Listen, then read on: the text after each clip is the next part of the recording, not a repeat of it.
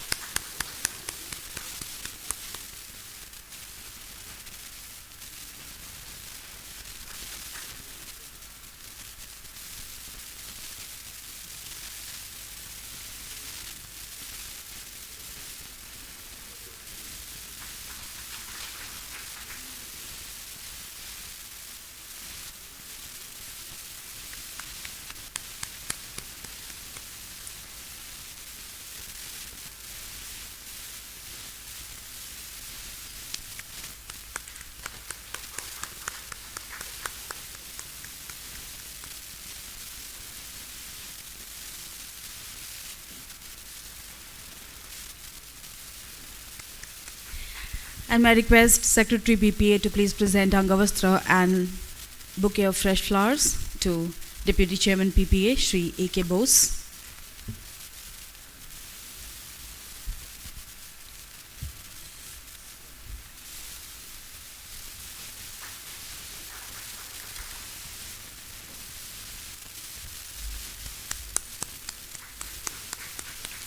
Thank you. Setting the context, there is a reason why Odisha, previously called Udra Desa, is so popular in countries like China, Sri Lanka, Java, Indonesia, among others. Because in as early as 6th century AD, we had glorious maritime ties with these countries, and Odisha was very popular for its ivory, for its elephant, for its textile, especially silk, pearls, and spices. And this Maritime PPP Conclave aims at framing strategies, chaining policies to bring back the days of glory.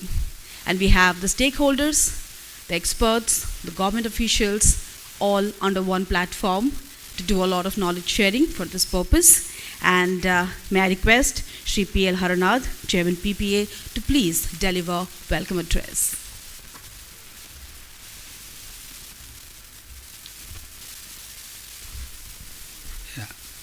Good morning to all of you. Respected General Manager, East Coast Railway, Shri Sharad Srivastav ji, Shri Hemant Sharma ji, Principal Secretary for Industries, Shri Vishnupad Sethi ji, Principal Secretary for Commerce and Trade, Transport, and Deputy Chairman PPA, Shri A.K. Bose, and all the distinguished guests of the dais. At the outset, I welcome all of you for this PPP Maritime Conclave in 2022 at Bhubaneswar. The Paradip Port is organizing this conclave.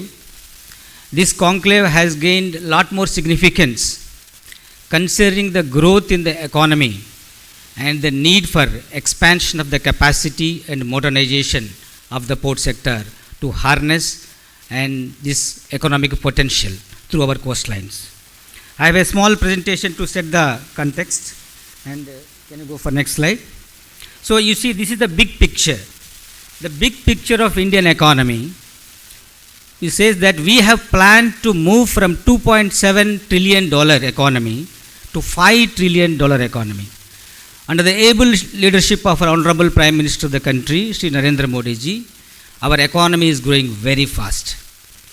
So if you see the total port traffic versus the GDP, so in the last 5 years, it grown at 1.1x. So if you suppose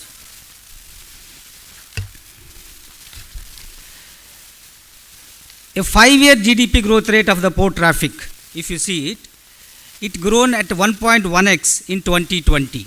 So now it is around almost about 1.25 billion ton of EXIM traffic we are handling through our and all the ports, whether it is a major port or minor ports.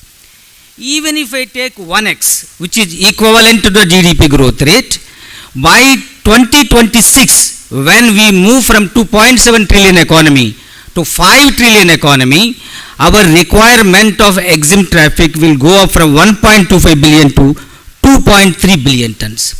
So we have to handle 2.3 billion tons of EXIM traffic for all the ports put together by 2026.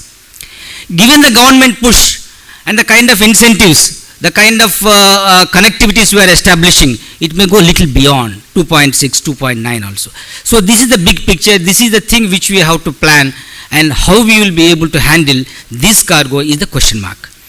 If you say the container traffic also, container traffic has a direct relation with the GDP growth rate of any country.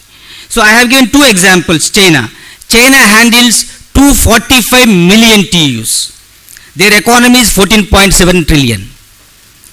So that means 16.7 multiple. That means if you divide that million TEU by trillion economy, it is almost 16.7 multiples. Whereas in India it is only 6 multiples.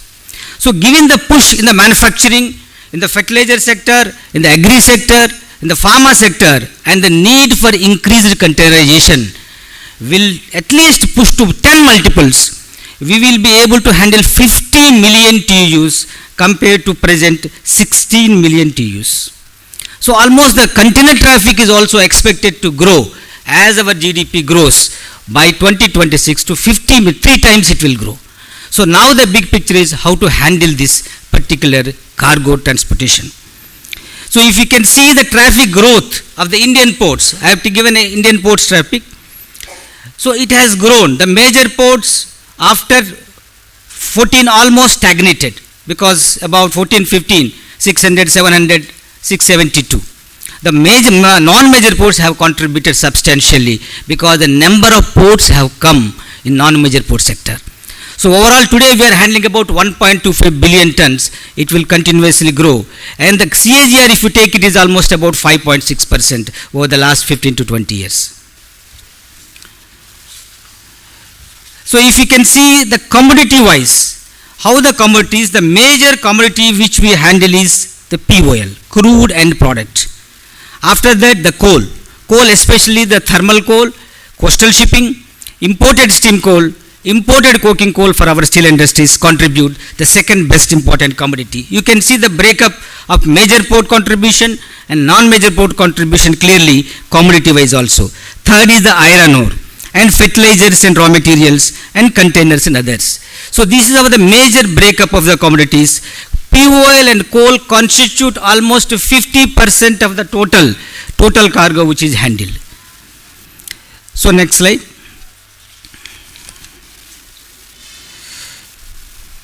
Yeah, this is, we can see what is the capacity we have at present. Now I understood that this is the potential which we are going to have in the next 5-6 years. So then what is the capacity we have? At present the capacity of major ports all put together is 1.5 billion tons per annum. It means 1565 million tons. The non-major ports is 1000 million tons. Both put together we have about 2.5 billion tons per annum. But normally it is considered that the capacity can be better utilized only up to 70%. Anything which is 70% beyond, it considered as a saturated, congested, and the vessels will start waiting. The logistic cost of the customers will keep on increasing, which is not good for the port sector as well as for the Indian economy. So we should consider only if we have a capacity of 25 and 2.5 billion TEUs, our operational capacity I will consider as 1.8 billion TEU only. So when 2026, when our cargo even at 1x up to GDP, it goes to 2.3 billion TEUs, 2.3 billion tons. When it goes to 2.3 billion tons, our operational capacity as on date is only 1.8 billion tons. So there is a gap of about 0.5 billion ton capacity, operational capacity for handling the cargo which is anticipated in the next 5 years because of the push which is going to be given to Indian economy, taking it from 2.7 trillion to 5 trillion economy. If you see the next slide, what is the potential? Potential, and Orissa I will talk about previous slide. You can see, if you see Orissa we have one major port and 14 ports. After the 14 ports, 2 ports are operational, Dhamra and Gopalpur. And both put together, so Paradeep is having 279 million tons per annum capacity, and these 2 ports, Dhamra and Gopalpur, put together 70 million tons. Both put together about 349 million ton capacity per annum we have. Next slide. So if you can see what is the potential by 2030. Potential, the West Bengal Orissa cluster, here we made it into a cluster wise. Cluster has a massive traffic potential. You can see that financial year 19 in the West Bengal Orissa cluster on the right side. So it was 210 million tons we handled, but it is expected that by financial year 30 we will grow to 420 million tons. That means we will almost double the cargo in the next 5-6 years. So our capacity as on date is 340, whereas our requirement by 2030 will be 410 million tons. So this is where the gap exists, and that's where the major growth traffic potential exists in this West Bengal Orissa circuit. Next slide. You can see the government of India has taken a path-breaking decisions in the last 7 years, which are considered as the game changers in the port sector. I'll just list out the Sagarmala program. You know that the Honorable Prime Minister of the country has launched it in 2015. Since then, we have put in pipeline 1537 projects of 6.5 lakh crores.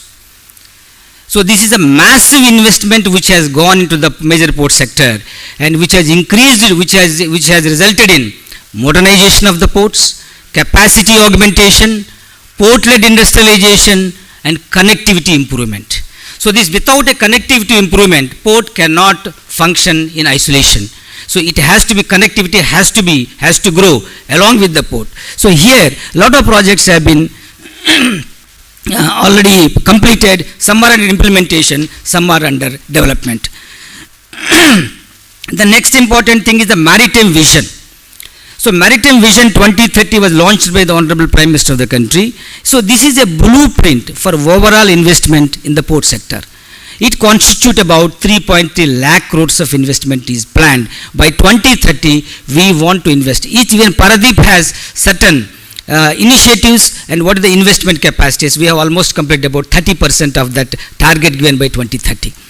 And third thing is the Major Port Authorities Act. This is a big game changer. It has given a lot of flexibility for major ports, inducted professionalism into the board, and we will be able to work better in the new competitive environment, give a better service for the customers, reduce their logistic cost. And the fourth important thing, step taken by the government of India, is the national monetization pipeline. You can see 111 lakh crores are being spent from 20 to 25, within the span of 5 years under this national monetization pipeline. Out of which in the port sector, so we have taken up 32 projects, and which is almost costing about more than 12,000 crores of rupees these 5 years. And the next one is the Gati Shakti Master Plan. You must be all aware of it.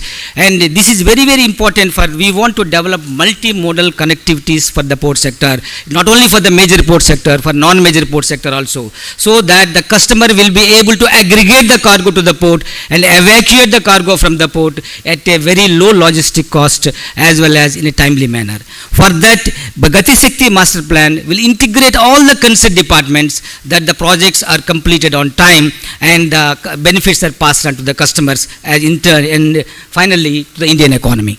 And we have also developing an Amrit Kal vision. This Amrit Kal vision is by 2047, by 100 years, so what will be our plan? So next 20 years, as the Honorable Prime Minister of the country has spoken in the Independence Day speech, the next 20 years are very, very critical, where we want to work on that and develop the ports port sector to contribute to the Indian economy. Next slide. So these are the PPP investments. If you see, look at the major ports. In the major ports, so far 86 projects worth of 55,000 crores has been granted, out of which 49 projects worth of 39,000 are already operational, and another 37 projects, so almost out of which 17 projects are under construction and 20 projects on the tendering stage. This is at present, as on date, the PPP projects in the major ports. And next is another 68 projects are under pipeline. So these projects worth of 36,000 crores will be from 23 to 25, they will get approved and they will be executed by 2030. So far, from 2015 onwards, we have added a capacity of about 390 million tons. So current projects which are under implementation will add another 200 million ton capacity.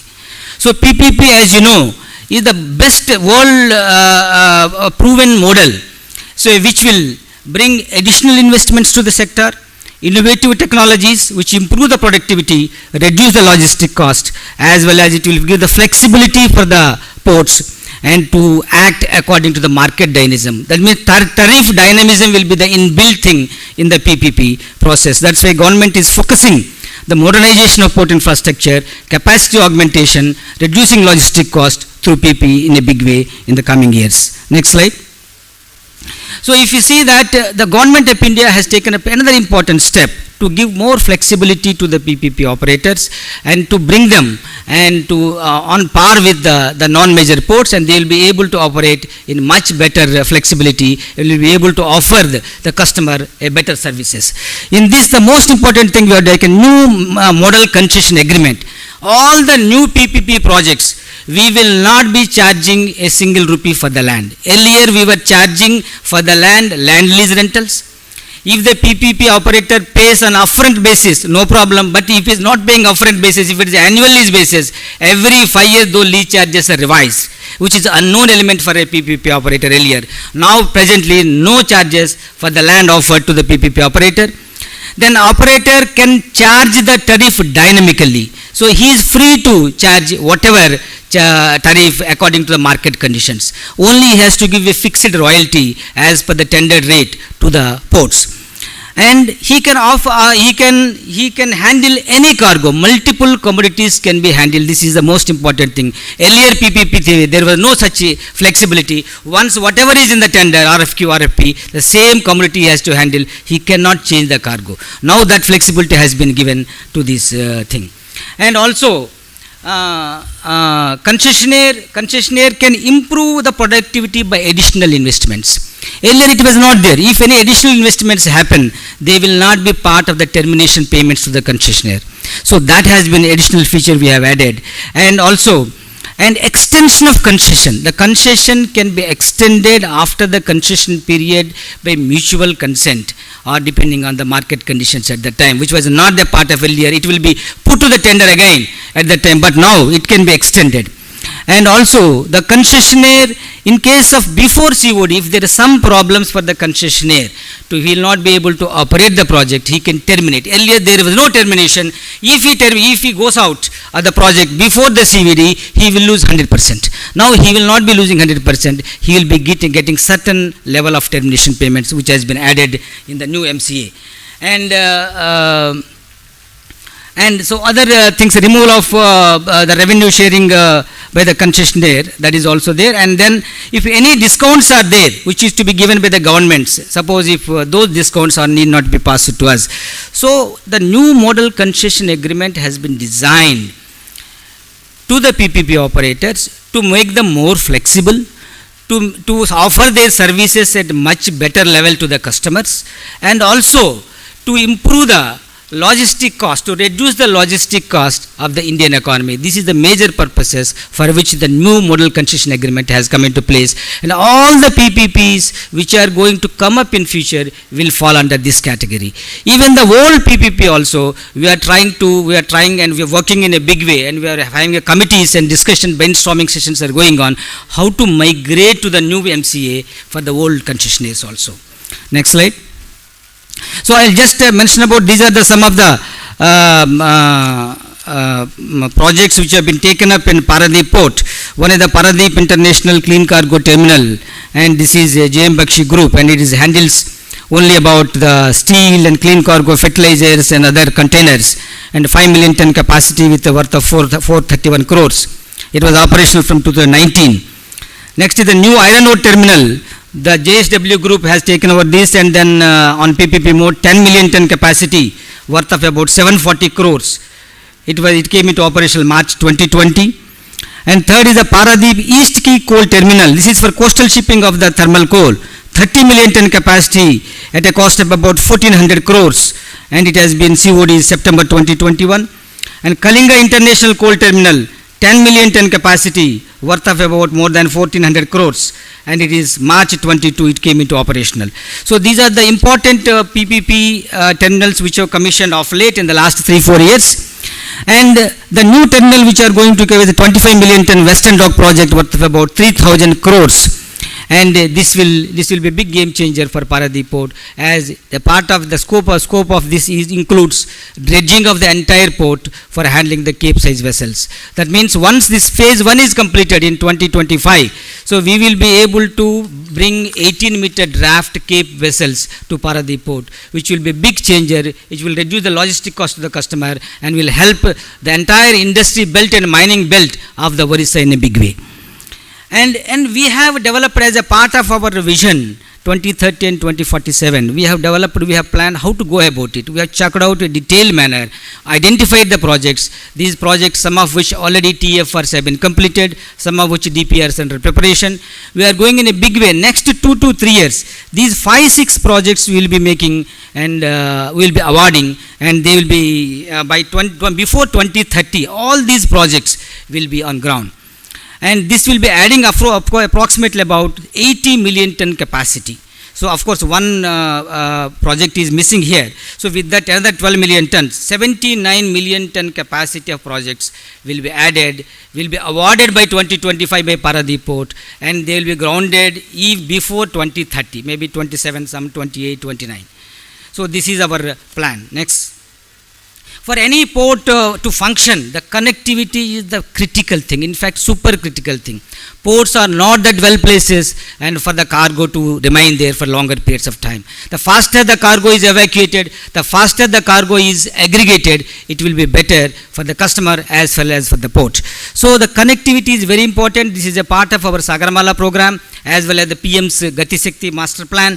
So in this, the railway connectivity, and some of the important our nodal points, clusters are the Talcher cluster, Jharsuguda cluster, and Jakapura cluster, and then iron ore cluster, Jaroli, Banspani. These are the 4 major important clusters from which the rail connectivity projects have been sanctioned. They are being expedited, and recently we had a meeting with General Manager East Coast Railway.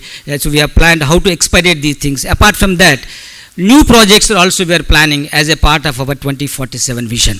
And similarly, I will tell you from Talcher to Paradip as well as to Dhamra Port, we are getting connected by waterway. The Inland Waterway Authority has already given the expression of interest and for developing the waterway in a PPP mode, NW55 from Paradip to Dhamra to Padanipal. It will be extended to Pankapal, then to Talcher. Maybe next by 2030, we will be able to commission this waterway up to Talcher in full-fledged manner, which will provide another mode of transport which is cheapest and environmental friendly apart from roadways and railways. Next slide. So you can see the vision. So every port has developed its vision. All the major ports, non-major ports must have a vision of next 25 years what will we plan to do it. We plan to develop the Paradip port of the Orissa to 750 million ton capacity port. As on date, there is no port in the world as on date which crosses 600 million tons. So we want to develop by 2047 a port with 750 million tons, considering the rich hinterland it has, and then considering the plans for improving the connectivity. So we have planned 2025, what are the projects? 2031, what are the projects? 2047, what are the projects which we are developing for improving the port capacity and for improving the connectivity, for improving the port-led industrialization. Port-led industrialization is one factor which are harnessing it, as it will reduce the logistic cost. It is the best way of reducing logistic cost is developing industry in the hinterland, very close to the port, is the best way. No other can match it. So we have been allotted almost about more than 700 acres of land. We are planning to allot further land also for these industries to come up and set up in the backyard of the port, so that they will be able to reduce their logistic cost and offer their services, totally wholesome services through the port. So this is our plan basically through PPP. And next slide. So what we want to, this particular conclave, I request all of you to deliberate on the various issues which are concerning the port sector. How to take to how we will be able to handle 2.3 billion ton of traffic by 2026, and almost about 4 billion ton of traffic by 2030. So this is the major challenge for all of us. Of course, we will be concentrating on the ports of Orissa because we are here in the state of Orissa. But in general also we can have a discussion. So whatever all the ideas and then our suggestions which will come up in this particular conclave will be definitely taken back, and our people are recording it, and we will be going to discuss maybe in a month time with our minister. And all ports are having similar conclaves, and all this will be aggregated, and then we will make a plan which will be put up to the Honorable Prime Minister of the country for taking it forward, to see that our economy will grow. Simultaneously, we should be able to handle the exim cargo through the ports, and our connectivities, multimodal connectivities are improved to make it happen. Thank you so much.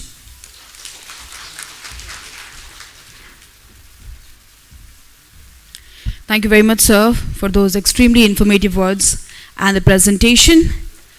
From successfully managing a Herculean task of handling 114.55 million metric tons of cargo in the last financial year, to being one of the most potentially significant port on the East Coast, having historic importance, or being a loyal partner to Odisha's progress. The journey of Paradip Port has been absolutely influential and definitely inspiring. And the biggest share of credit for that definitely goes to our head of the family. May I request everyone to give a big round of applause for Shri P.L. Haranath. Thank you so much. The development of industries in Odisha is a story that's making headlines, not only in India, but across the globe. May that be Make in Odisha Conclave, Invest Odisha, the Honorable Chief Minister interacting with global Odia diaspora, or this year, Odisha winning the National MSME Award 2022. We are the state that is giving a conducive environment for entrepreneurs to set up their industries and grow. And the biggest share of credit must go to the architect who is getting the policies and ensuring that those policies are implemented effortlessly without any bottleneck. May I request everyone to give a big round of applause for Shri Hemant Sharma, Honorable Principal Secretary Industries, Government of Odisha, and may I request you, sir, to please share your thoughts with us.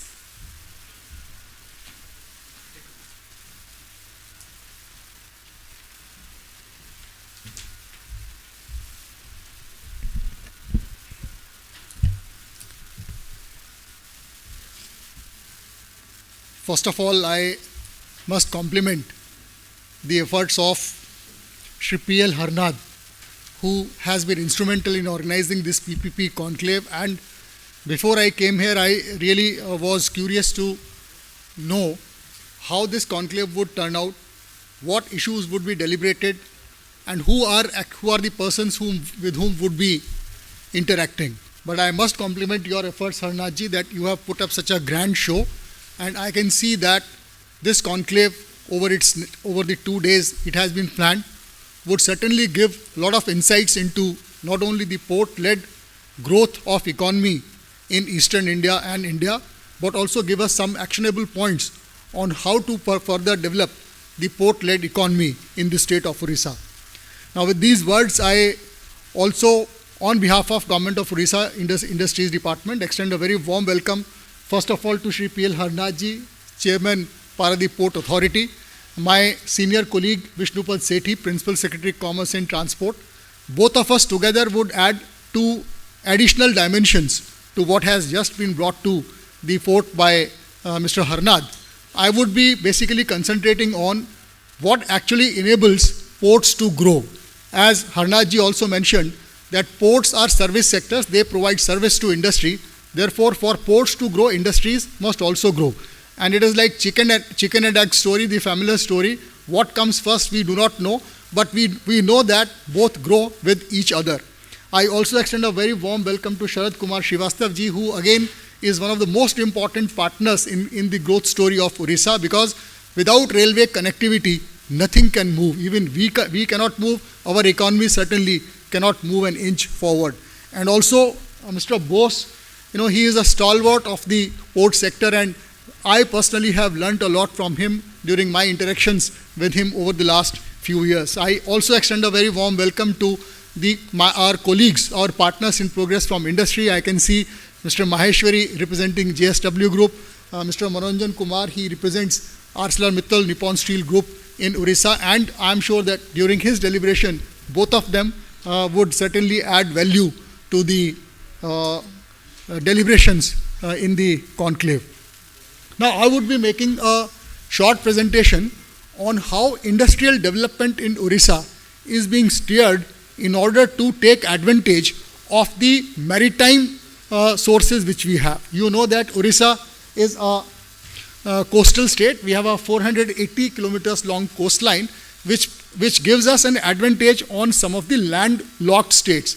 Therefore, taking advantage of this availability of a natural resource being the sea coastline, how is it that our industrial development is being steered in order to derive maximum advantage out of the port locations which we have? So, the first, what defines Orissa today? How is Orissa? We always say that Orissa is a land of new opportunities. So, what defines Orissa today? And what is the contrasting factor between Orissa and all other states in the neighborhood today? It is our stable political governance. Our stable polity leads to what is called a predictable policy regime. So we do not have policy flip-flops in Orissa. Our policies are consistent, but at the same time, they are responsive to the industrial economy. So we do not have policy flip-flops or frequent U-turns, but at the same time, we react to and respond to the needs of the industries, of the economy, and then calibrate our policies in order to give maximum advantage. That is the vision of our Honorable Chief Minister, which we have been trying to translate into industrial growth.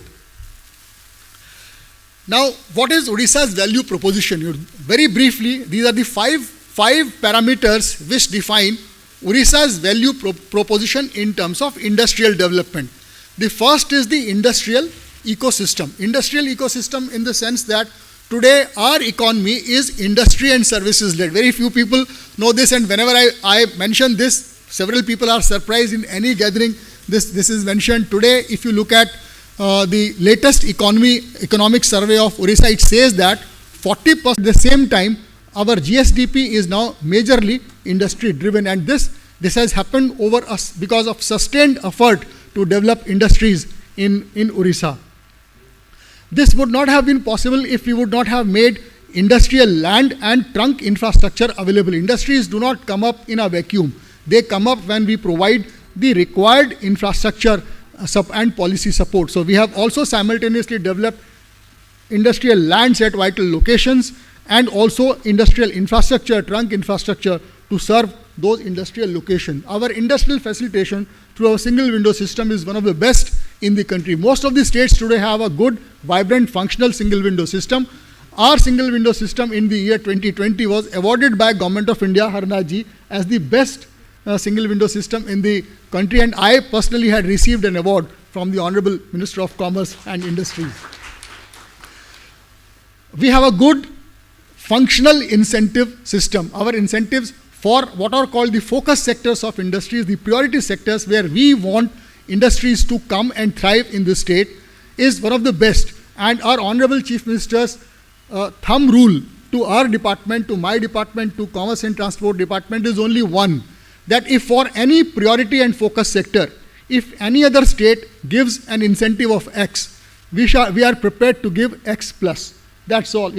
If we do not mention it in numbers or in percentages, all that we say is for any priority sector industry, for any focus sector industry which we would want to thrive in Orissa, to come to Orissa, and for which we would want our state to become an advantageous state, competitive, to gain a competitive advantage, we can always better than what any other state would offer.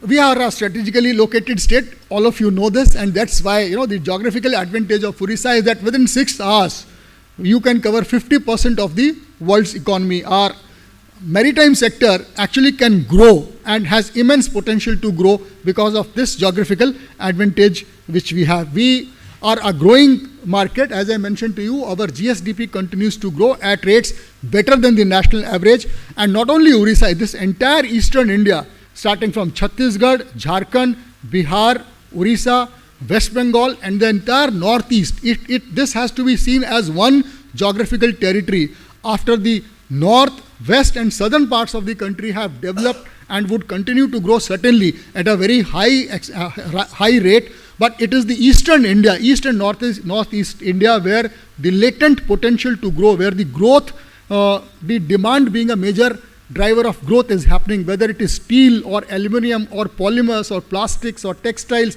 or fast moving consumer goods. Any item of the industrial economy you see, you would find that east and northeast India, the latent growth potential is very high. Therefore, as India's economy grows, these areas would generate a lot of demand for industrial goods and services, and therefore Odisha would have a very good chance to further participate in this growth. Now coming to port infrastructure through PPP, for which we are meeting for the 2 days. Harnathji already mentioned this to you, but he gave you a global perspective. I am trying to bring it to a more local perspective. So all these ports are mentioned here. You are aware of them: Paradeep, Dhamra, Gopalpur, and Suvarnrekha. And you would see that Dhamra, Gopalpur, and Suvarnrekha are actually PPPs. They are public-private partnerships, and they have been modeled on what Government of India has prescribed. As we learned today from Harnathji, the MCA, the Model Concession Agreement, is now changing. It has evolved over a period of time, and going forward, when we actually develop our Mahanadi Riverine Port, we would be taking some elements, the success stories and successful elements of the Model Concession Agreement, and also learn from PPP models in other states like Gujarat, Maharashtra, Andhra, and then develop our PPP model for development of new port sites in a most market-friendly manner. So these Dhamra, Gopalpur, you are aware, these are growing ports, and they have certain advantages over other port locations. I am sure that the representatives of those operators would certainly mention these to you in the next 2 days. The most exciting story in Orissa is going to be around the Mahanadi Riverine Port. As Harnathji also mentioned, today from 340 MTPA, we have to grow to about 420, 430 MTPA. That means we have to add at least 60 to 80 MTPA in the short term, not even in the medium term, in the short term. And where is this growth going to come from? So this growth is going to come not only from the expansion and the modernization and the mechanization of the Paradeep port, but also from achieving the true potential, the exact potential of both Dhamra and Gopalpur, which is certainly going to happen. And then Mahanadi Riverine Port would add worth and value to this entire ecosystem around Paradeep. This would actually enable Paradeep to run at its optimal capacity, at the same time provide opportunities for hinterland-based industries to take advantage of the services which a mechanized and modernized Paradeep port can provide. See, ports are services, but whom do they serve? They serve industries, they serve a cluster of industries. So without industrial development in the hinterland or as close to the port as possible, the ports do not really achieve their true potential, both in terms of what is called their carrying capacity, the transportation capacity, as well as their multiplier effect on the economy. you can realize it by live examples. Now, if you travel to Mundra or Hazira port, right? If you travel to Mundra port, 100 kilometers before you are able to reach the port, you can feel that you are entering a port. 100 kilometers before that, there is no port sign, there is no nomenclature of the port, there is no board signage mentioning that you are reaching a port, but you see right side, you see left side, you will feel that you are reaching a port. Same in case of Hazira, 50 kilometers you would know that you are reaching a port. Same at Visakhapatnam, about 10-20 kilometers you would know that you are actually reaching a port. This is called port-led industrial development. So if there is a port has come up first, and this port enables industrial development to come, but this does not happen on its own. It will not happen just because there is a port and there are people like me or people like you, living at that point. It will happen if certain push, certain direction is given to this port-led industrial development, and that is what we have learned from successful examples elsewhere. Our PCPI are at Paradip, or the Special Economic Zone and DTA at Gopalpur being done by Tata Steel, and the Dhamra the port-related industrial complex, which is being done by Adani's over a 5,000 acres patch of land very close to the Dhamra port, would be successful examples of this port-led industrial development.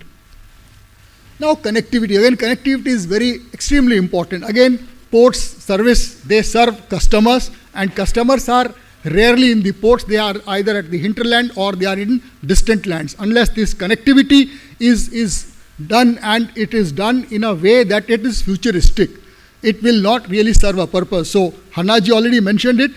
Effort of the state government is to look at missing links, missing gaps, and then develop this connectivity so as to enable the ports to be used for their optimal potential. So two things I just wanted to mention, which were not there in the presentation made by Harnaji. One is the Orissa East Coast Economic Corridor. While we have the East Coast and the ports are coming on the East Coast, that is known.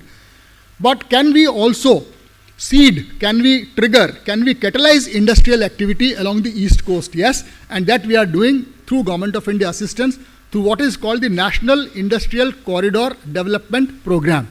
And we have been sanctioned the East Coast Economic Corridor along the National Highway 16, which is the spine of the corridor. So areas around Gopalpur, areas around Khurda, Mallipada, what are called K1, K2, K3, areas around Paradip, Kendrapada, even up to Chandikhol would be developed as a part of this Orissa East Coast Economic Corridor.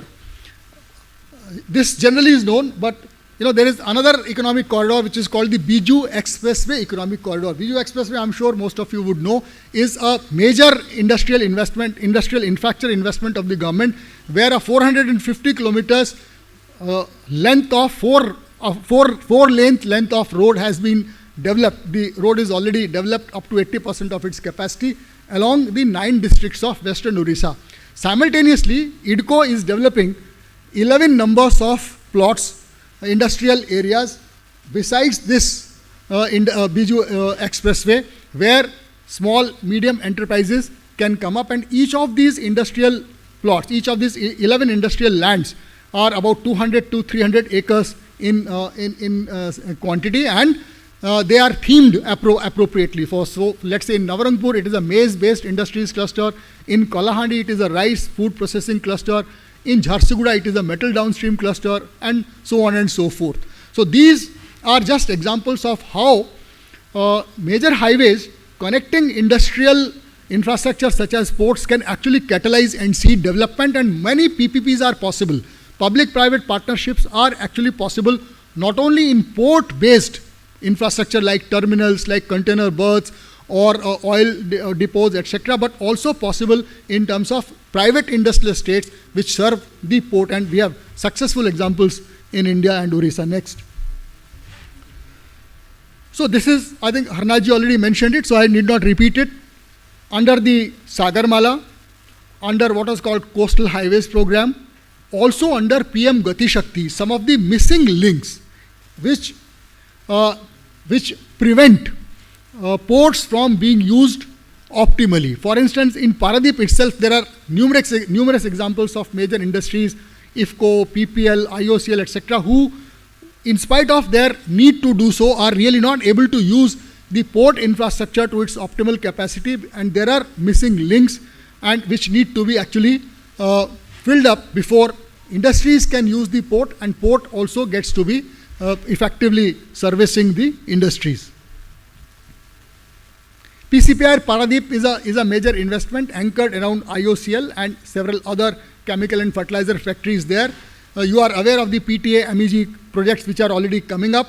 We are in final stages of discussions with IOCL for a naphtha cracker complex also, for which 2,200 acres of land in Paradip PCPR has already been identified, and we believe that this is going to give a next level of growth and development to the Paradip investment region, triggered by not only IOCL as the anchor tenant, but also because of what facilities are coming up due to the expansion and modernization of the Paradip port and the Mahanadi riverine port. Similar examples are there at Gopalpur, and similar examples would certainly come up at Dhamra also. So this is the end result. The proof of the pudding is in its eating, and as more and more of these brands come on our slide, you would find that the more and more success stories would be there for us to narrate to you. Port-led industrial development has already happened in many parts of the country. It's not something which is futuristic. It has already happened in the past. It has happened in Gujarat. It has happened in Maharashtra. It is currently happening in Andhra Pradesh, and it is certainly going to happen in Orissa. And people like you would play a major role. We are there as your partners in progress. Paradip Port Authority, Indian Railways, Government of Orissa Industries Department, we work very closely, and we promise to deliver value for your businesses in future also. Thank you so much.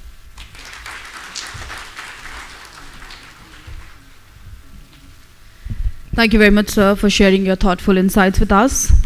When it comes to commerce and transport, the opportunities and facilities in Odisha have grown beyond boundaries in the last decade. That's because we have a dedicated captain who believes in learning, experimenting, and evolving. That's the reason the department is digitizing itself, it's evolving, it's reaching out to even the most remotest corner of the state, and that is absolutely impressive. May I request everyone to please give a big round of applause for Department of Commerce and Transport and to our Principal Secretary, Honorable Shri Vishnupat Sethi, and may I request you, sir, to please address the House.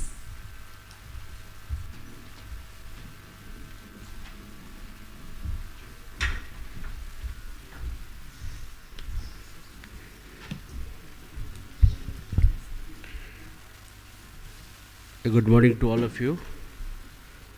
Chief Guest Sri Sharad Kumar Srivastav ji, General Manager East Coast Railways, Sri Hemant Sharma, Principal Secretary Industry Department, and my dear colleague Sri Harnath ji, Chairman Paradip Port, Sri Bose, Deputy Chairman, and in the audience I see many stalwarts in the sector that the topics that we are discussing today.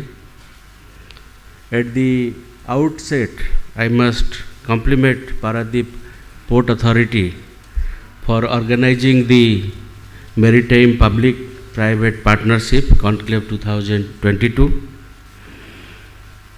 As was being highlighted by Sri Sharma, Mr. Sharma has been leading industry department quite ably, and he highlighted the development in various sectors with a keen focus on industrial development of the state. And in the government, we work very closely in a very integrated manner so that the integrated vision of the state is translated into action. In the Commerce and Transport Department, we look after the road transport. We talk about railways. We implement certain policies relating to the aviation sector, and also we deal with the ports. As you might have noticed that in last few years, many development has taken place in all these 4 sectors in Odisha.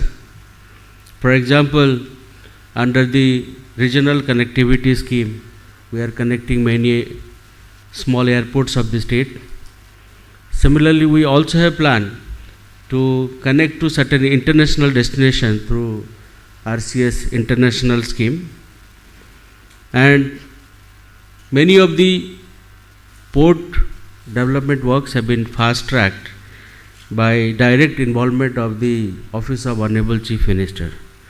So I think many of the captains of industry that I have met have said that the development that they see in Odisha is much faster than they can think of other states.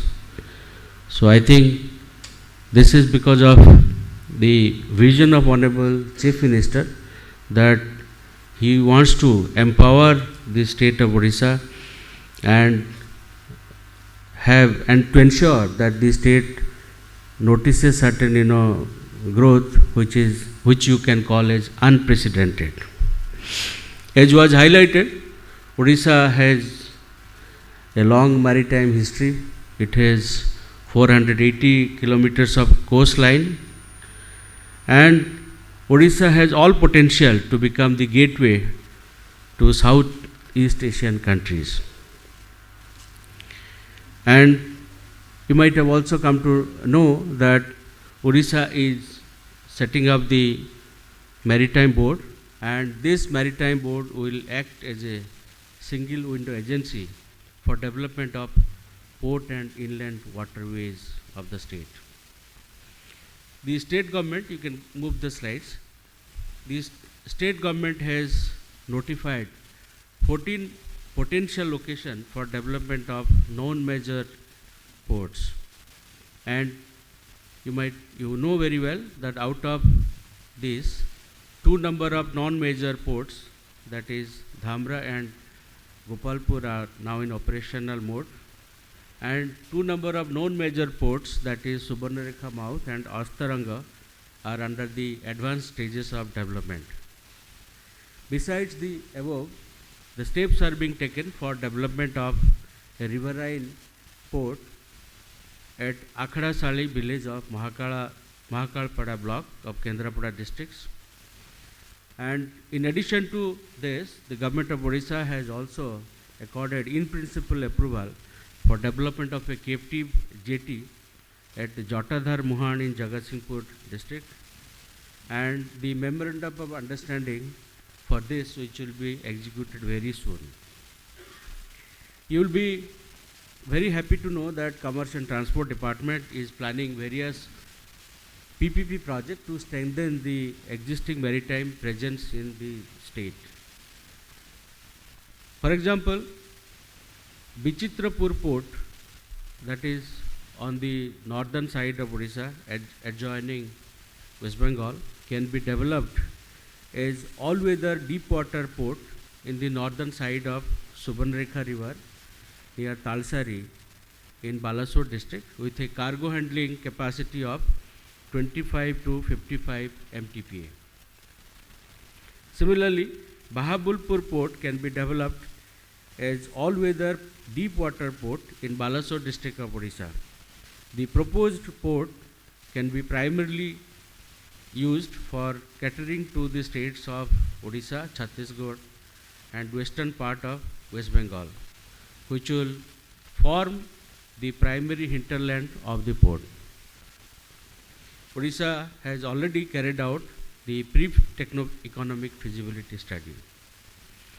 Chandipur port and Inchudi port are both to be developed as all-weather deep water port in Budhabalanga river at Balasore town. Chudamani port can be developed as a captive port with cargo handling capacity of maximum 10 MTPA.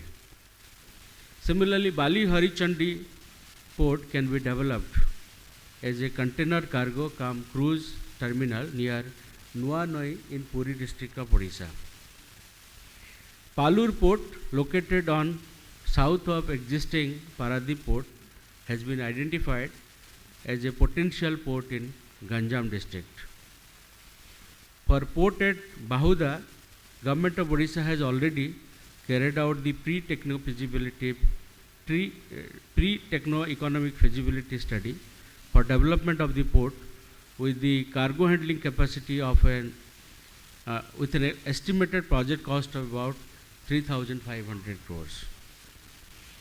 So we invite the prospective investor to visit the potential sites, and the department is keen on collaborating under varied public-private partnership such as build, own, operate, share and transfer, etc. Furthermore, Government of Odisha is forming an integrated strategy to implement its vision in port and maritime sector for development of ports and inland water transport and other maritime activities in the state. In order to fulfill that, my department is revisiting the Odisha port policy of 2004 and will be taking inputs from many industry experts in due course. Maritime activities have always been the top priority throughout Odisha. I believe that the private sector will play a very pivotal role in maritime related projects and in Odisha a global maritime hub. We invite the developers and industrialists to collaborate on various PPP models with the Government of Odisha for creating a world-class maritime infrastructure in the state. Thank you very much.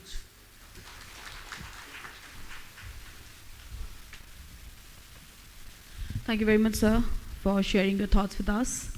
Indian Railways is just not an organization, it is the driving force behind the development of the country. A force so unstoppable that even a global pandemic could not slow them down. Despite the havocs of COVID-19 around the country, they worked relentlessly and finished commissioning of 1,793 kilometer length of new line. And track renewal of 4,004 kilometers and electrification of 3,003 route kilometers. Thank you so much, Indian Railways, for setting the bar so high and inspiring every other organization, and achievements like these are praiseworthy beyond words. Ladies and gentlemen, please put your hands together for Indian Railways and for the General Manager, East Coast Railway, Shri Sharad Kumar Srivastava. May I request you, sir, to please honor us with your address.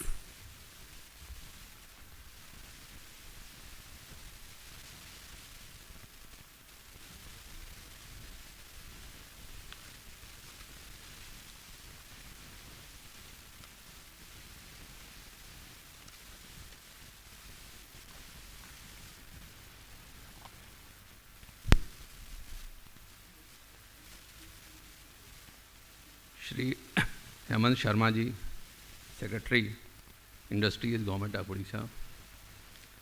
Shri Vishnupada Sethi ji, Principal Secretary, Commerce and Transport, Government of Odisha. Shri P.L. Harnath, Chairman, Paradip Port Authority. Shri A.K. Bose, Deputy Chairman, Paradip Port Authority. Distinguished guests and all the members participating in the conclave. Good morning to all of you. We had very good insight about expansion plan, future plan of Paradip Port by Chairman Paradip Port Authority, and subsequently support being given by state government from Sharma ji from industry side and transport and commerce side from Sethi ji.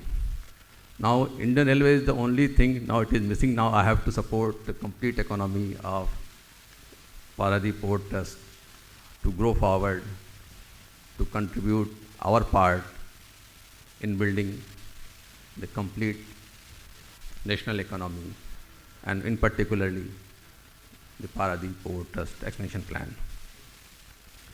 Indian Railways is the fourth biggest railway in the world. East Coast Railway, which came into existence on 1st April 2003 is one of the 17 zonal railways of this country. In spite of being one of the youngest zonal rail, East Coast is doing loading of highest volume of freight traffic. East Coast Railway has loaded 232.13 million tons for the last year 2021 and 22 and remained number one in Indian Railways. And this is continuing for the last 5 years. There are 2 major and 3 minor ports in East Coast Railway, and East Coast Railway plays a pivotal role in functioning of these ports. East Coast Railway has ensured that all the ports in the territory are well connected with its extensive rail network. This is evident that 70% of rail coefficient from these ports as compared to 62% in the previous year. We are growing our rail coefficient with the port authorities. East Coast Railway has a wide rail network to the hinterland from these ports. These are dedicated railway sidings connected to various integrated steel plants, aluminum smelters, cement industries in its territory. Major coal mines at Talcher are well connected to Paradip, Dhamra and Gopalpur ports. Iron ore mines at Joda, Barbil area are also properly connected with Paradip, Dhamra, Gopalpur in East Coast Railway. Railway goods sheds at Nayagarh, Goladi, Forjanpur are used for loading iron ore from these mines. This connectivity has ensured seamless movement of inbound cargo to the ports from its hinterland. East Coast Railway has a very ambitious plan for expanding its network. Ports in East Coast Railway has a major role in mission 3,000 million ton of the Indian Railways. Indian Railways has sanctioned various capacity augmentation works for improving rail infrastructure connecting these ports. Automatic signaling in Cuttack Paradip section is sanctioned to enhance mobility. Survey is in progress for providing additional third line in 2 block sections in Cuttack Paradip sections. Salegaon to Jarpada section is being quadrupled and more than 50 kilometers has already been commissioned. This will help in evacuation of domestic coal from Talcher mines to Paradip and other ports. Provision of third line in between Bhadrak and Nargundi section in the main line is under progress, which will help us evacuation of cargo from both Dhamra port and Paradip port. Double line of KK line, Kirandul, Kottavalsa and Koraput Rayagada section is on priority. This will help export of iron ore from Baladela mines to Gangavaram and Vishakhapatnam ports. Doubling of Koraput Rayagada section will improve movement of port-bound cargo to aluminum industries in that area. The ongoing third line work of Vizianagaram Titlagad section will help movement of cargo from Gangavaram port and Vishakhapatnam port to its hinterland towards Chhattisgarh. The entire East Coast Railway is being planned to have automatic signaling to handle huge volume of traffic expected from these ports. The speed in the entire main line section from Bhadrak to Duvadda is being planned to raise from 110 kmph to 130 kmph. East Coast Railway has undertaken various surveys for new lines, flyovers, first mile connectivity for improving rail-bound traffic. Concor is developing new container terminal at Paradip and Jajpur. Plans are underway to connect upcoming Astaranga and Bhavanapadu ports with railway network. Extension of railway line from Gunupur to Therivali is also under active consideration. Angul Sukhanda line is expected to commission by this financial year. This will not only provide additional route of traffic from ports but also reduce the distance from ports to its hinterland. The Haridaspur Paradip new line has been constructed under SPP model and it provides alternate route to Paradip port. Railway has sanctioned many final location survey works for flyover at Haridaspur, Siju to avoid surface crossing to improve the mobility in this section. Healthy railway network with adequate capacity is essential for proper functioning of ports. East Coast Railway is augmenting its network to cater the future requirements of all these ports. Ports and railways are instrumental in reducing the logistic cost for industry, which will in turn help the nation to go forward in the path of development. Railway has already come up with the Gati Shakti unit in all the divisions of East Coast Railway, which will expedite the execution and faster delivery of these works. We invite private players to participate in developing freight terminals along the connectivity road. We are ready to support all the logistic in developing these private freight terminals to encourage industries to come up along the new lines. I take this opportunity to inform all the members present here that East Coast Railway is working with our industry partners and ports in a collaborative manner to generate synergy in the system to enhance overall growth. Thank you.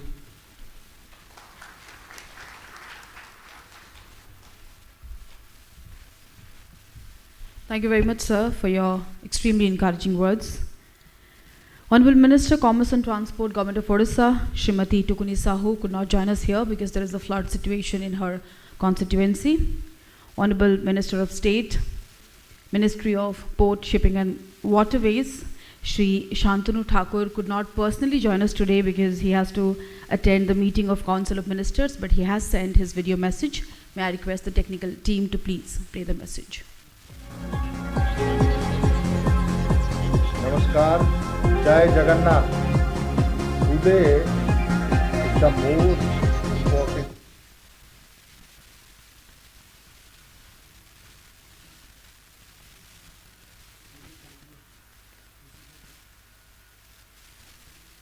with all of you today,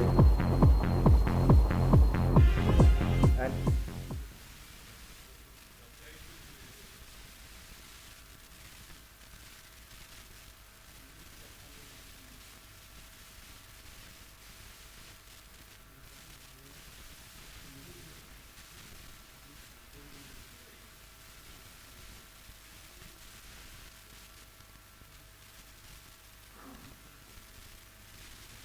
the most important day because Paradip Port organized a PPP conclave. I am delighted to be present amongst all of you today and inaugurate this Maritime PPP conclave organized by Paradip Port Authority. Paradip Port was the first port to be commissioned in East Coast after India independence. I am happy to note that starting from being a mono commodity port to handle iron ore export, the port has now emerged as the second largest major port in the country, handling 116 million ton cargo in the last financial year. The strategic location of the port and its excellent road and rail connectivity to the mainland rich hinterland gives the port an unique advantage. As you are aware, port sector occupied a very important role in the growth aspiration of our nation as visioned by our Honorable Prime Minister Shri Narendra Damodar Modi ji. In this context, India government has been focused on developing port infrastructure and modernization through public-private partnership. PPP provided a way of bringing additional investment to public infrastructure and also act as a mechanism of proving infrastructure planning, implementation, operating and maintenance. Public-private partnership increase access to capital, encourage innovation and help share risk. They are well designed and implemented in a transparent regulatory environment, bringing in great efficiencies and sustainability to provision of public services. The principal objects of encouraging PPP in the part sector is to fulfill the requirement of creating infrastructure and operating them thoroughly through expertise, mobilization of private sector, resources of improve the quality and efficiency of service to stakeholders. As a part of Vision India 2047, Paradip Port will evolve as a world-class mega port with over 750 million tonnage per annum capacity by 2047. Public-private partnership projects are key to achieve this mission and transform the port. I am happy to inform that Paradip Port has been at the forefront in successful completion service PPP project worth rupees 3,000 crore recently. These are clean cargo and container terminal of 5 MTPA capacity at a cost of 430 crores, development of a new iron ore export terminal of 10 MTPA capacity at cost rupees 740 crores, mechanization of existing berth in the EQ for handling terminal, coal export of 30 MTPA capacity at a cost rupees 1,440 crores, development of a new coal import terminal of 10 MTPA capacity at a cost of rupees 650 crores. The above project has led to capacity addition of 55 MTPA at Paradip. It is also noteworthy that port has recently awarded the Western Dock project of 25th MTPA capacity at a cost of rupees 2,332 crores. The first phase of this project for 12.5 MTPA capacity will be completed in 3 years and the overall project in 5 years' time on completion. This will enable Paradip Port to have facilities to handle large capacity, large cape-size vessels up to 18.5 meters draft. PPP mode has thus become the preferred mode of infrastructure development in major port, according for nearly 90% of the new investment in berth terminal infrastructure. It is heartening to note that major ports have shifted to develop through public-private partnership. I would like to reiterate that our government, under the visionary leadership of our Honorable Prime Minister Shri Narendra Modi ji, has been laying emphasis on attracting private investment to the port sector to induct latest technology, improve management practices, and for addition of capacity of enhancement of functional efficiency to India's major port. I am confident that deliberation in this conclave will go a long way to devise meaningful and innovation method for developing PPP project to success value for money. I wish Maritime PPP conclave organized by Paradip Authority a grand success. Thank you very much. Jai Hind. Thank you very much, Honorable Shri Thakur, for those motivating words that will definitely encourage us to work harder and set stronger and bigger goals for ourselves. We have small tokens of love and gratitude for the dignitaries on stage. May I request Shri P.L. Harnad to please do the honor of presenting them to the special dignitaries.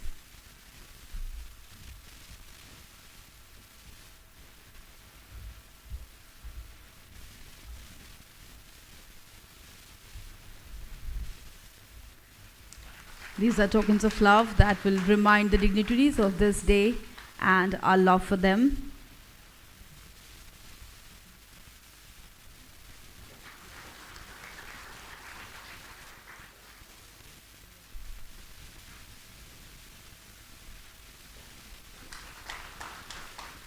Thank you, Shri Harnath, for doing the honor, and may I request Deputy Chairman PPA, Shri A.K. Bose, to please propose vote of thanks.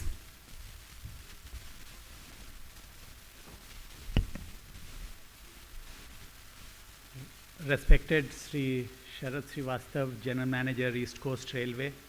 Respected Sri Vishnu Pada Sethi, Principal Secretary, Commerce and Transport. Respected Sri Hemant Sharma, Principal Secretary, Industry, Government of Odisha. Respected Sri P.L. Harnath, Chairman, Paradip Port. All the invitees, all panelists,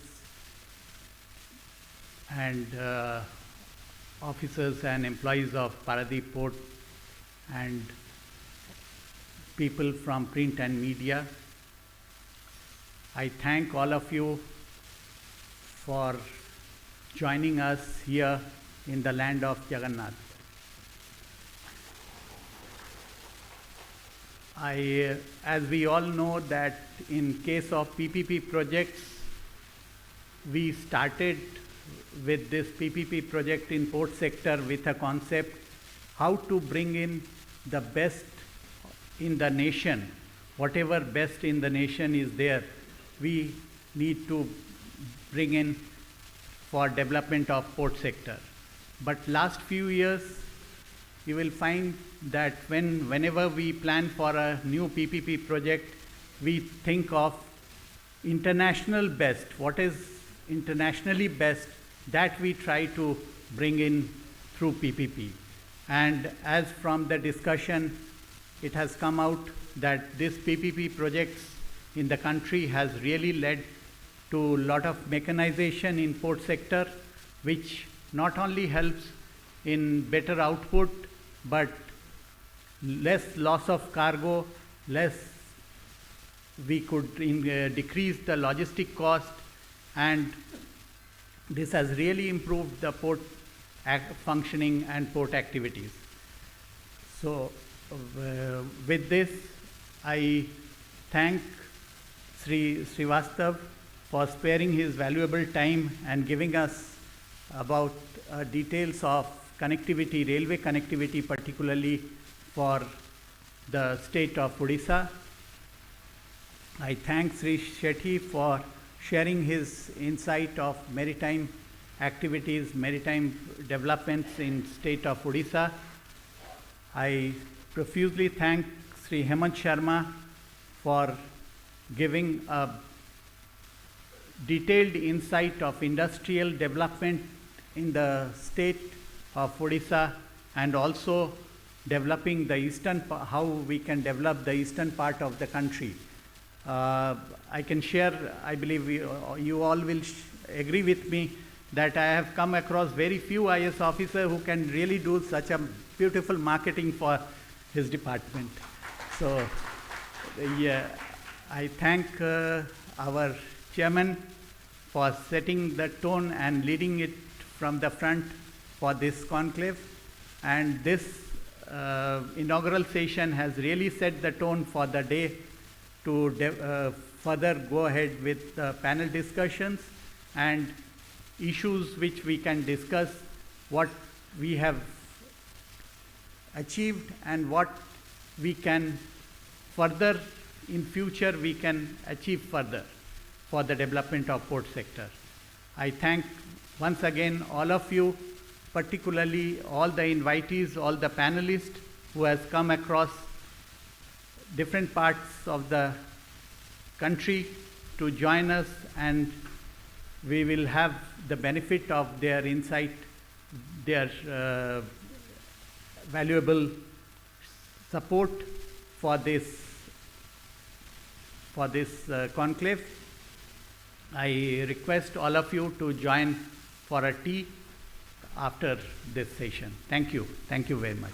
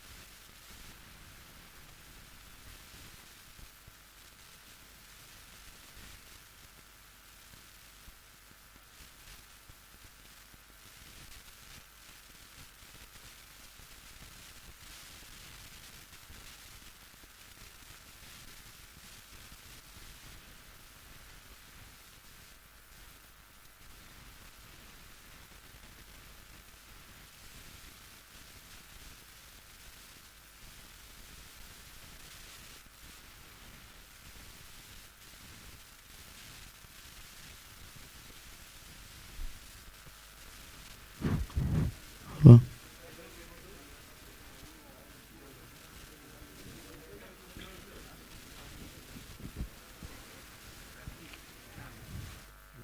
Check, check.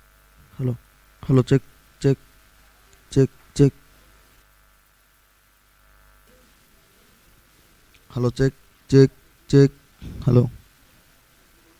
Hello, check. Asuni, Pichi.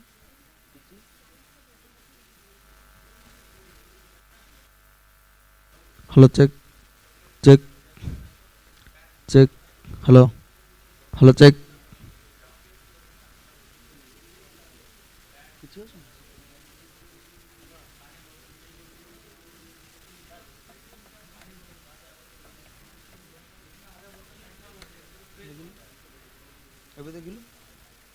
Hello, hello, hello, hello, hello, hello, hello, hello, hello, hello, hello, hello, check, hello, hello, hello, check, hello, hello, hello, hello, check.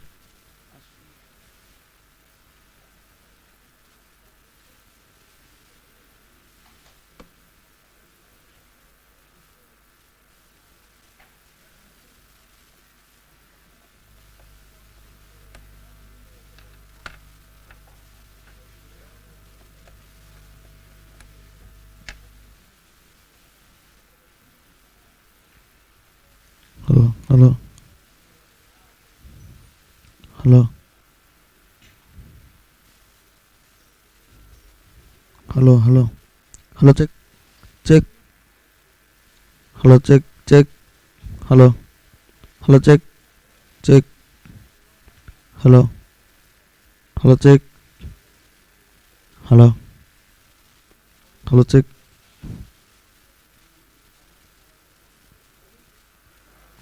hello, check, check.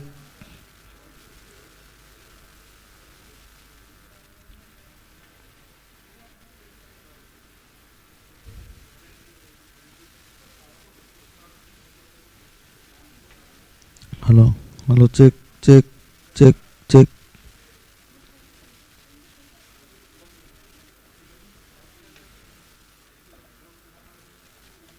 Hello, hello,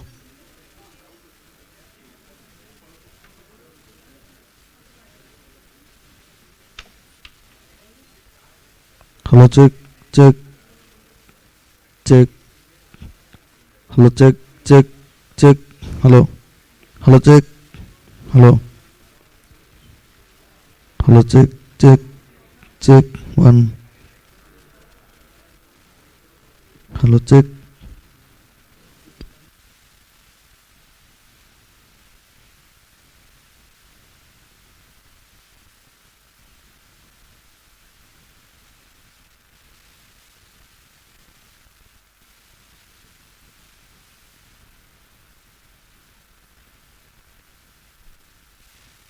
Check, check, check.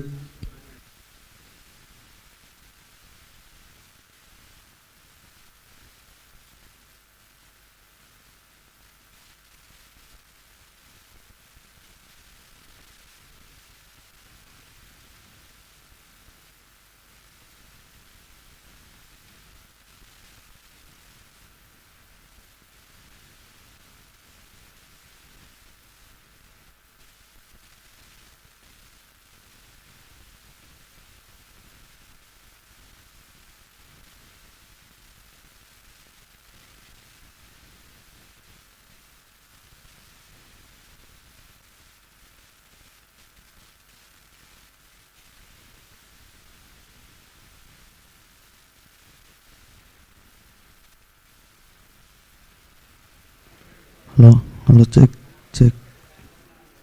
Hello, check.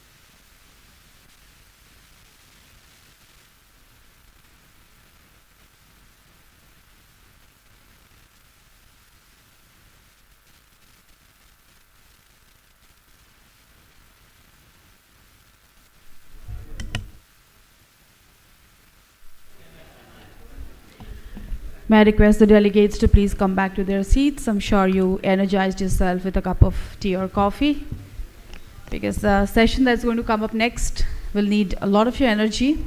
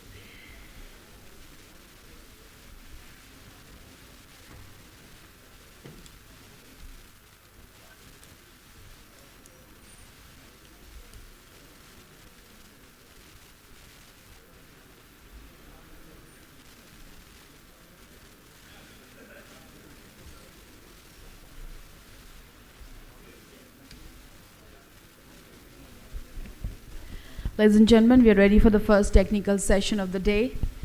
And let's start the session with a quote really special. Someone truly said, "The pessimist blames it on the wind. The optimist expects it to change, while the realist adjusts the sail." And definitely the most realistic approach to optimize maritime transport in the country is PPP. And because this conclave is focusing on that, we must know the opportunities as well as the challenges. And that's exactly what we are focusing on in this technical session. And we have the befitting moderator who has more than 40 years of experience and expertise spanning across government, public sector, and private sector, has been one of the most finest bureaucrats India has seen, has been the founding CEO of Dhamra Port and the man behind the success of Dhamra Port, and currently the director in Subarnarekha Port that is being developed by Tata Steel. Ladies and gentlemen, please put your hands together for Shri Santosh Kumar Mahapatra, and may I request you, sir, to please join us on stage as the moderator for this session.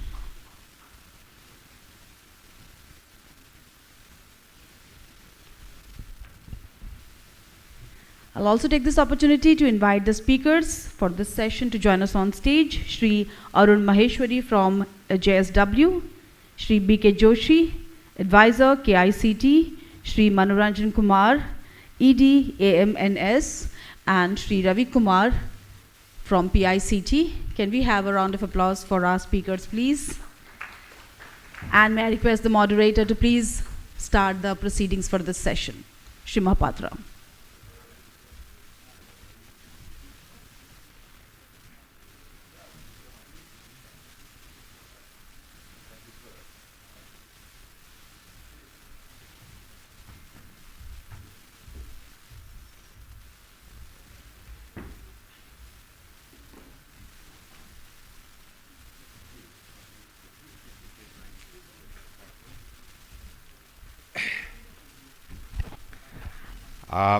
The respected chairman of Paradip Port, Mr. Harnad, my co-panelists, Mr.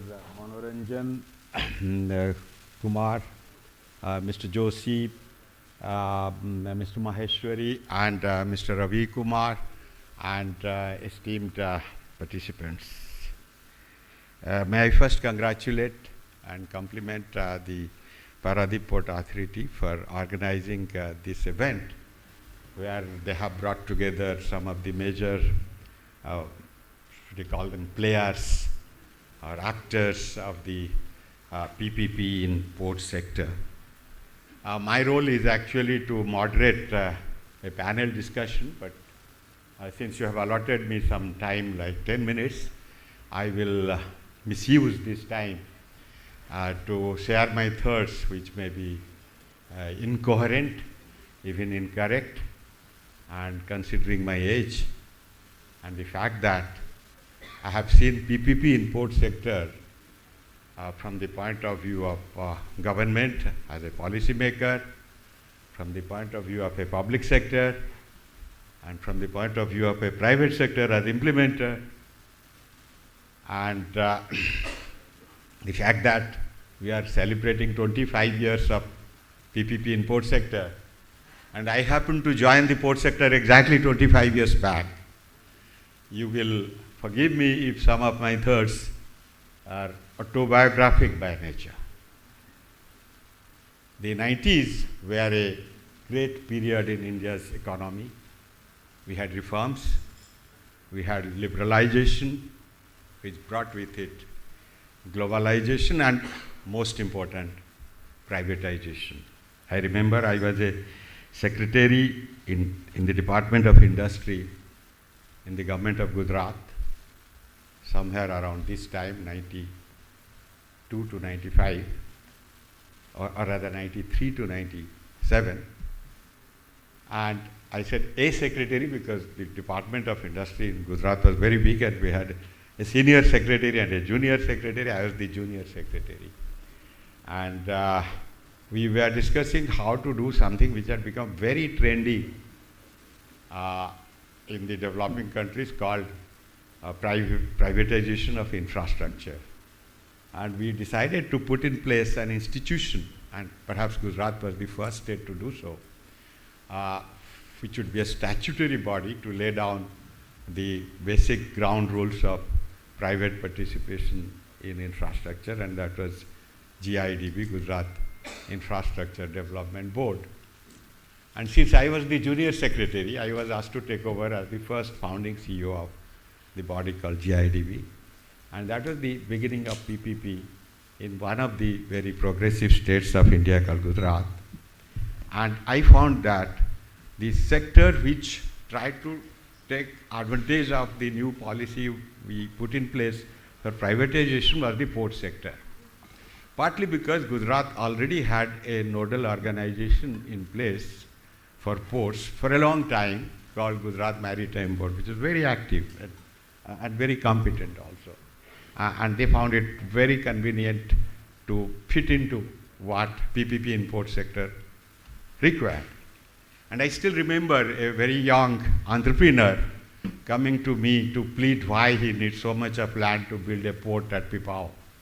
And I consider him to the architect of PPP in port sector, Nikhil Gandhi. To be soon followed by another entrepreneur who was not exactly an entrepreneur, but a very successful export house, one of the already a reputed export house and the largest export house of Gujarat. And this young man wanted to build a port. And I remember I told him, look, you are already doing something where your investment is very little, but your earning is too much, and you are going to do something where your investment will be too much and earning will be too little. So why are you doing it? And today I realize I was very wrong. This gentleman built a port at Mundra, which is the biggest port in India today. And the person who built it is himself a legend. And this is what the port sector and privatization of port sector has done to India during these 25 years. Only 2 years later, I got an offer and joined, because it was my home state, as chairman of Paradip Port exactly in, as I said, 1997, 25 years back, what we are celebrating today. Those 5 years, or rather nearly 6 years, because I had an extension for whatever reason, were a very eventful period in Paradip Port while we were expanding the port, including setting up of India's first automated cargo handling plant called the coal loading plant, aided by ADB, when the century's worst super cyclone hit us, and we had to come out of it and still complete our projects in time. And I remember in chairman's meeting, my senior colleague from JNPT was very excited about how they are going to privatize one of their terminals. I warned you this will be a little autobiographic, you'll bear with me. And I also got excited. Look, I'm one of the founder of PPP in a state like Gujarat. Why should we not do something in Paradip also? So I floated a tender for a clean cargo berth. I think Mr. Balasubramaniam remembers it. And the response was nil.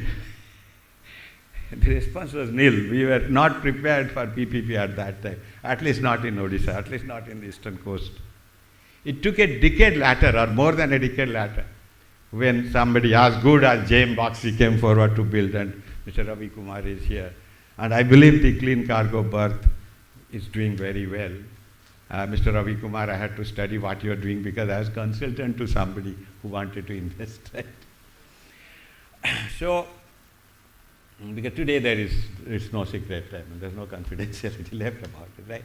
You are doing, I wish you well, because this was my first dream of PPP in port sector. Sorry, I may exceed time by a couple of minutes. I say those things because I think these 25 years have been really worth celebrating. I don't have to give you statistics. Today, half the total cargo handled in India is by private ports. And of the other half that is being handled by major ports, half of that is handled by private terminals, which means that the private sector is handling actually 3/4 of India's sea cargo. What more can be more successful than this, and what more do you require to celebrate these 25 years as very successful years in PPP in the port sector?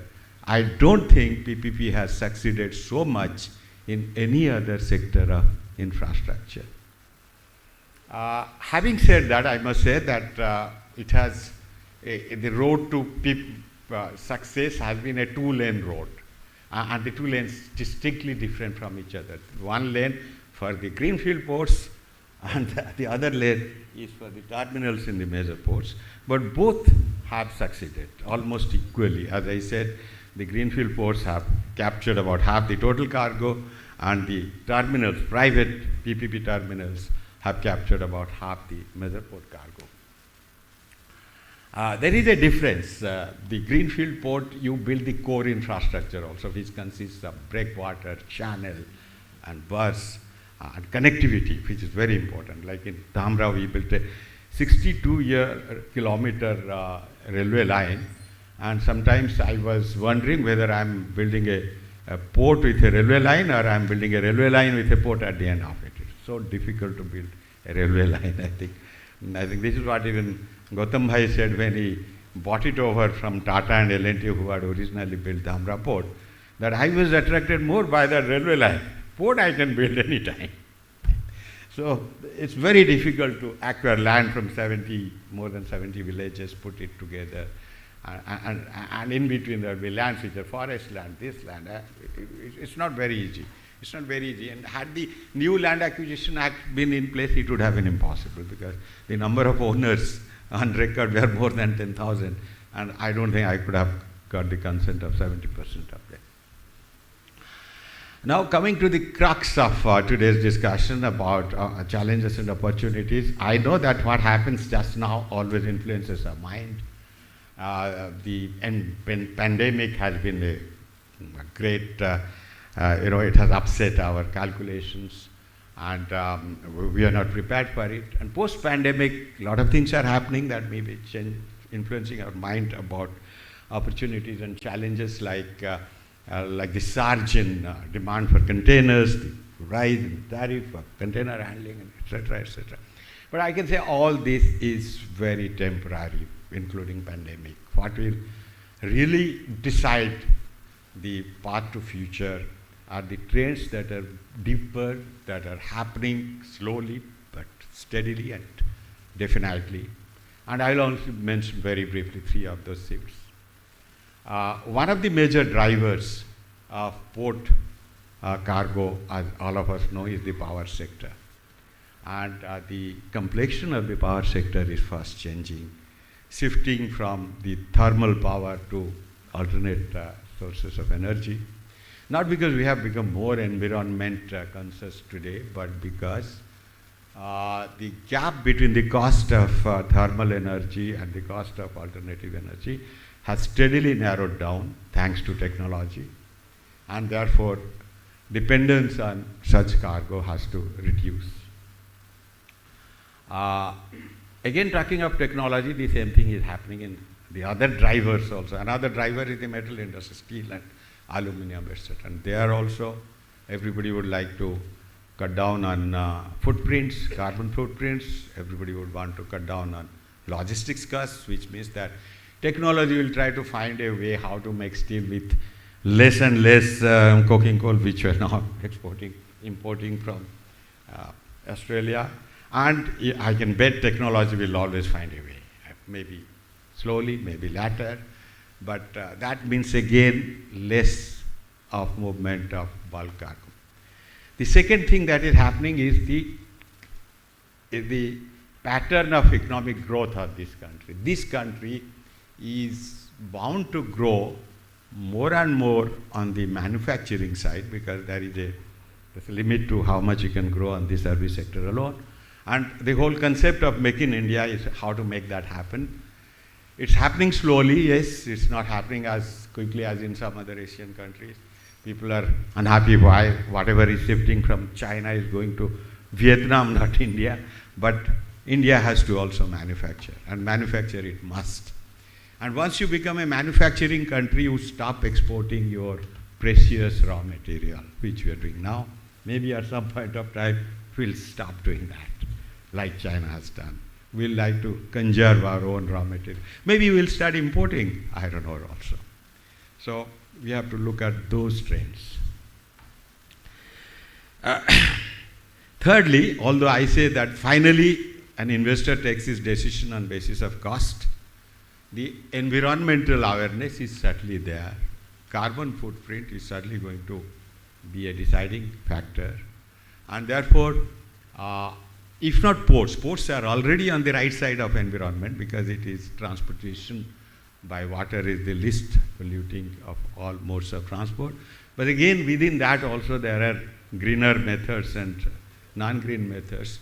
But evacuation today is not environment compliant. Certain cargo are moving by road, which they should not. Even movement by rail can be polluting, and therefore inland waterways are almost a virgin area as far as this part of the country. Huge possibility of exploring that. All ports need not be deep to get super capsize. When my friends, my colleagues in the Kolkata port told me, you are a Gabbar Singh, when I started building Dhamra port, कि ये Gabbar Singh आ गया हमसे लूट करने के लिए. I told him, look, Kolkata is Kolkata and Dhamra will be Dhamra. He said, we are like the mother of all ports. I said, you become the mother port, I will be a daughter port, but I will get the mother ships, you get the daughter ships, right? Because we need those daughter ships to enter the inland waterways. And if you have a small draft, but you are receiving vessels, be it barges, be it small ships, which go up to Varanasi and Bihar and where not into the hinterland, then you are doing a greater service than just a 18-meter deep port receiving a few Cape-sized vessels from New Zealand and Australia and unloading that cargo mechanically. So there are a lot of opportunities. I mean, there's one way of looking at profit, there's one way of looking at the future in a different manner, but I am least qualified to talk on it when my great panelists are around. Now I'll take you to my panelists one by one. Thank you very much.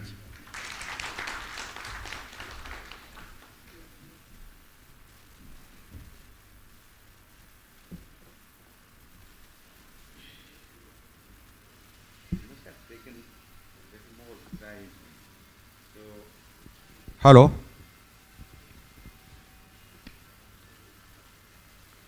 Now on my left is one of the stalwarts of the port sector, except that he's younger than me, but he knows more than me and far more than me. And JSW as a company is known for entering the port sector almost earliest of all steel plants, if I remember.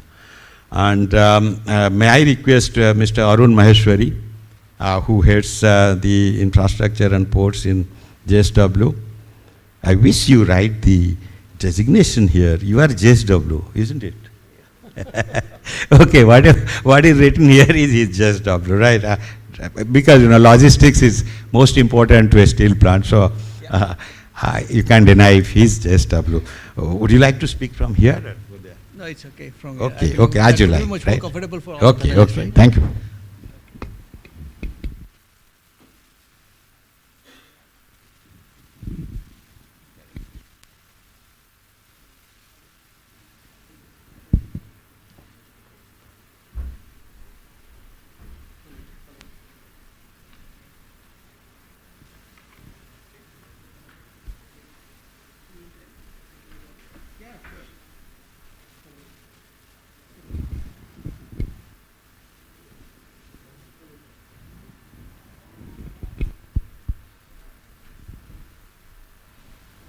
Hello. Good afternoon, everyone. Of course, when you said, Mahapatraji, that what is my designation, I believe after a certain time, designation doesn't matter. It's the industry which we are prevailing. It is most important. Lifeline for the economy. Regarding the PPP project, there was one beautiful saying I would attach to this subject. Man met the God, and both said, we have discovered you. So it is like when a person meets a God, God is nothing without a person, without a man, and man is nothing without a God. So both have created each other, both have discovered each other. So similar is PPP models. We have found that we have been into the PPP projects in 7 PPP projects we are there, and 2 on the private side. And we found that it's a pretty good vehicle. It is evolving. It has evolved quite a lot. It's quite progressive. Still, there are certain nuances which will time will erase it out. I won't say that it can be done right from day one, but the way it has progressed in India, as what Mr. Mahapatraji rightly said, 70-75% of the total Indian coastal cargo, EXIM cargo, is by private players now, which is quite a dramatic change what it was about 25-30 years back. 30 years back, 100% was by Government of India. So that progressiveness has brought India to this stage. If the economy has to go from $2 trillion to $5 trillion, it won't happen without touching the borders or the shores. So that's where we are. I would request Mr. Mahapatra to have an introduction for the other panelists, and thereafter we can get into discussion for the other subjects. Yeah. Well, I think that's one way of doing it. I thought I would introduce them as and when they speak. Mr. Maheshwari, who has been introduced rather, shall I read it? He is only 52-year-old. Currently the Joint Managing Director and CEO of JSW Infrastructure Limited. And he has many ports of call during his voyage to JSW. He was involved in the sourcing of major steel and power generating raw materials, corporate strategy, international marketing. And over 2.5 decades of experience in the steel industry. He's an ideator, strategizer, thought leader, and in multiple verticals, a great team builder, widely respected by the business. And he walks the talk with Dale Carnegie. I don't understand it. I think we'll realize it later. And holds an MBA. Where are the other bios, resumes?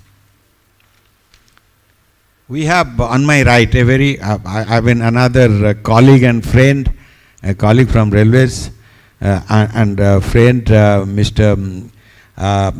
B.K. Joshi. He is Vijay Kumar Joshi. He is a postgraduate in English, diploma in social work, diploma in international business. He is from the Indian Railway Traffic Service.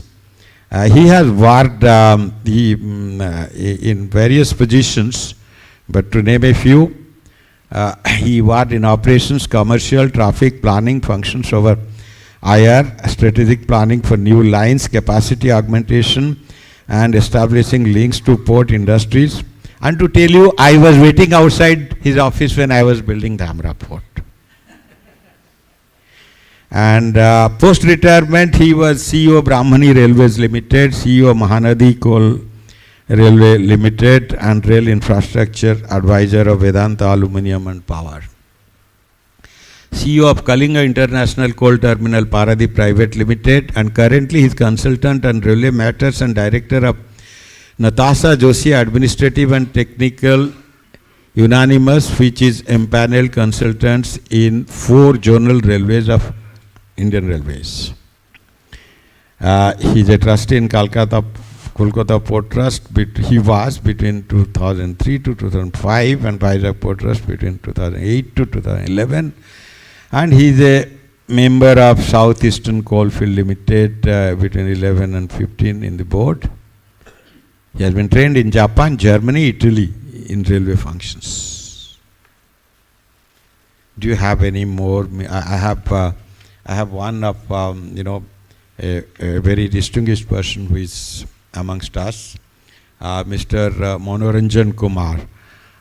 He has been in the Planning Commission, Government of India between 1987 to 1990, in the Ministry of Finance as a Deputy Director between 1999 and 2001, and September 2009 and January 2011. He was in the Ministry of Commerce and Industry between 1995 to 1999, and he was Director in the Department of Economic Affairs between 1999 and 2001. He was a member of Finance of Chhattisgarh State Electricity Board, Private Secretary to Union Minister between 2005 and 2006. He was Deputy Chairman of Kandla Port Trust between 2006 and 2009.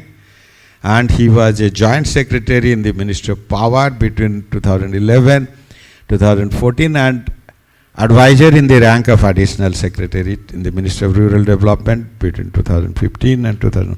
What an illustrious career, and we have with him Mr. Manas Kumar. So I think Mr. Ravi Kumar.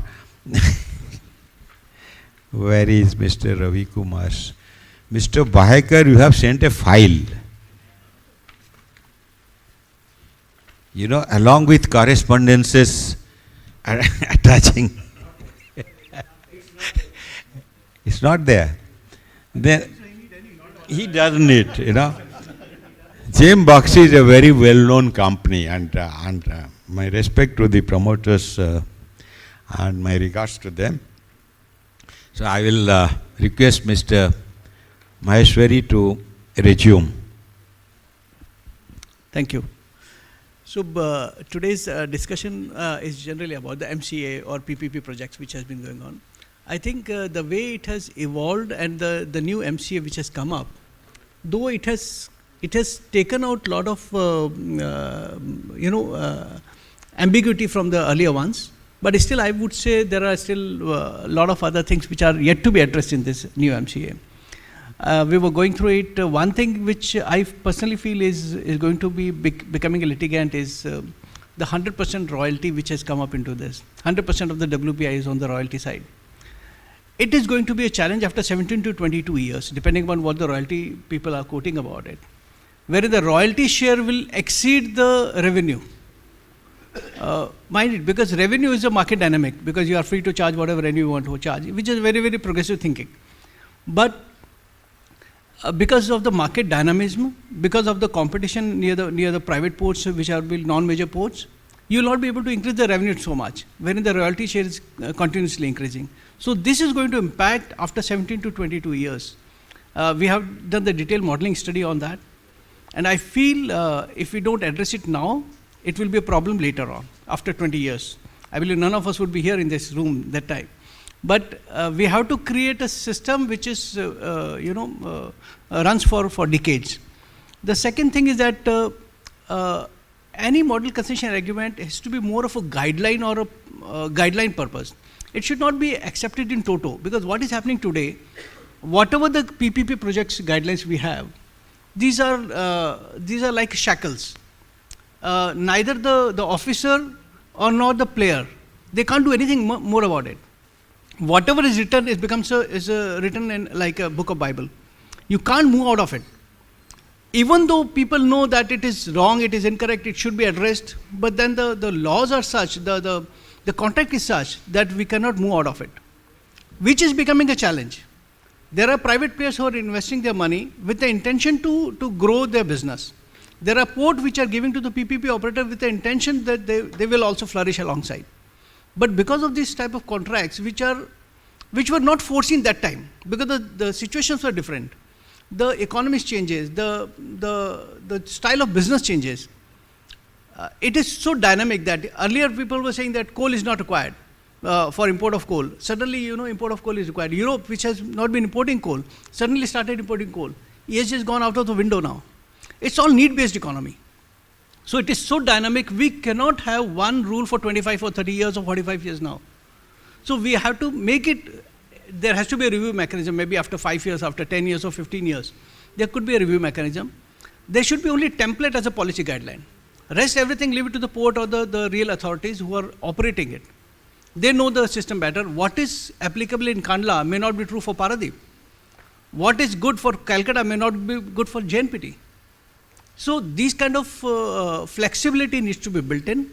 And with this, I will hand over to my other colleagues to pick up something.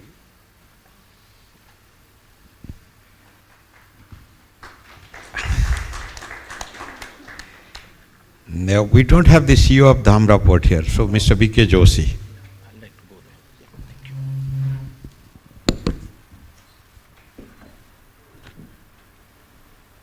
You made my job simpler. I don't have to introduce every speaker. Thank you, Mr. Mahapatra sir. It is a pleasure meeting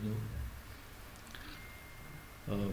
My distinguished fellow panelists, Chairman, Paradip Port Authorities, Deputy Chairman, all the officials present here, ladies and gentlemen.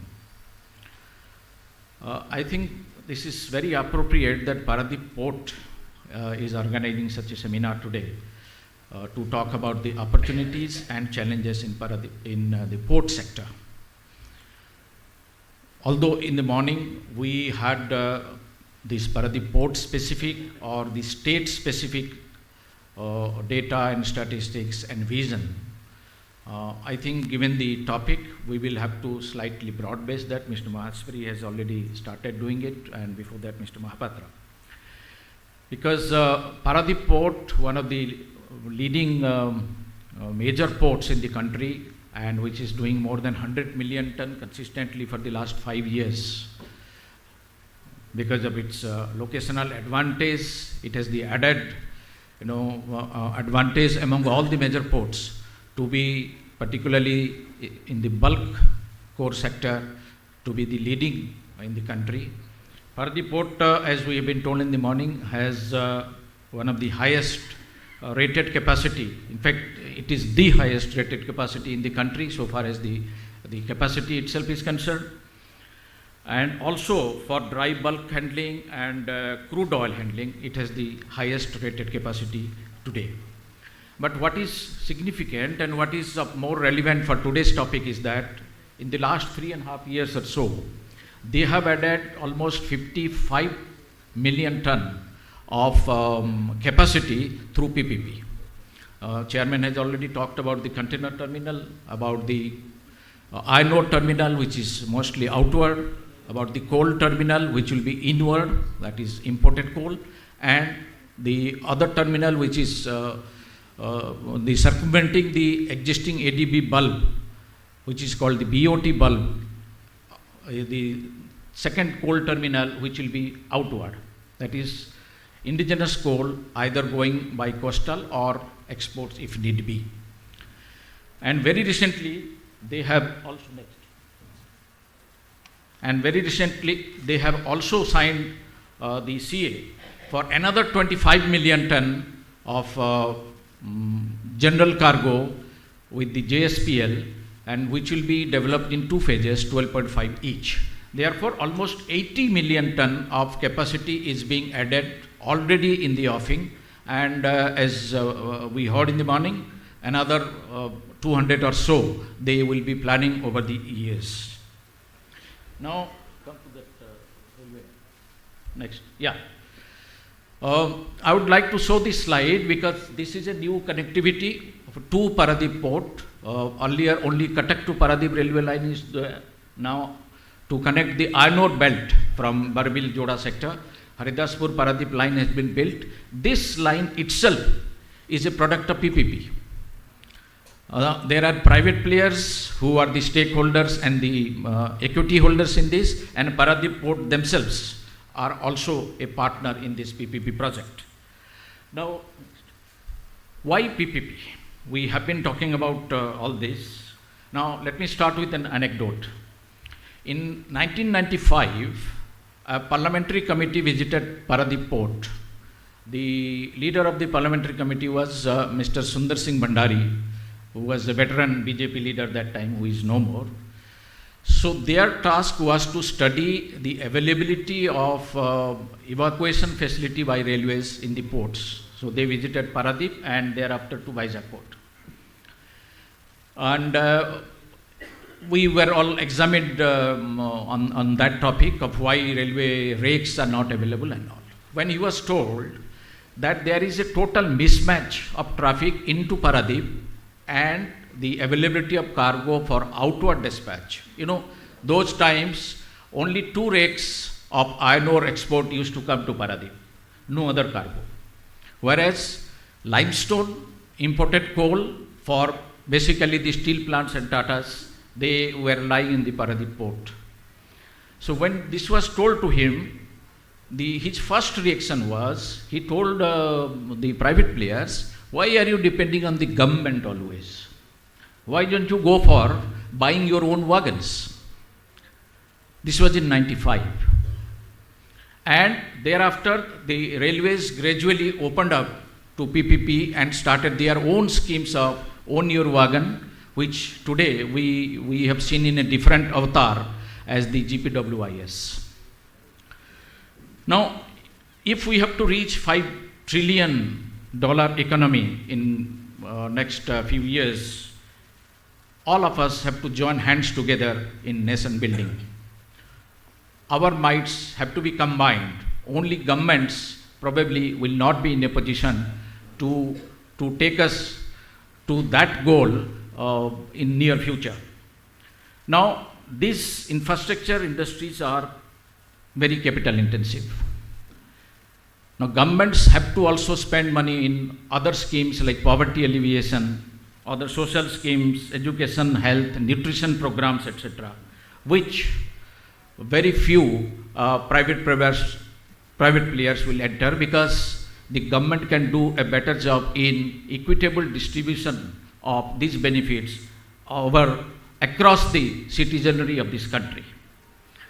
Now, we have, no, before that, yeah. Now, we have a vast coastline which gives us the opportunity of leveraging the port sector for our EXIM traffic. We have, of course, today a dozen major ports, and in hundreds now minor ports have come up.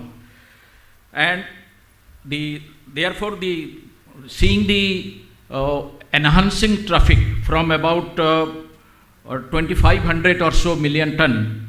Today, the capacity, the government is planning to go up to 3,300 MTPA, and that should suffice to handle actual handling of about 2,500 ton of traffic or so. Now, keeping this in view, the projects identified through national infrastructure development plans, through the maritime vision, which has identified about 963 initiatives in the major port sector, and with, of course, about nearly 7 lakh crore of investment. What is significant is, as Mr. Bapatra was saying in the morning, about 3/4 of the cargo today is going from the PPP sector. The aim is to go up to 85% of the cargo handling or the capacity handling in the port sector through PPP mode, which should be able to bring in the best of class infrastructure, technologies, innovations and systems. And of course, with the modification in the cabotage laws recently, a few years back, the coastal shipping has been boosted, and now government is going whole hog for increasing the inland waterways. See, the main impression of the players in this sector is that the logistics cost across the sectors in our country hovers around 14 to 15%. Now, if we have to be competitive in the global market, and some of the developed countries, European countries, now the logistics cost is about 7 to 8%. Now, we cannot compete with the global market with such a high logistics cost, and we have to immediately bring it down, if not by half, at least by 5 to 6 percentage points. These are some of the initiatives to improve our logistics modalities in all sectors, not only port, but also railways, roadways, airways, and everywhere where there is transportation of passengers or transportation of cargo, particularly is concerned. Next. Now, talking of the technologies, I would like to introduce you to one of the terminals in Paradip Port where I am associated. Next. This is the coal terminal which has come. You can see that KICT in same figure as the iron ore, new iron ore berth of JSW. Next. This is roughly the layout of the Kalinga International Coal Terminal, where it provides for one berth, 6 stockyards, and 2 silos for railway loading, all mechanized. This will, of course, will have the capacity of 10 million ton with a berth length of 370, and today the depth is hovering around 15, but very soon it is going to be declared deeper draft of 16.1. As I said, the entire system is mechanized with no human interface, right from unloading from the vessels to conveying to the stockyard, then reclaiming from the stockyards and taking it to the railway loading systems which are mechanized, and transportation by rail. There is no road mode in this text. I'll show you some of the photographs. This is of course the cape which was handled here. With the deepening of the berth very soon, as the chairman mentioned in the morning, we would be able to handle even bigger cape size vessels in this berth. Next.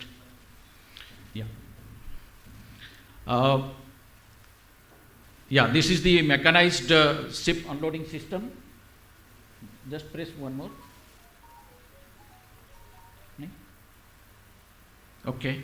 Next, this is the conveyor going to the stockyard.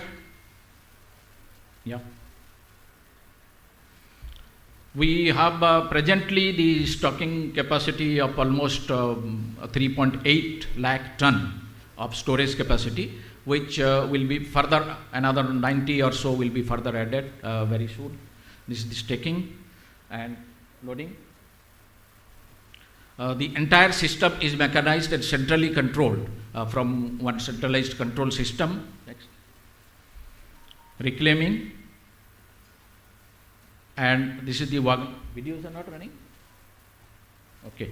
So this is the, I would like to, coming from the railway background, let me tell you that this loading onto the railway wagons in our system is unique, and I don't think anywhere in any port in the country has this system. Number one, this is entirely mechanized. Although there are overhead equipments, that is the electrification is there, with about 18 meters gap for silo loading. There is no other mode of loading. It is from silo, it drops from the silo, and there is a gap in the OHE for that portion. And this weighment system of this silo is integrated to Indian Railways Freight Operative Information System. This is nowhere in the country. Therefore, there is no separate weighment required. This weighment is taken and issued while issuing the railway receipts by the railways. Okay, next. Now, a lot of discussion have already taken place regarding the policy initiatives by the government and how the positive vibes have been already generated, bringing in more and more capital to the port sector. The model concession agreement has been talked about. Already 31 or so projects have been given award. Then draft guidelines for RoRo and RoFax, which is coming in a big way now. In the morning, I think Chairman has already spoken about these tariff guidelines 21. Earlier, as you know, the temp was determining the tariff, which was basically index based, but today it will be market based, and the PPAs, after the change in the statute, the PPAs will have the flexibility, and more so the PPP operators will be given the leeway to have their own tariff system so long as they comply to the MOUs with the host ports. The revised guidelines for the stressed PPP project, Chairman has already spoken in the morning. If there is any challenges for the investment which you have already signed the MOU, there could be way outs. Earlier there was no way out. One has to go either to the court or litigations will take place. Today, the government is providing windows. If there is a failure for some reason or other, then these projects can be revised, project costs can be looked into. And of course, the dynamic Gati Shakti program of the Government of India, that has identified 7 engines of growth to reduce the logistics cost, ports and waterways being 2 very important segments of that. Next. Now, there are obvious advantages. The different models of PPP are in place today. In the morning, we talked about the non-major ports, the so-called non-major ports, although some of the ports are, they are handling more volumes even than the major ports. But the ports which are coming up in states, called the non-major ports, the entire ports are in PPP sector. In the earlier ports or the major ports, there are various ways where PPP is taking place. One, of course, is the revenue sharing model, where you build your own terminal, operate it for certain years, and then transfer it back. Meanwhile, for those years that you have signed the MOU, you have to continue sharing the revenue. Then there are models, I think in Haldia it is available, where the port operation has been given to the private sector, and on least cost basis, whoever has quoted the list, he is doing the berth operation and all. Servicing of equipments, HMCs, even dredging, pilotage and tug services is a part of the private sectors, where the government ports, they have hyped up. And of course, the port and railway operation, in fact, through corporatization now, gradually more and more sectors, more and more activities are being opened up. Corporatization is only a transitional phase to PPP in a big way. Next. Now so if these are the, obviously the advantages of being a part of the existing port, particularly in the major ports. Advantages of the terminals, if you are having in the ports, major ports particularly I'll talk about, because the minor ports, the whole structure is by them. The first advantage is, of course, is land, which is the most challenging if one has to go for a greenfield terminal or a port anywhere in the country. Mr. Mahapatra has already spoken about the challenges there.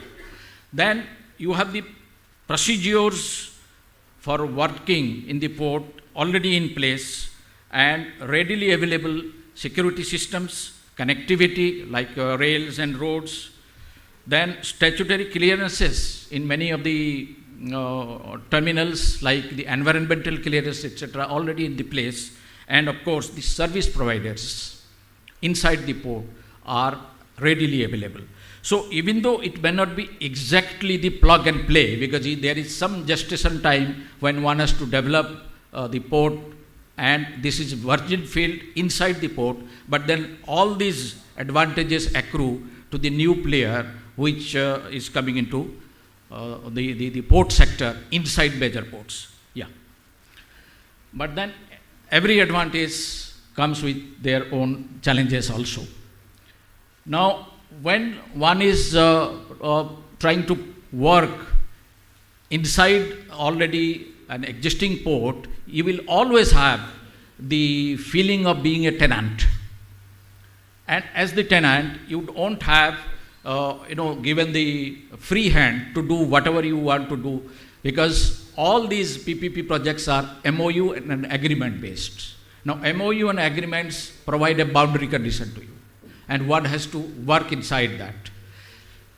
So therefore, there will be some kind of dependence with the host, and many a time the host itself is your competitor, which is a big challenge, because almost the same cargo, same geographical location, same ODs will be there, and the port themselves, although some activities are hyped up, they are also in the business. They are also eyeing for the same cargo. Therefore, they become the competitors. Next. Now, so what can be done? I think Mr. Maheshwari has already touched upon it, that when there is an MOU and agreements which are predetermined, there are challenges for implementation. Now, as an ex-bureaucrat, let me tell you that even today, there is a kind of hesitancy in the government circuits and bureaucrats talking to the private sector or the big businessmen. We like to meet them only in the evenings, not in the daylight. Profit, although today the situation is much more changed from the earlier era, profit is seen as a dirty word. And the people who come for profit or who are engaged, who have engaged their capital for profit, they are not looked upon as your equals or your partners, but there is some kind of suspicion, although as I must qualify that situations are much better today than what it was a few years back. Now, there is a need across the board to sensitize the people, to educate the people, to change their attitude, to change their outlook towards the new partners who are the PPP operators. After all, what is PPP? Now, we all know in parlance that the private partnership, but I think what is not told or what is the latent is it is the private profit for public purpose. Because the public purpose is required, the poverty alleviation and all, government wants to spend money and they want to gradually offload the capital investment to private sector. Obviously and necessarily, people will come there for their own investment, for their own good. They will like to have increased income from these projects. So, there is a need not only for the field level officers, but also for the regulators, for the agencies like vigilance, like CBI, like audit, for example. They will also have to, review their own attitude towards the private sector or dealing of government babus with the private sector. After all, it is the government which is inviting this partnership. It is not the other way around. The government is inviting the partnership because they want the private money to come for better infrastructure so that they can employ their own money elsewhere. Therefore, there is a need to sensitize down the line and across the board all the people involved for their dealing with the PPP operators, with the private capital.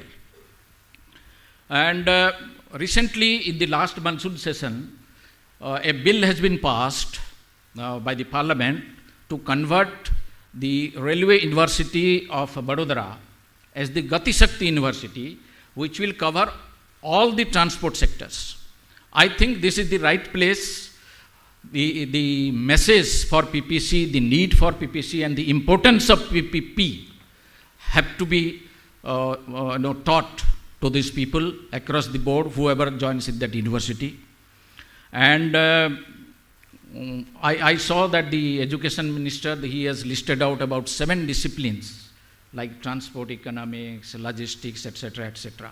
But I think there are lot many institutions in the country today which are teaching this, or which are spreading the message of transport, economics, or logistics, or bringing down the costs and all those things. But specifically for developing own ideas and attitude towards PPP, probably as a subject, needs to be introduced in this Gati Shakti University. After all, this is called a partnership for 30 or more years. Therefore, like a marriage, there can be quarrels, there can be differences, but ultimately both of the major ports as well as the PPP operators, they have to survive, they have to realize a greater goal, and where each has a role to perform for the whole system. Joshi ji, kindly make it brief, you know. Thank you, I have just completed. No, come, you wind up with. I have just completed. In fact, your time is good. I know this is the last slide, that's why I said. Yeah, this is the last slide. This is the last slide. So, my view and what I think is that there is PPP is inevitable. PPP will come, but how to take it forward, how to allow, how to give it more oxygen and give a free hand to the PPP operators to allow. There are some policy backups already there, but there is need to much more, and particularly to change our attitude towards the whole system. Thank you very much.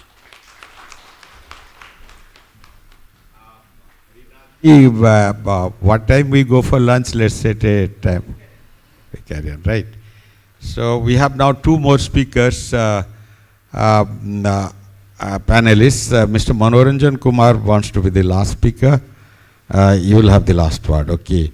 So may I, are you ready, Mr. Ravi Kumar? Yeah, okay. So please share your thoughts. While he is going to take his position, he was in the Ministry of Shipping and Ports, from where in 1997 he joined the JNPT as secretary, and I'm sure during his time only JNPT went for the first private terminal, because that is sometime around that only I remember JNPT went for it. And then from there he worked in Vishakha Container Terminal, Vizag, between 2007 as Senior Vice President to 2013, and now he is the Senior Vice President of J.M. Bakshi Terminal in Paradip. Is that right? He is a Master of Science in Physics, Master of Arts in Economics, a law graduate, and has is a qualified in port operations and management from UK. Thank you, Mr. Mahapatra Ji. Dignitaries on the dais and off the dais, Chairman Paradip Authority and Deputy Chairman, and other distinguished guests. Before I will be very brief. I will not come between you and the lunch. Maybe 10 minutes I'll take. Brief introduction about the organizations I represent.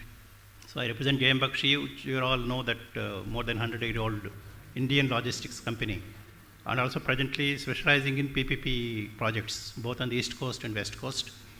I am also the Secretary General of IPTA.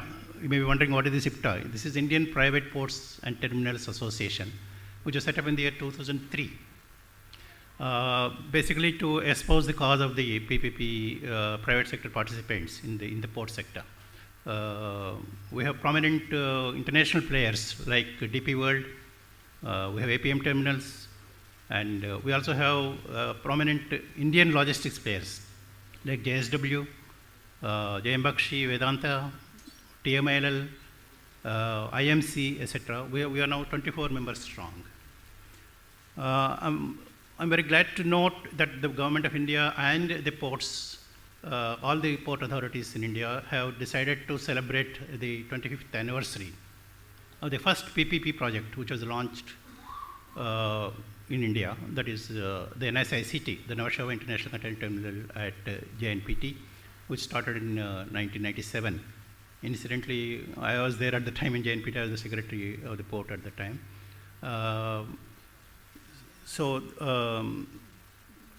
This is the right opportunity. So 25 years is a good time, for reviewing the failures, the successes, and getting into the future challenges, how to solve the future problems. So that way, I congratulate all the port chairmen and all the ministry for organizing this particular sector. So actually the PPP, which started in the year 1997, not only in the port sector, but most of the infrastructure sectors, has been a great success in India. According to one of the reports of the Kalkar Committee, which is the ex-finance secretary, the India present day offers the biggest market for PPP for the entire world, for the biggest market we have. So opportunities are plenty. So next slide. The entire PPP, how just recapitulate what has gone in the last 25 years. We can broadly divide them into PPP 1.0. When 1996 privatization guidelines came, the first PPP terminal was commissioned. To 2021, now is PPP 2.0, I will call it. So where the new model concession agreement has come into play, and there's complete tariff freedom for the operators, and so many other things. We'll see next. So this we've already seen. The 1997 saw the emergence of private sector terminals, setting up of TAMP. There is an interesting aside to setting up of TAMP. It was at the insistence of the private operators, like NSSCT and others. The government introduced this another regulatory authority called Tariff Authority for Major Ports. The ex-chairman of TAMP is here, luckily. And luckily, over a period of 25 years, we had done a full circle. The same private operators have pleaded with the government to abolish TAMP. So there are various reasons why this particular transformation has taken place. So this is PPP 2.0. If you go now, there is enactment of new Major Port Authorities Act. We all heard the abolition of TAMP happened through this act. There is a Sarod Ports arbitration settlement has been set up, and adjudicatory board under the new act has also been set up, and reconciliation and settlement committees for a fast settlement of the disputes between the PPP operators and the port authorities. I think Mr. Bala, has been associated with many of these committees and successfully resolved many of the disputes pending between operators and this thing. Of course, the new model concession agreement, 2021. Next. Then what is the progress so far? So by the year 2019-20, we have 37 PPP projects adding a capacity of 300 million tons to the major port sector. So another 16 PPP are under implementation. The total investment so far, roughly, is around 50,000 crores over the period of 25 years. And then, and also, I think morning meeting it was already explained that out of we have total all the major ports put together, we have more than 200 or around 275 operational berths, out of which the 28% is operated by the PPP operators, and they contribute almost 51% of the total traffic handled at the major ports. So this will give you an idea of how much future opportunities available. Out of 275, about 75, 76 are privately operated, and another 200 berths, but not all the berths may not be amenable for privatization, but many of them will be. Next. So the PPP potential in the port sector, morning, I think Chairman has already explained all these things. We need not go into detail. Next.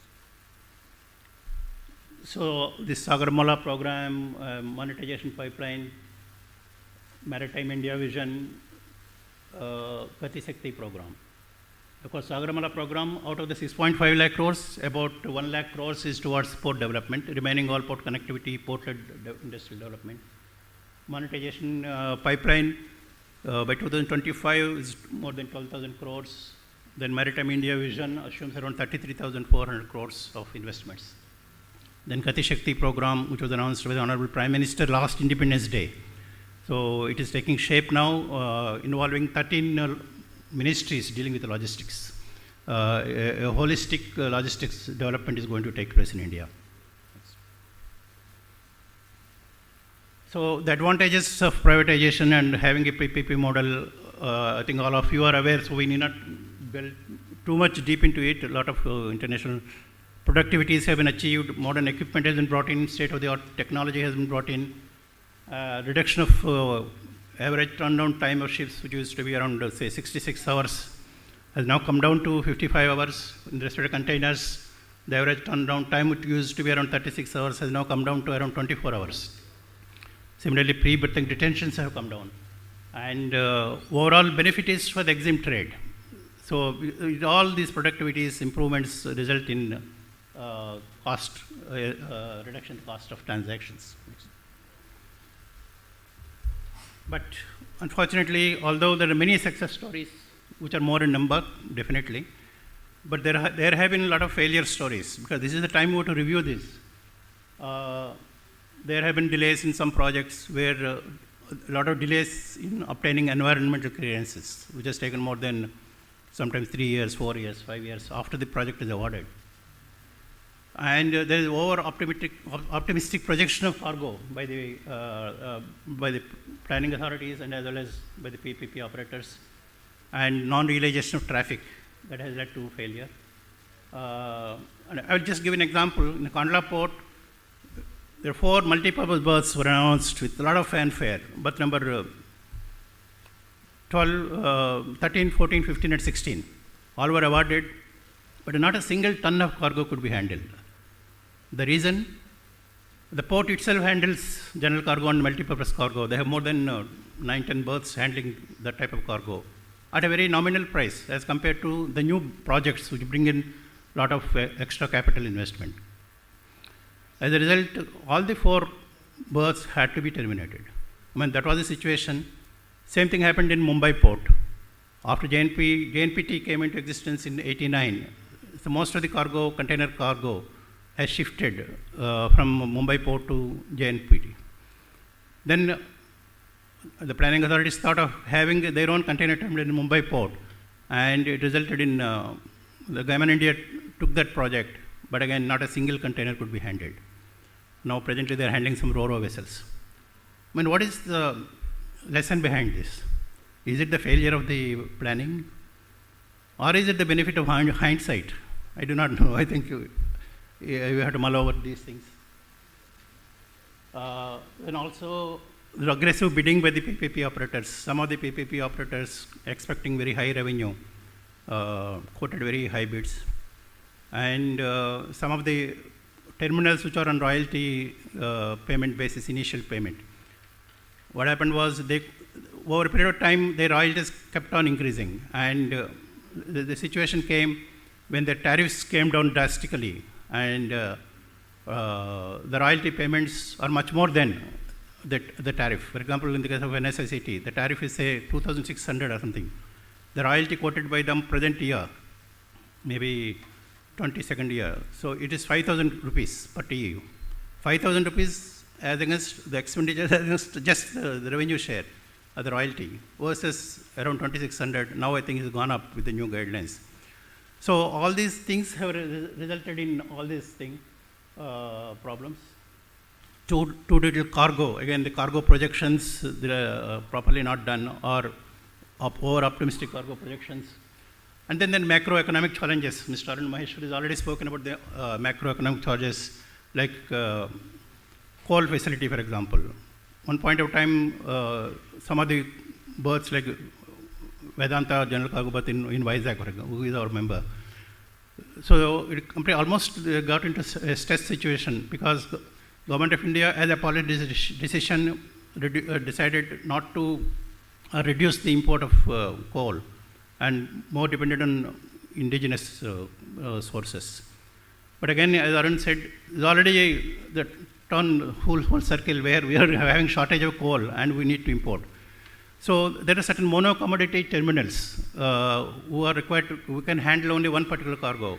They suffered a lot during this period. Next. So what are the challenges? There are many reported cases of terminal operators going into disputes for a number of years over tariff issues or dredging issues is going on. And Mr. Mohapatra has already spoken about the inefficient and inequitable distribution of risks among the stakeholders.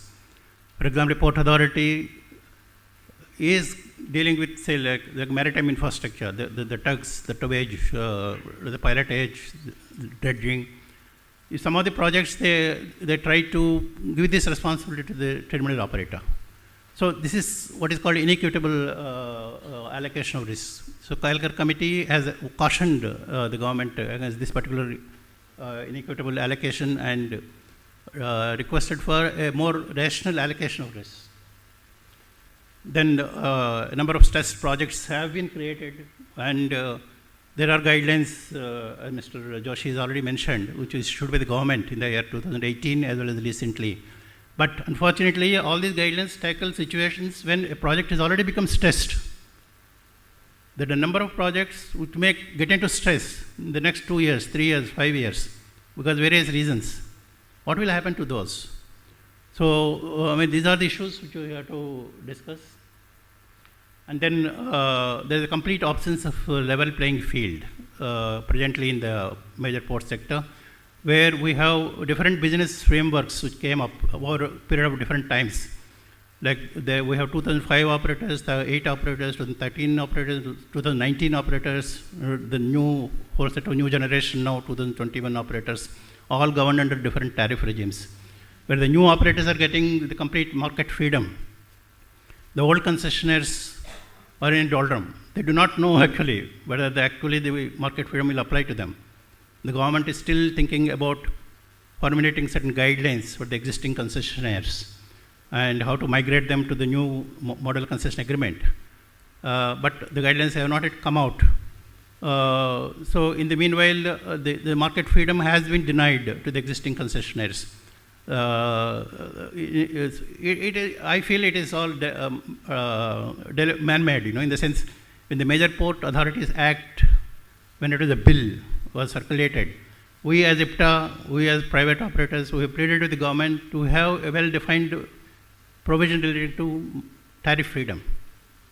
But somehow, while drafting the particular registration, it said tariff freedom, market tariff freedom will be given to the operators after the commencement of this act.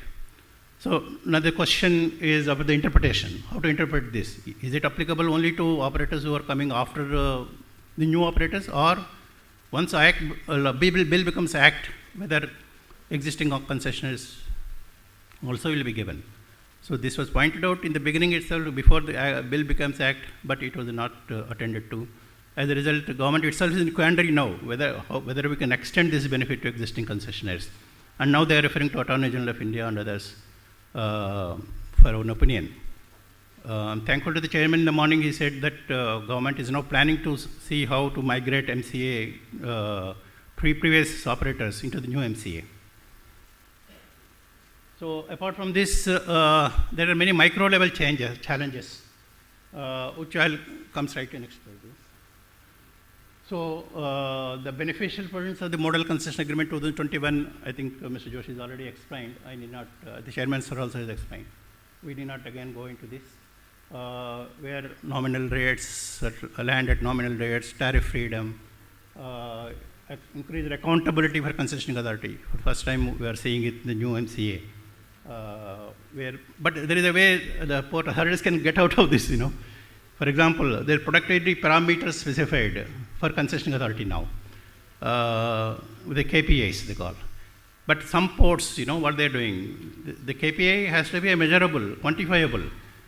They're putting in those the parametric KPIs, ensuring allocation of berths and movement of the ships. So that cannot be a KPI, no. That is one of the functions of the port. So such maneuvering is being done knowingly or unknowingly. We have to see that how to get over such subtle changes, Yeah, next. Then, of course, everything is not hunky-dory with the MCA 2021. There are some challenges with MCA 2021, which the new concessionaires, which have just been awarded, I think 2 projects have been awarded now. One is KPD development on Kolkata Port, and presently JNPCT has been awarded to JM Bakshi. What we observe is there are provisions, new concepts introduced whereby if any termination happens, the compensation payable to the lenders is linked to the estimated project cost, which they are not now calling it as total project cost, but it is nothing but estimated project cost. So, and the debt due definition has been changed, which there is a limit now put on the debt.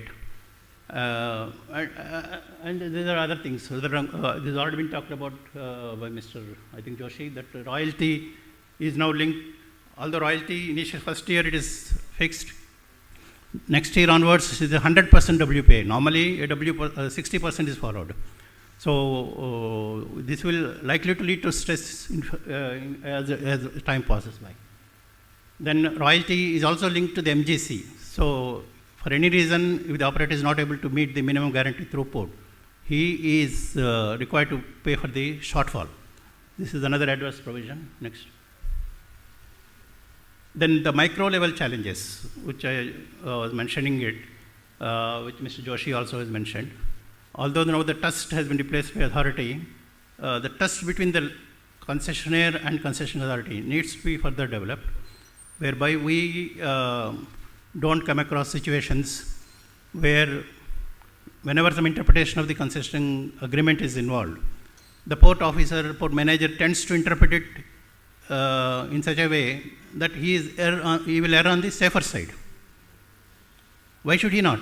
Because if he takes any view which is not beneficial to the port or which is more beneficial to the private operator, tomorrow the investigating agencies, the audit, account, everything, they will pounce on him. He will incur the loss of his pension and other. Mr. Ravi Kumar, could you please make it? Then Kalkar committee also spoke about bona fide and bona fide mistakes. Needs to be differentiated by amending the acts. Next, please. So what is the way forward? We have to address the challenges of MCA 2021. Tariff freedom for the existing concessionaires, restoration of taxation benefits. Many taxation benefits, existing benefits to the PPP operators have been withdrawn. For example, SCIS, EPCG, it affects even the ports, not only the operators. Then Kalkar committee recommended Maritime Development Fund, where the funds can be given in a liberal terms. So the lending is another big issue, getting the money. Quick settlement of disputes, changes in mindset, we already spoken, and the regular interaction. This is my last point. So this regular interaction between the PPP operators and the port authorities, that is what is not happening. Why not we hold Chintan Baitaks like we have, in the port sector? The government and the port authorities, they meet once in a while. Why not Chintan Baitaks with PPP operators, lenders, and the concerned, not only Ministry of Shipping, concerned government authorities like Planning Commission, Commerce, Industry, and all these departments. We can sit in Coorg or Kannur or somewhere in more colder and salubrious environment.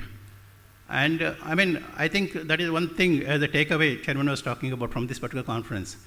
We would take us 3-4 things. One is the migration of existing concessionaires to the new thing, removing the problems of the MCA 2021, and having sort of regular interactions between the PPP players and the port authorities. Thank you very much. Thank you.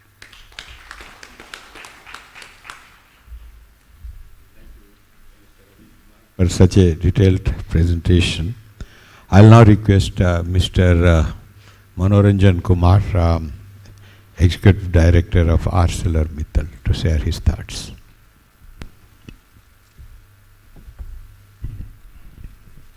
Honorable members on the dais and my friends, I believe all of you have, in one way or the other, something to do with the public-private partnership. Can you raise hand who, as to whether you have contributed to the public-private partnership? Can you raise hand so that I know the crowd stands you have a public-private partnership? Anybody who has not participated in public-private partnership here? You are the only one, exceptional, great. But let's first have a clap for those who have contributed to the public-private partnership, because that is what is offering me lunch today. That's the reason for that clause. Second, also applaud that in this room there's only one lady participant. Here is, please applaud for her. It also is a call for you that you have become so focused to your job that the equity distribution and gender sensitive is almost foreign to the team. Now that's coming between lunch and my talk is not a hot soup. It's particularly intended to put many of you in that hot soup. Pardon me, with that I would start. We have leading lights here from the private sector and many who work in the public sector. I was also in the public sector, and for pretty long. And nobody in the private sector can accuse that I did not meet him irrespective of the position. And I know my superiors who were much senior to me from 64 batch, I was from 86 batch in 91, had no hesitation in meeting anybody from FICCI or ASSOCHAM or CII. So the notion that officers don't meet private sector or they're scared looks somewhat hypothetical. Coming back to the main, we are meeting here for public-private partnership. I only saw the ambassadors and advocate of the private sector. I didn't see anybody here, irrespective of his inside, what he's wearing as the public sector, is speaking for public sector. Now that tells you, you are in a crowd which is a small pond, and the chorus is only one music. You're all liking it because it's speaking from your heart. I don't intend to support that too. I have been invited here by the chairman of Paradip Port Trust, not in an individual capacity. I've been invited as chief of ports from ArcelorMittal Nippon Steel. And I have to honor him, and that's where I have to be honest, because if I'm getting free lunch, I must contribute. When we are talking about sovereign resources, only then you talk about public-private partnership. Sovereign resources means waterfront, government land, right? Mines, airport, railways. Now, railways have not succeeded that much in public-private partnership. Civil aviation has entered in the last 2, 3, 4 years. Yes, there were leading examples of Hyderabad, Bangalore, and Delhi. So it's not that things are not there. Now, all of you are from ports, so you have lauded your role as a portman. And as I mentioned that I intend to put all of you in soup rather than coming as a soup between lunch. Why did we liberate the economy? Why did we reform the economy in 91? The idea was that we had a 360% tariff wall, right? It was easier to have a protected licensed unit of CK Birla or LM Thapar or X, Y, and Z operating even at Kanpur or Nainital and other places. Although the pulp was being exported at times from Nordic countries coming through the port, and from there it's being transported and then coming back to final product. So when you lower the tariff, the coastal area become economic activity. Right? So what is it? That you are able to source international raw material at international prices, add value to it and export. Now from that angle, if we see, the share of export is a matter of worry. Despite 30 years of port activity, despite 30 years of liberalization, we are struggling. Ashish Saab, I am not able to recollect the number, but are we growing in the port sector 10% per year? Not really. In the economy, when you were thinking, there's a simple way of calculating it. There's sometimes talk about Hindu rate of growth, because we were growing at 3%, and if you want to double the economy, divided by 72 has to be divided by the rate of growth, you get the years in which you double the. So it would have taken 24 years to double the income. Except for the period 2001 to 2008, we didn't grow at 10%. That was the doubling the income. So if port sector is not growing at 10%, which is supposed to be the leading sector, because that has to be the export and import both put together, it tells you about the health of it in an economy, and it also tells you about the port sector. You have started from lower base, so you have moved up. Now that's not a point for applause. That's a matter of worry that you should be growing faster than economy. Coming back to the public-private, I have said that public policies essentially deals with public finance. You have taxation, you have public debt, you have public expenditure. Public-private partnership is what? I want to spend money, I don't have money in the government. So there is a sovereign resource, let somebody come who can make money out of it, and he should participate. So public-private partnership is again an instrument of the government. It cannot be allowed to become a religion of the government or the private sector. Why I say it? There's a concession agreement defined long time back in 10-11, when I was in finance ministry, I was working on it. Till last year, I found that the concession agreement were more or less exactly same. Right? And there was no merit for that. What is it? That I am putting this berth, which is only for import, putting this berth, which is only for export, putting this berth for public-private partnership only for X commodity. Well, you're not in Soviet Union, you're in India. Soviet Union, the leaders used to decide what to produce, where to produce, and when to produce. Seated here in public sector ports and in shipping ministry, we're deciding who should bring what and whether it should export or import. And that's the nature of public sector participation here. Now think, was that the intention of the people who reformed in 91? When we talk about port sector as public sector partner sector, we never intended, I was just checking on my mobile. 2011, 13 July, I had sent an email to the Cabinet Secretary, Joint Secretary. He said, what is public sector? What is infrastructure and what is PPP? There was a CUS meeting and they wanted a brief within an hour. I said, public sector is something which should be area where monopolies are there and bring public-private partnership to break that monopoly. Now remember, breaking government monopoly is easier than tomorrow's private monopoly. Leasing out is easier than taking it back. And who would know it more than Mumbai Port Trust, who have lost most of the area along the so-called, coast, Marine Drive. And they get petty rental income of 60 rupees per 500 square yard of plot. Now, if you remove that concession agreement, that it can be repeatedly renewed, trust me, there are umpteen numbers of politicians and double number of bureaucrats who will keep repeating it. They will never allow it to come back. Why do you give a concession for 30 years? Because you expect the returns will come, right? And that's where it's very important to have a sanctity of concession agreement.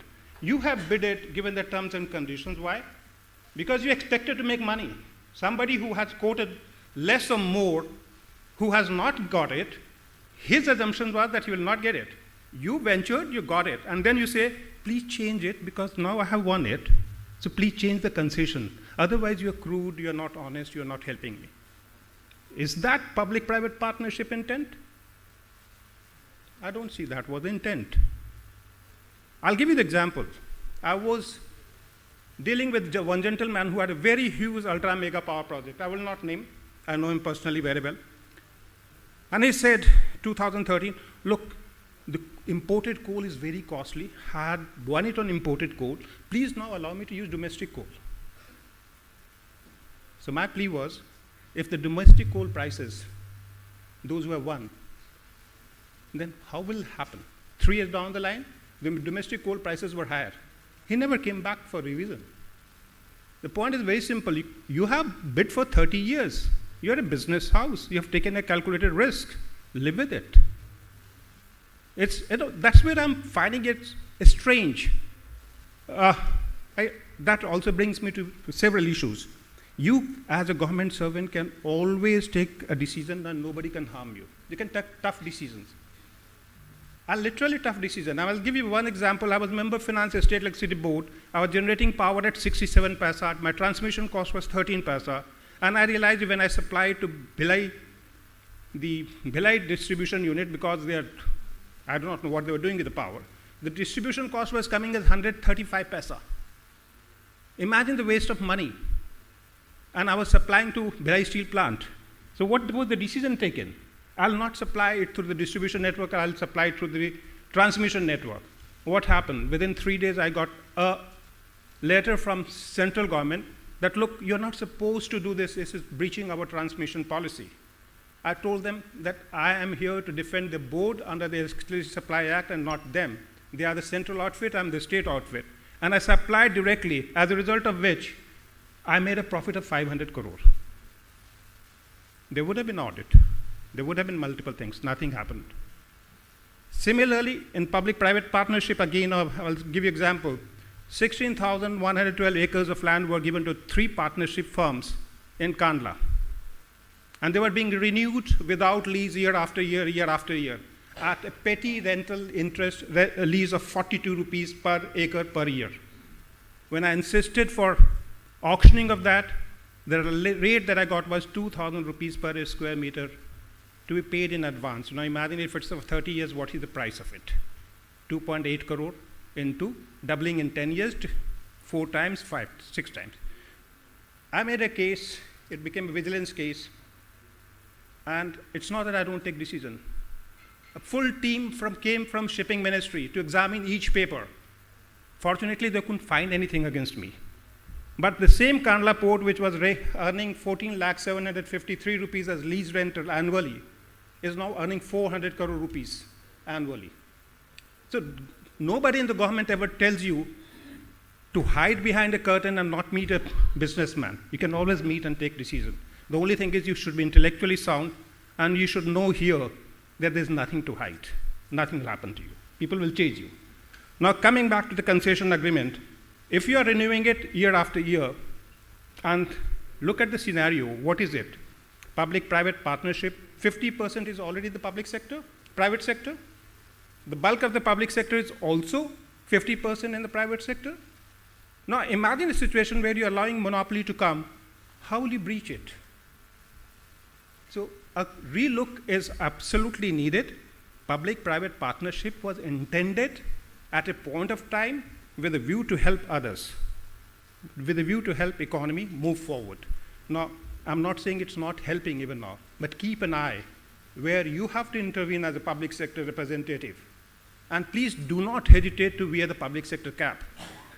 It's easy to desert it, very difficult to get it, and extremely difficult to defend it. And I'm willing to defend because I come from that domain, and I have no shame in defending it. Infrastructure itself is a challenge. Everything is infrastructure, because income tax advantage comes in, because other kind of advantages come in. So every sector is defined as infrastructure. A port is an infrastructure. Steel is not infrastructure because steel can be traded. But mechanization, whether it can be traded or not. Now most of the PPP projects are coming as mechanization, and they're calling it PPP. Think aloud as to whether it helps you. Should the port not entirely go, so that if I am managing that port, I have all the options? And if I only give one jetty, like it has recently happened in this port, it has happened in the Vizag port, one commodity, only import and this. Obviously the market will change. Government says you can't export pellets. You can't export iron ore. So you're saddled with something. But if he has a basket of jetties, he will be able to handle. So this microscopic release X, release Y, release Z is a thought process which was there in Board of Trustees because of the Major Port Trust Act. Now you're an authority. Please think differently. Now, if in the concession agreement it says that the public-private partnership tenure can be extended if the revenue is protected, what prevents you from other users to have the same advantage? You have said concession agreement can be extended. Now, if I have an undertaking with you, if I have and you are getting revenue which is better than what the PPP model is offering, should you not extend me? So all I'm saying, let's not be religion. PPP is good. It was an instrument. It's needed. It's many sectors needed. Railway has rejected it. But don't convert it as a religion. Don't convert it as a dogma.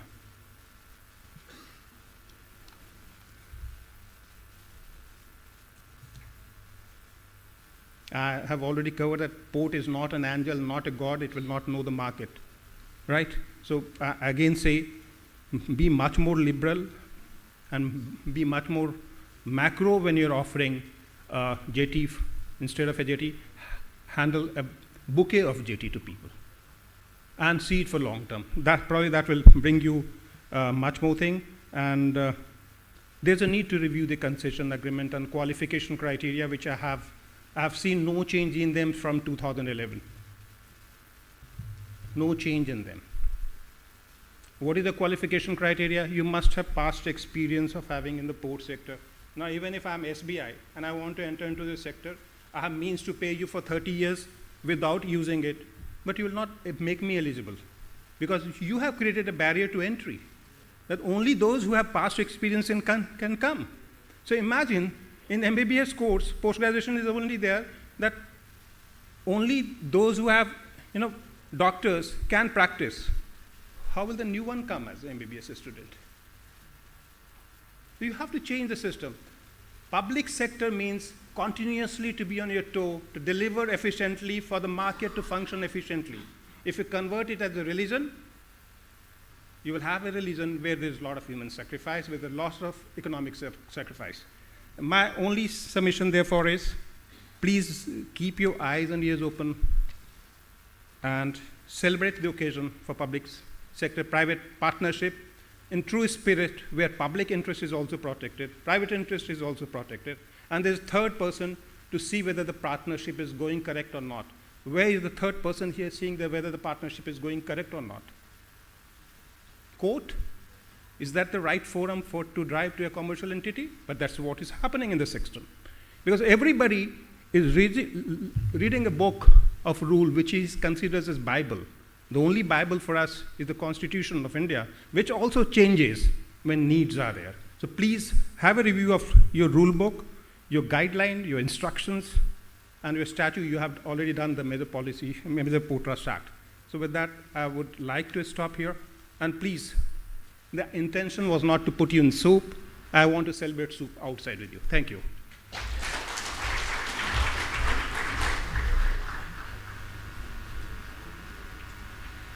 Thanks, Mr. Manoranjan Kumar. We have about 5 minutes left to 2. So would you like to discuss or raise an issue? Especially for Mr. Maheshwari, who spoke very little, hoping that you will ask him a question. Hello.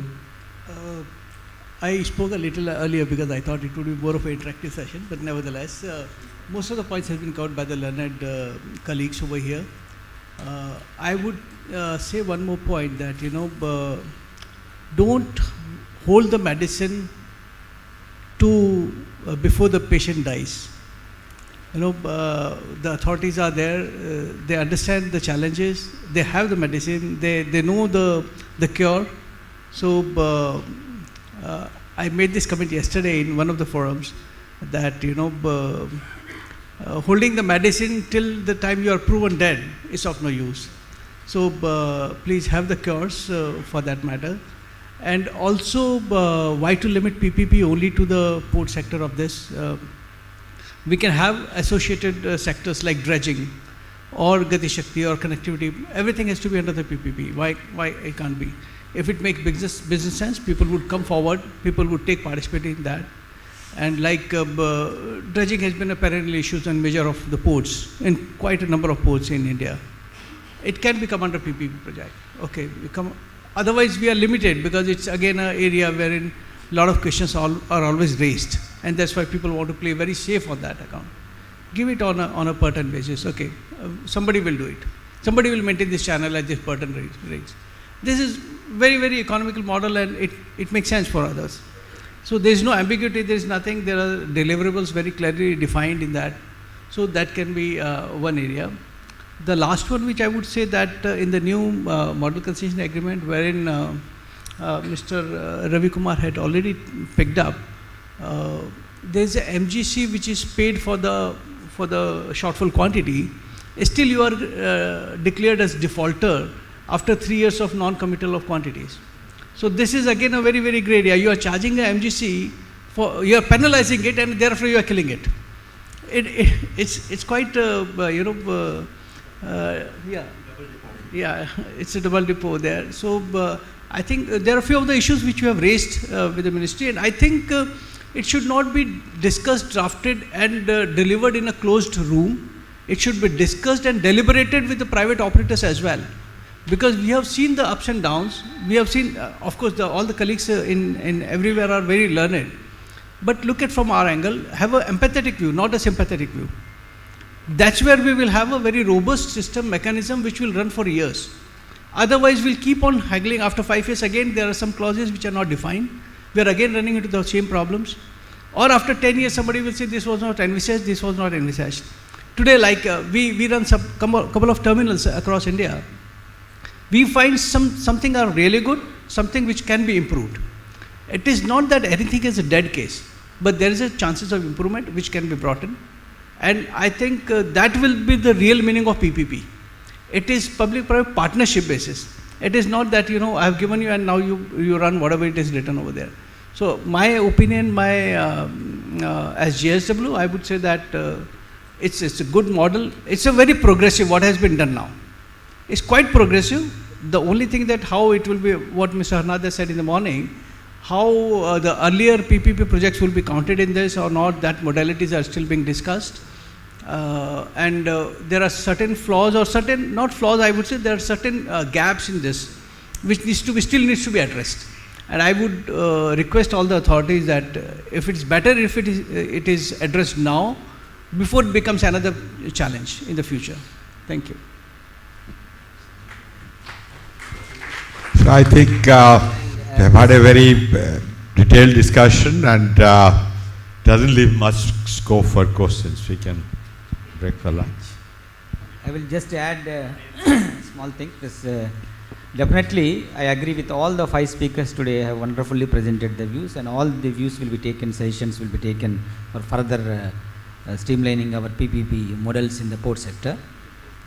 So definitely, if the PPP operator doesn't survive, the port also will not survive. We will die together or we survive together. So the medicine which is going to bring it, we are in the final stage of trials, and then we are going to bring very short. So as you said, rightly pointed out that why not only limited to cargo operation on the berths? Why not connectivity issues? So that's why I wanted to tell you this. In Paradip Port has taken an initiative of developing a heavy haul corridor from Salegaon to Paradip is totally separate alignment. Now the trains only come through Cuttack Paradip route. So we are planning a separate heavy haul corridor from Salegaon to Paradip and parallel to the Cuttack Paradip to cater the future connectivity needs by railway. So this particular connectivity corridor, we are not going to railway, we are going to develop as a non-governmental network, taking all the stakeholders into consideration. Any stakeholders who is interested to participate can become an equity participant.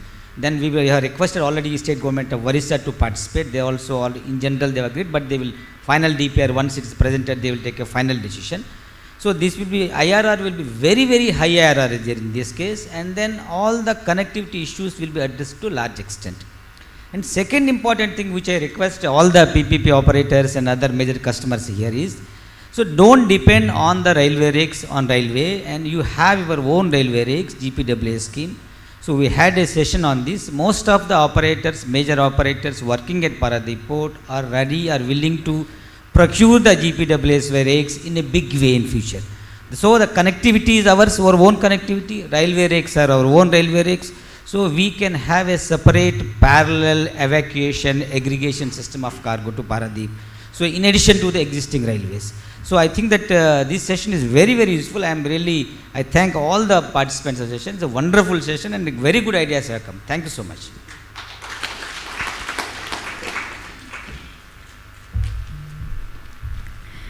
Thank you so much, gentlemen. That indeed was an exceptionally insightful session. Thank you very much, speakers, for adding your thoughts and ideas. And thank you very much, Shima Patra, for so wonderfully moderating and adding your own expertise. May I request Chief Engineer Shri Maladas Gupta to please join us on stage and present small token of gratitude to the Honorable Moderator and speakers for this session.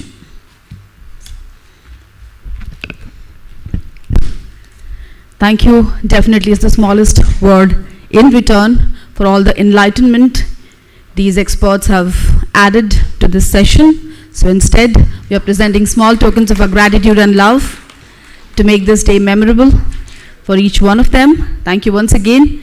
That was so informative and interesting at the same time.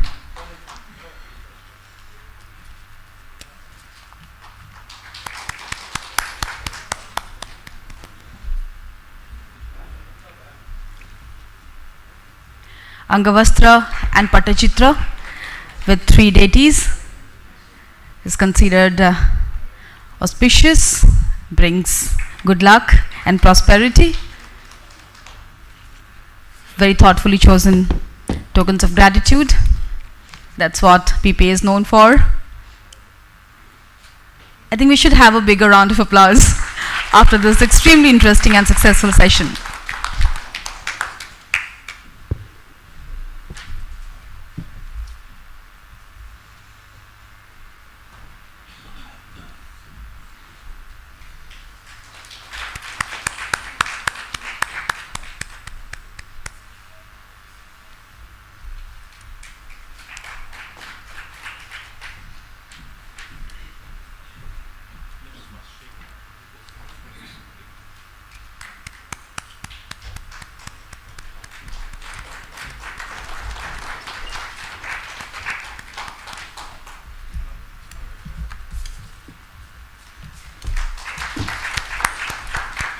Thank you very much, Mr. Dasgupta, for doing the honor. With this, we officially declare this session over.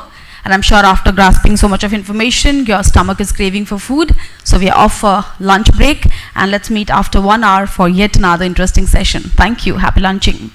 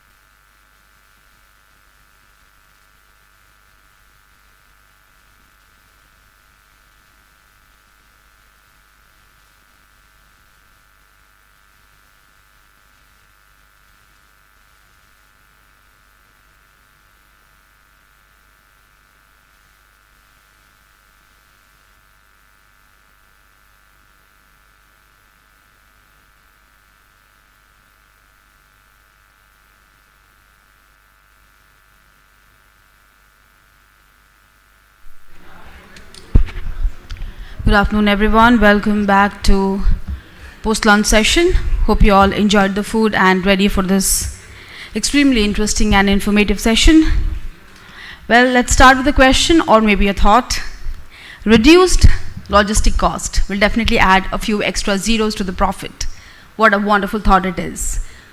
That brings us to a pertinent question, whether PPP has a role in reducing logistic cost. Let the experts say, because this is exactly what we are focusing on in the current session, and we have the befitting moderator for that, who has close to 3 decades of experience in finance and oil industry in diverse areas like corporate finance, indirect tax, and business finance, a qualified CA and ICWA, and a PG diploma holder from SPJN.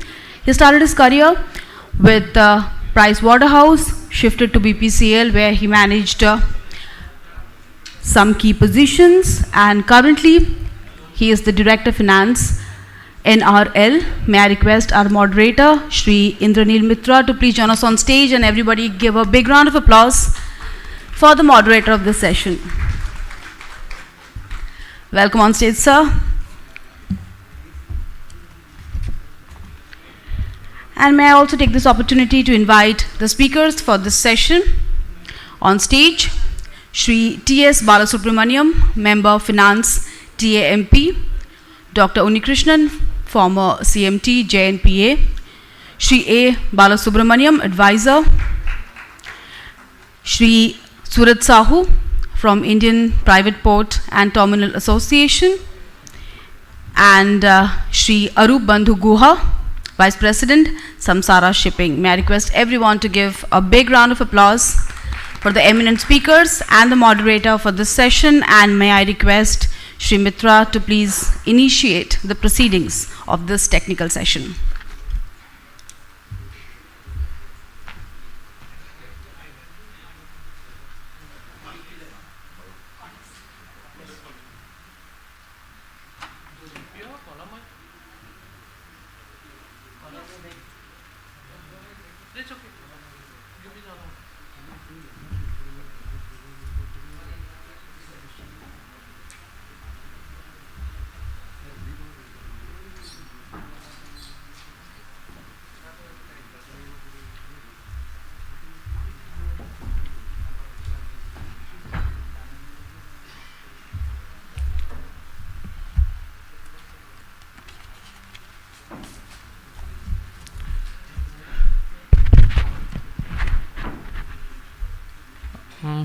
Good afternoon, panelists on the stage and Chairman PPT, Vice Chairman PPT, and other distinguished guests over here. At the outset, I would like to thank Chairman PPT for inviting me in this gathering, others gathering, and providing me the opportunity to speak. Now, let me be very honest with you, I am from oil and gas industry. Okay, so what I make, whatever statements I make is based on my understanding for an outsider. So in case I make any statement or you feel what I make, understanding is not correct, please pardon me for that. Now, but of course we are, we are a service receiver of this industry, in the sense that we use, of course now we are not using it much, we use it for moving some cargoes. We'll be using it extensively when a new refinery is coming up. In fact, we have already lined up for dredging and Brahmaputra and some other places. And in Paradip Port Trust, incidentally, we are building a crude oil terminal, which is around 1450 to around 1500 crores. And we are grateful to Paradip Port Trust for facilitating and giving us the land and helping us in making that project, which is very crucial for our refining expansion. Now, marine transport, as we see, is very crucial for the economic development of the country, and influences the pace, structure, and pattern of development of the country. And India, being a country which is surrounded by sea on all the three sides, had got tremendous opportunity in utilizing waterways as a mode of transport, which anyway is per kilometer wise is cheaper than any other mode. And so it provides a good opportunity for us for optimization of transport cost. Now, post liberation in the 1990s, I think morning also somebody spoke about it, with a view to redefine performance, to capacity augmentation and efficiency and productivity enhancement. Various steps were taken, and out of that, PPP model was thought as a model for developing of infrastructure, and it has worked very successfully in JNPT, Navasheva, etc. And there are of course various models like BOAT, BOLT, and DBFOT, etc. But each model has their own advantage and disadvantage, and some of them are working very nice. Now, government also has taken various steps to promote PPP model in maritime sector. In November 21, the new model concession agreement, which was initially formulated in 2008, has been approved by cabinet, and there are certain provisions which is supposed to provide more flexibility and benefit the stakeholders as a whole. Now, what happens in a PPP, as we understand, it focuses into the efficiency gains that can be achieved from the various parties, rather than focusing on the expansion that government adopts to overcome the shortage of resources. And I understand more than 35,000 crores is required in the next few years for building infrastructures in ports. And this can be achieved by active participation by private players because of various advantages that they have, which I'll just speak after slightly later. And perhaps shipbuilding is also another area where PPP can help a lot. Now, the advantages that we see in PPP model is handling of the construction, maintenance and operations can be optimized by better quality infrastructure and sufficient maintenance. This integration motivates the parties to deliver their role in a way that achieves cost reduction. Allocation of the risks to a private investor, which is normally in a better position to manage the risk, can reduce the overall cost of the project. PPP projects are generally more attractive from investment and funding point of view and attracts private sector, and private sector is in a better position to attract investments. Now, at a better cost. Now, what happens is, if my operation is more efficient, my cost of operation is efficient, and my cost of capital is better or rather lower, it overall makes somebody to deliver at a lower cost. And that is the advantage that we see from a PPP model.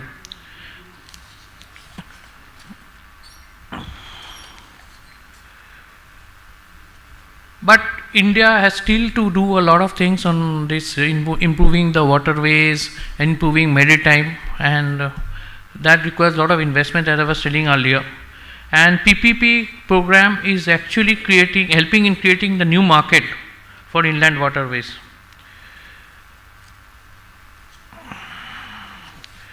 But at the same time, while reducing of logistics cost is the idea of PPP model, which I am sure will happen in the long run. But at the same time, PPP is not a panacea, the way I have understood, for solving all problems, because we have to be very careful about the projects. One is the projects needs to be bankable. If the projects are not bankable, then getting funds will be difficult. There will be issues, there could be issues about procurement processes, being a public, private, etc. Each of them, they have their own policies or way of thinking and doing things. Then the other issue that comes is the uncertainties that lies in a PPP project. That is a big challenge, because a PPP project is generally of 25 to 30 years and lot of things changes. Like morning somebody was telling, coal was thought to be brought, then it stopped, then it again. So these are challenges that somebody, when an investor comes, he will always think about it. So we should have some flexibility in our system, that whenever this kind of thing crops up, which actually can affect the project, there should be some way of revising or re-looking into the clauses. And demonstrating value for the money can sometimes be a challenge in advance. In advance, demonstrating it would be a challenge. That could be also leading to, people. This forum for the patients hearing, and wish a grand success of this, success for this Maritime Public-Private Partnership Conclave 2022. Thank you once again.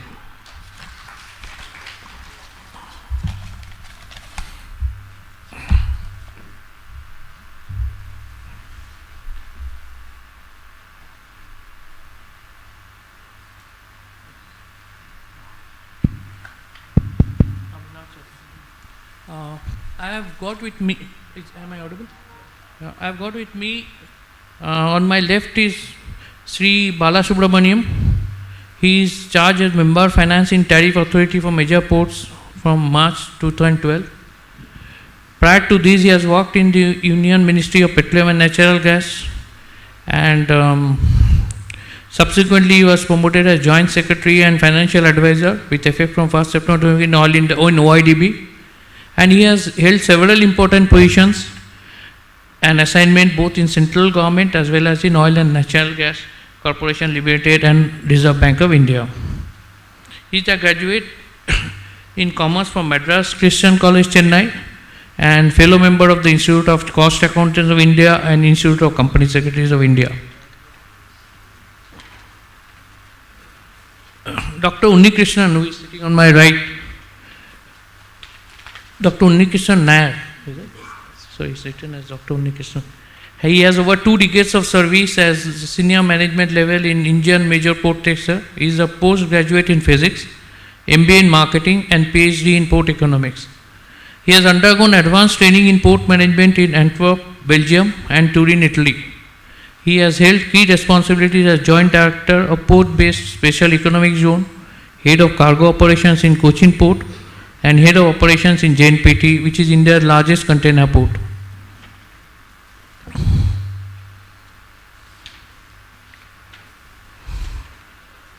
Mr. Surya Shah, who is middle in that side, he has 16 years of experience in port and logistics sector, and he has held senior management position in functions like finance and accounts, commercials, business development for DP World, PO and Ports, CMA Terminals, and JMBXC Ports and Logistics Limited.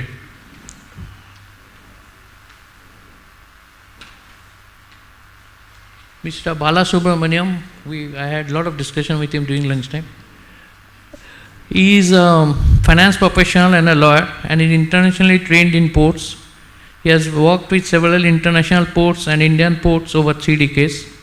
He is intimately familiar with the nuances of the port industry with firm mooring in private and public partnership. He is a member of the National Conciliation Committee to resolve PPP disputes in major ports. He is a member of the National Shipping Board. He teaches at IIM Bangalore and addresses the senior IAS officers at Mussoorie, at LBS Academy, and bankers at RBI.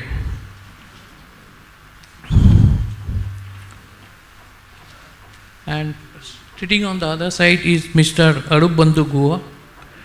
He has joined as the Vice President East India in Samsara family based out at Calcutta office.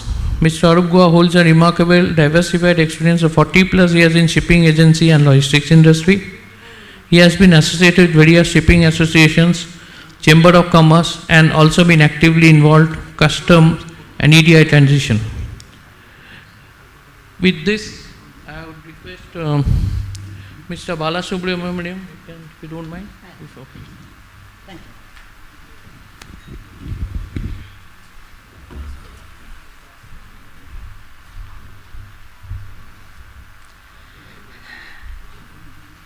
Mr. Harnath, Chairman, Paradip Port Authority, Mr. Bose, Deputy Chairman, Moderator and expert panelists in the panel, delegates, friends. The topic for today's discussion is reduction in logistic cost, PPP sector. The logistic cost in India is around in the range of 15 to 18%, whereas it is about 8 to 10% in China and around 10 to 12% in Europe and USA. That makes overall import and export cost high in India.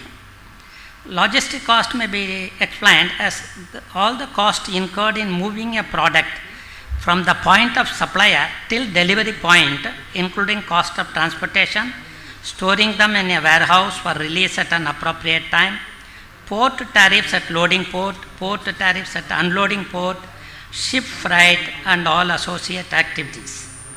That means major ports and PPP concessionaires have control only over the tariff levied by them at the concerned port. They have no control on the entire chain of logistic cost. As far as port related charges are concerned, it can be broadly classified as vessel related charges, that is port dues, pilotage and berth hire, which is denominated in US dollar but collected in Indian rupees, and it is levied on the ship or vessel agents. Then the cargo related charges, which is wharfage, handling, storage, etc. Then miscellaneous charge like weighment, dust suppression charge, fumigation, etc. We have collected some statistics on the vessel related charge and cargo related charge at the major ports for a 20 feet container. As far as the vessel related charge is concerned, this JNPT is the lowest, next is the Paradip port, and other ports come later. But as far as the container related charges are concerned, the Jawaharlal Nehru Port Authority is lower because of the volume they handle, and the Paradip Port Authority is slightly higher compared to the average. If we compare the container handling charge in major, non-major ports as well as neighboring international ports, we found that vessel related charges are lower in foreign ports like Colombo, Singapore, etc. compared to Indian ports, but the container related charges are high in the neighboring ports as well as in some private port. Overall, the cost of container handling, both vessel and cargo related charge, is comparable, is lower in major ports, Indian major ports compared to foreign ports. As far as the bulk is concerned, if Kandla port handles the oil, this Paradip port is the king of bulk because of the locational advantage. Therefore, the vessel related charges in Paradip port is lower compared to even this Vizag port or Calcutta, and cargo related charge for bulk is also lower in Paradip port compared to other ports.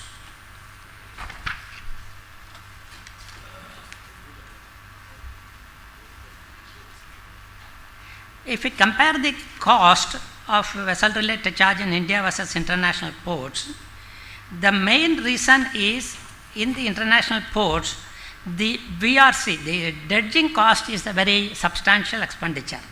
The dredging cost is borne by either the local government or the municipalities in the international ports like China, Japan, Hong Kong, etc. Whereas in India, the dredging cost both for maintenance dredging as well as for capital dredging is generally borne by the major ports, except the Shama Prasad Mukherjee, that is Calcutta port, where the part of the maintenance dredging is funded through the budgetary resource because of the riverine port. And some of the ports are also saddled with huge pension liabilities and lot of employees, like older ports like Chennai, Mumbai, Calcutta, etc. Presently, some suggestion is, presently the dredging cost is recovered to the vessel related charge.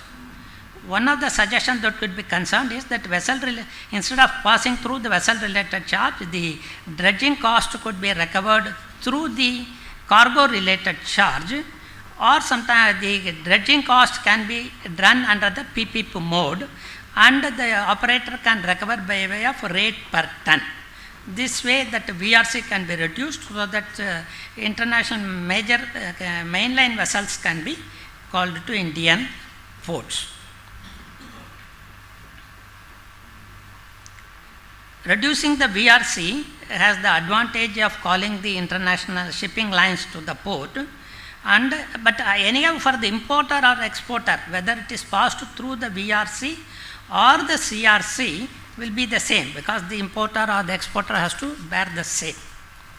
When I was in Petroleum Ministry, where the project is not yielding the 12% return on net worth or return on capital employed, or where based on economic criteria, we used to give loans at a very concessional rate of 5%. Similarly, for dredging in India, either the Sagarmala Development Corporation or government could consider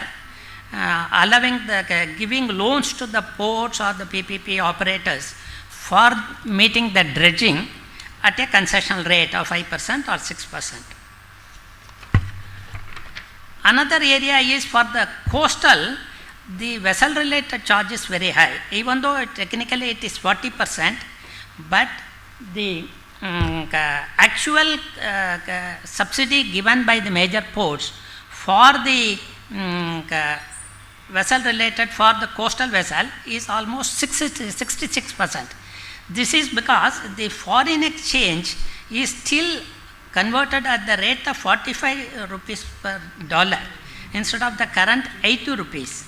Therefore, there is a case for increasing the vessel related charge, but not in one go, but over a period of time from the 40% to 60%, and the foreign exchange rate is converted in every revision, so that the subsidy is also partly borne by the coastal cargo in respect of vessel related charge. Now, what are the ways of reducing charges in the port? Efficiency pricing. The ports may focus on streamlining the operations to enable cost reduction, which may result in a reduction in tariff. Just like, for example, the ports are meeting once in 6 months or once in a year, the finance head of the ports, of all the major ports, should sit together once in 4 months or once in 6 months and discuss various ways of reducing the cost and increasing the efficiency. When I was in Petroleum Ministry, we used to conduct the CFO meet of all the major oil companies once in 6 months, so that the success stories and deficiencies of the ports can be shared and certain improvements can be brought about. Then there is the incentive pricing. The ports can consider volume discount either based on the number of vessel calls or slab-wise discount based on volumes. Similar to the berthing policy 2016, penalty for underperformance and incentive for poor performance can be considered by the ports. Similarly, for ships that are meeting minimum environmental standards, discounts can be given. And the direct port delivery introduced in ports starting from Jawaharlal Nehru Port Authority has resulted in reduction in port charges and for faster delivery time. Another reason for the high logistic cost is the inflated shipping line bills, or the CFS, warehouse charges, detention charges, demurrage charges, miscellaneous charges, etc. While there is transparency in the major ports, in tariff in major ports, which are hosted on the website of the ports, or when the discount is given, it is common to all the users, there is no such a transparency in the tariff levied by shipping lines and cargo handling agents. Therefore, there is a need to evolve a mechanism to have transparency in charges levied by shipping lines and agents to protect the user's interest. The port tariff is only a minuscule in the total logistic cost. Hence, focus needs to be on reducing overall logistic costs. Some areas like incremental digitization can improve efficiency and lead to overall cost reduction and tariff. For example, the DMIDC has introduced the real-time visibility of the container movement across the supply chain, thereby streamlining the container logistic movement. Then the PM Gati Shakti National Master Plan, introduced for multimodal connectivity to various economic zones, This plan can achieve economic transformation, seamless multimodal connectivity and logistics efficiency with the technology adoption and speedier implementation. Anyhow, this is in the first year, and you will see the results of this Gati Shakti National Master Plan in the years to come. Thank you for the time and your patient listening.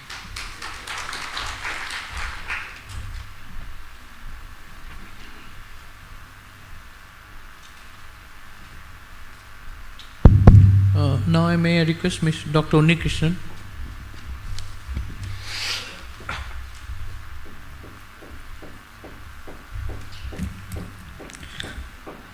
Respected Chairman, Deputy Chairman of Paradip Port Trust, Moderator of the session, experts Mr. Balasubramaniam of the NSB, Mr. Suraj Sahu, Mr. Guha, and dear participants.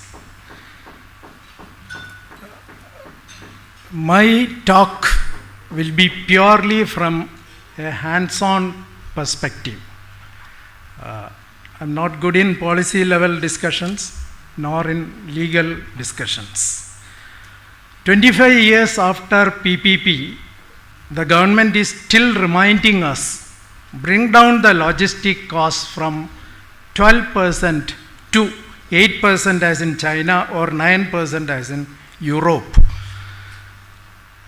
When we attempt this issue and work out if PPP could be an ideal route, we have to understand that there are fait accompli in the Indian context in higher cost. For example, India's cargo-rich ports like JNP or Mundra on the west coast or Paradip on the east coast are about 900 kilometers away from the Far East to Suez, that is Europe to Far East shipping line or the 9-degree channel.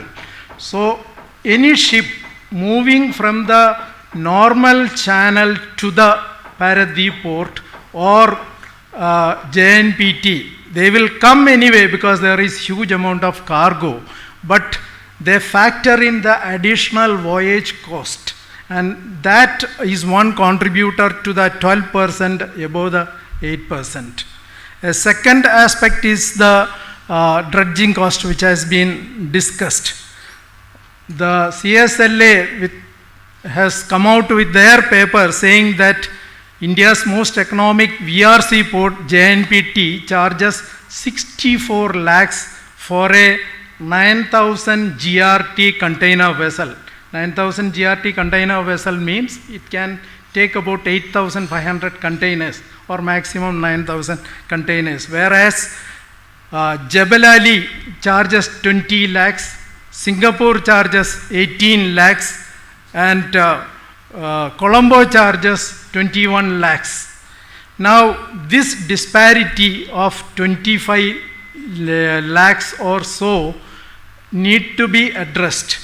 The shipping line, in fact, factors that additional cost into a container's freight cost. So that adds to that 12%, a second aspect. Third, a not popularly discussed topic. It so happens, we can have a research on that. Containers coming into India carry cargo of lesser average weight. When the cargo is of lesser average weight, we use a 40-foot container for economy. The cargo going out of India, the export cargo, are of higher density, higher weight, and we are compelled to use the more robustly built 20-foot containers to export our cargo. A 20-foot container can carry 2.5 tons per cubic meter, whereas a 40-foot container can carry only 1.5 tons per cubic meter. So, whereas for the Indian exporter, we have the more availability of 40-foot containers, the availability of the much needed 20-foot container is less. Mobilizing a 20-foot container for my export adds into my cost. That adds to that 12%. The inland connectivity. Our cargo comes from Delhi. It's a widespread geography, and that adds to the inland cost. We know that a container moving from Delhi to Bombay incurs more cost than the freight from Bombay to Gulf. So that adds more weight. The inland, the fragmented nature of India's export market. For this reason, the coffee from India lands in the the foreign market at a higher cost than the competitor Vietnam. The tea from India lands in the foreign market at a higher price than the competing tea consignment from Sri Lanka. The basmati rice which we were exporting to all the countries, now we can see that the Pakistan is exporting more basmati rice to Maldives, whereas India is just 500 nautical miles away from Maldives. Pakistan is 3 times away, yet Pakistan sends more basmati rice to Maldives because of the highly inflated inland connectivity costs. So we have this kind of cost contributing that 12%. Now, an instrument that we have at our disposal is PPP. And how do we address? The TAM director just now said that the cost component of the total logistic cost is contributed by port is 10% only. But this entity managing the port can influence the other stakeholders, and that is the magic of PPP. PPP, going by the normal philosophy, if any trader, exporter is asked whether PPP has brought down the container charges, port charges, nobody will say yes. Then what has PPP done positively? PPP has done enhance the value for money, which has been discussed earlier also. They have 2 instruments at their disposal which the public sector ports had to a lesser extent. The first is the human productivity. The crane operators could be engaged around the 40 age limit, 40 to 45. They can hire, they can resort to the gig economy. Whereas a crane operator joining at the age of 20 years in 25 years in a major port, he works as a crane operator. Not all of them becomes the supervisor. 1 out of 10, they continue the same work. They suffer fatigue, they suffer a lack of motivation due to non-promotion, etc. So this kind of issues are not with the private sector. Then the machine management. Machine management, we have our limitations in procuring, in maintenance, etc., etc. I remember a long time back in Cochin Port, a tire used to be punctured of a crane, and we used to get it after 3 months. The entire crane could be mobilized because we need to go through the procedure. And there was an enterprising engineer in the Cochin Port Trust who said, I will keep 2 in buffer stock. And he procured 12.5 lakhs each. He procured 2 tires and kept in buffer stock. The horoscope of the engineer was not good. For the next 2 years, there was no puncture of the tire. And the CAG audit gave a para. This person created unwantedly high inventory maintaining opportunity cost in finance. So you have that kind of issues in private sector, fortunately not in, public sector, not in private sector. We have, all this contributes to value for money. That's my point, that if there is a turnaround time of a vessel which is 36 hours, and if that is brought down to 24 hours by a private operator, 12 hours you can give to the shipping line. And if you give 12 hours to the shipping line, and if there is a 6 days sailing, you can reduce the speed from 25 knots to catch the wind of the next port. You can reduce the speed at least by 2 knots. And if you know the economics of the fuel usage, you know that it is a steep curve. When you increase the speed, the fuel consumption is very heavy. And when you reduce the speed by 2 knots, you save at least 10 tons of fuel. And 6 days of sailing, it amounts to about 18 lakhs of rupees. If 1,800 containers had been picked up from that port, the shipping line in a competitive situation can reduce the freight by 1,000 rupees. So example of value for money. A truck, that is for the shipping line, main customer of the port. It is only one example, there are many. An exporter sends his truck. It can be in the port for 3 hours or it can be in the port for 30 minutes. If it is sent out in 30 minutes rather than 3 hours, for that particular exporter, the freight of the truck comes down at least by 1,500 rupees. The examples are many. And marketing is the marketing with their, a private operator with 65, 70 terminals all around the world will be able to bring in shipping lines better with more force. They can offer quid pro quo. You come to this port of mine, and I'll give you a slot in a very, very busy port, very cargo-rich port. This kind of incentivization is possible. In such a lovely ambience, I wouldn't use unparliamentary words like armed to sting a shipping line to visit a port, etc., etc. I'm just saying incentivizing a shipping line to come to these ports. You have, it means a lot, because take the case of Orissa, the 4th largest seafood exporter of India among the states. Out of the 100 kilograms of seafood going out of Orissa, just 19% is processed. The remaining is just frozen and sent across. And if there were options for the exporters to send to different destination, this 19%, the 81% presently going just to China, that percentage will come down. We will go to 30% of processed food to Gulf or Italy or Germany, etc. If you have direct sailings, that's a close impact between direct sailing and the processing finished product. They can have the flexibility to bring in extended gate concept, etc.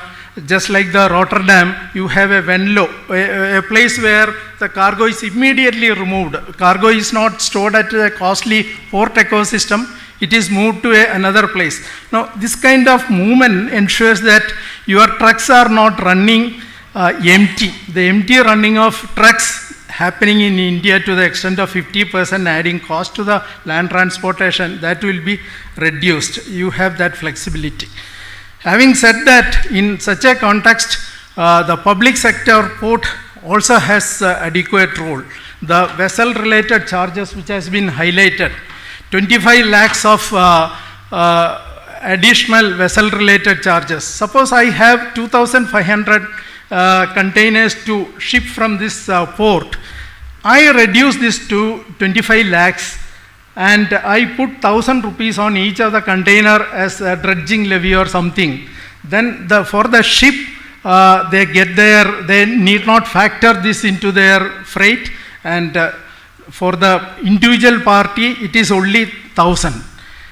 The problem is because the shipping line has to factor the additional VRC in their freight to the individual container. Now, they are not going to charge just 1,000 rupees. Their back-end economist, he will calculate 2,500 containers picked up 25 lakhs. Then he will calculate the peak during the year, the low areas during the year. Ultimately, for a safe hedging, he will charge 1,500. This is happening in India. If I take a second-hand car from Edison, Mr. Edison, the traffic manager, he offers 8 lakhs and I can pay 8 lakhs and take the car. But if there is a middleman, I might end up paying 8,50,000. This is happening in the case of VRC because we are asking the shipping line to collect the charges from the cargo. If it is directly collected, there will be no add-ons.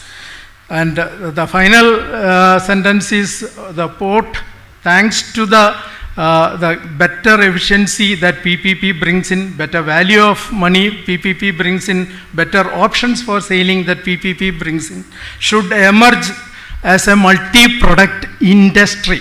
Industry to take industry facilitation to take advantage of the port, and the port should increase volumes. This is not a new concept. We all know about the great adventure of Vasco da Gama. He came in 1498 to India, the first European to come by direct shipping route to India. And before that, how did the Europeans come?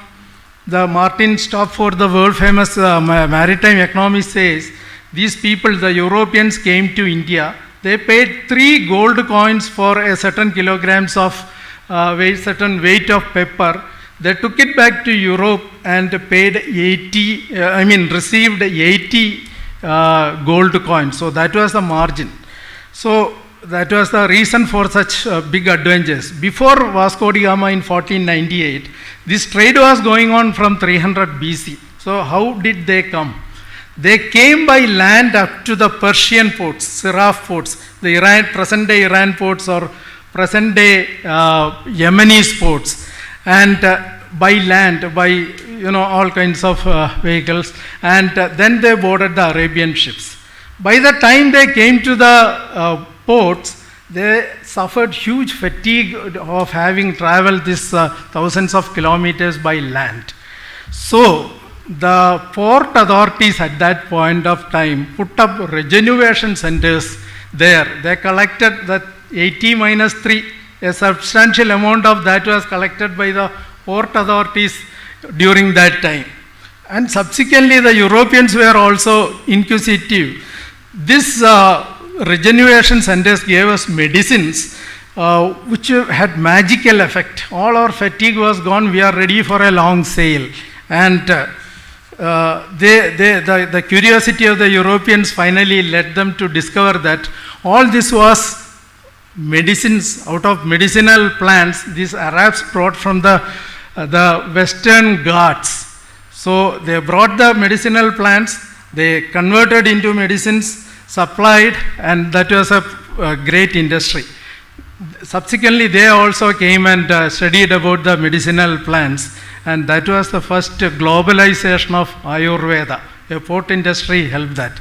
So with that, focusing on value of money, I think PPP and port sector has a great future together. Thank you.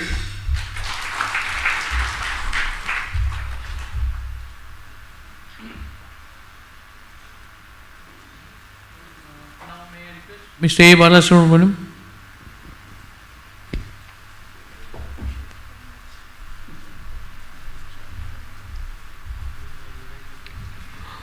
Respected Chairman, Deputy Chairman, dignitaries on the dais and dignitaries seated below. I do not want to take a long time, but let me, because Dr. Unnikrishnan and Mr. Bala have covered that, let me slightly be different here. Let me look into logistics in two senses. The past, what has happened due to PPP. Two, what is prospective, what is in store for us to enhance the PPP dividend, if I use the word. Now, history is always forgotten. In 80s, if you go back before PPPs came, you had a long queue of ships waiting for berth in Indian ports. So pre-berth waiting time, which we have forgotten today. was very much prevalent. So all the international shipping lines used to charge India premium because berths were not available. So the first advantage of PPP is that what I would call commissioning a facility fast. That's the BOT, build, operate, transfer. So if you're planning a facility today and inviting a bid and keeping the bid time, excluding the bid time, you expect the private party to do it in 3 years. So we have transferred the risk of construction to the private sector and he is accountable for it. It's an event of default.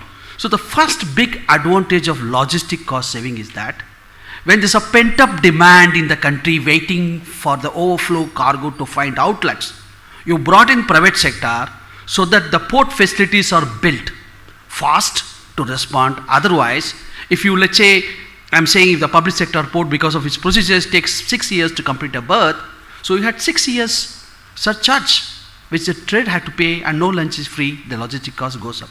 Today that's a thing of the past. It has gone to such an extent today with PPP that ships are not waiting for ports are waiting for ships.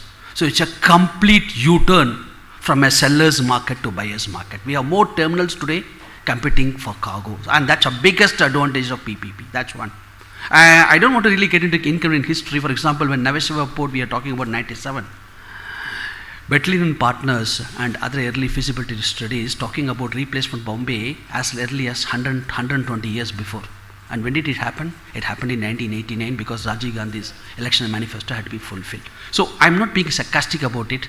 That's a legacy of our project completion. So that has been completely addressed. Because the private sector's beauty is that you show him the carrot, he will do it. You tell him there's a PP opportunity, he will do it in 3 years. And I don't want to get into, I'm a banker and a lawyer, I don't want to get into the nuances of contracting. So if you tell the port fellow to do it in 3 years, he'll get into a contract with L&T and say that to do 2.5 years. So he'll save half year there. In public sector, it would have taken 7 years. And L&T is quite shrewd. He'll say, why should I do it in 2.5 years? If I do it in 2 years, will you give me a bonus? Yes, he'll say he'll give you a bonus. So it's like you transfer the risk to the private sector in transfers to L&T. L&T in turn gets a bonus for early completion. Look at the way time is becoming money, and that helps logistic cost. First. So waiting, ship waiting is a thing of the past. Second part of PPP, operate, build, operate, transfer. What exactly are we saying operations? I mean, most of us are feeling private sector is very costly. Not really. Of course, Dr. Unnikrishnan dealt with that, but I'm going to deal with it from a different angle. He talked about value for money. Now, what is this operations? Private sector is not charging less than the public sector. Then why see? Let me give you a different example. Dr. Unnikrishnan talked about fuel costs, rightly so. The turnaround time holds the key. Turnaround time, berth waiting time. If you ask a large vessel like Maersk, Emma Maersk, let's say I'm talking about Emma Maersk, think of the past, I'm just using it because that comes to my memory easily. It was 8,000 box. Today we are talking about 20,000 plus. So a standing cost for Regina Maersk will be something like $1 million per day. What is standing cost? A fixed cost a ship has to incur per day, which means I have to pay the crew, whether the ship is generating cargo or not. I have to pay the insurance cost for the ship, which is very costly. I would have borrowed loan for the buyer ship, that's interest on capital on a daily basis, all the fixed costs. The ship's biggest problem is what I call in finance operating leverage. He has to generate revenue to meet these fixed costs per day. So time is money for him. So if a private sector is brought in to operate a ship and he is able to give a turnaround time, a saving of 3 days, it may translate to a saving of $3 million. And he will come to your port. In fact, I would like to misuse Shakespeare's quotation. The fault, dear Brutus, doesn't lie in thy tariff, but in thy performance. Right? Tariff is never the villain. A user looks at the total cost. So even if you give free service to Regina Maersk, he will not come to India. Why? Because if you give him zero tariff, still the turnaround time is very huge. I'm not being critical, I'm just giving you the fact. So why should he come? It's like the weighted average. He's worried about his cost. So private sector is able to bring down the ship's standing cost, which means more ships are tempted to come to Indian ports, keeping the competitive pressure away for a moment. So that's that. And why is private sector able to do? As Dr. Unnikrishnan said, human productivity, equipment productivity, etc. and more important, procedures. When a public sector ports, there are n number of intermediaries. I don't want to get into a list of intermediaries and get into wrath of a few people here. But the intermediary cost is very high in a public sector port. The private sector is not a holy cow. What he does is the entrepreneur wants to take the entire profits. So the entire value chain, he does it end to end, removes all the intermediaries and the profits go to him. And so the indirect hidden cost of the port trust go away completely. So that's also adding to logistic costs. If you look at the World Bank studies, etc., you know in India speed money was huge. Today what happened to speed money? When labor was reigning, it's supreme. So because you had a monopoly. Today every factor of production is contestable market. Labor knows if you're delaying it, he's going to lose the job, the port is going down. So where is speed money? Where are the intermediary costs, stevedores, all the fellow C&F agents, all that, what do they make money? Nobody. Because private sector is taking the entire value chain. Again I'm saying, he's taking the money from intermediaries to the shareholders, but because of competitive pressure, he's bringing it on the price. It's a complex economics, right? So what I call the rent-seeking behavior of the factors of production are gone away. This is a classic economic principle. Competition. It is not PPP. It is competition. A private monopoly perhaps is more dangerous than a public monopoly. That happened in the first few private terminals of the country. But today private sector is behaving properly. Why? Competition. So the fall doesn't lie in Thai ownership but in competition. So I think PPP has brought in competition. So competition brings down prices. And competition enhances the performance because each terminal has to prove itself. Now these are theoretical reasons, but I'll come to the reality a bit later. So that's a second advantage of PPP in logistics. Third, what is finally logistics? Enabling goods. You see, there is in an economics, it's production, distribution, and then consumption. So production costs of material is separate, but distribution cost is non-value additive. So it's a cost, it's not a profit. Now that has to come down. How does it come down? Not only the cost is important, I am exporting my goods to this port. If I don't send it in time, I lose my export. Already export markets are hyper competitive. You can't afford to disappoint your customers, you lose the market. Similarly, imports, you have to happen in time for the raw material. If the factory is expecting some imported raw material, let's say I'm a fertilizer plant expecting urea, DAP or rock phosphate, I need to receive it in time so that I make fertilizer properly. So it affects your certainty of performance. PPP commits to your performance indicator KPI in his concession agreement. You can take action. That accountability and predictability makes export and import possible. So you may not see it in reality, but that's an opportunity cost. If you don't do it in time, you lose. So you are enhancing the competitiveness. So when I'm saying PPP is costlier, please look at the larger picture, gentlemen. You may be costly in pennies, but cheaper in pounds. Let's not be penny wise and pound foolish, because exports and imports are very critical. It has a multiplier effect. And fourth, very, very important. What is that PPP is bringing to the table? All of us know he's a businessman. He wants profits. Is there a second opinion about that? A firm exists for profit. The challenge in PPP transaction is to understand the animal spirit of the entrepreneur. I'm talking like Keynes. Unleash the animal spirit of the entrepreneur to produce best, but make sure the animal is tamed. The private sector is a good servant but a bad master. The same thing about market. Market is good servant but a bad master. It's like a circus animal. Wild animals give you a lot of entertainment, but they have to be tamed. I am not using tamed in a derogatory sense of private sector. That's his basic instinct. Now how do you do that? One is competition. Making sure each port is competitive, inter-port competition, making sure, for example, if I'm a port like Thoothukudi, right, down south, the cargo flows depend on Thoothukudi, because if Thoothukudi port misbehaves, he can't move it to Chennai because the road link was bad, rail link was bad. Today, with the beautiful connectivity happening, the whole country has become competitive. Ports don't have captive cargo. Earlier, the earlier definition all the civil engineers would see is 250 kilometers, 300 kilometers when you prepare DPRs those days. Today there is something called captive cargo. So the point is, and understand this. And the challenge in PPP transaction is to convert the commercial motive of the private sector to do what we want him to do. What is that we want? We want this country's exports and imports to be competitive globally. We want our domestic trade to be competitive. You give him this opportunity, and how do you do it? And that's a challenge. I'm going to come to it in the last part of that. How do you need to make sure private sector gets profit. Don't touch him on that. It's a very sensitive part of the private sector. Don't touch profits. Don't do that. Our focus should not be on how much money private sector makes. That is called producer surplus in economics. Our objective, don't look at producer surplus, look at consumer surplus also. In economics is one which balances the need for the producer to have a surplus and balances the need of the customer to have a consumer surplus. That means, I'm like the Alfred Marshall says, I must be willing to pay more, but I'm getting a beautiful product.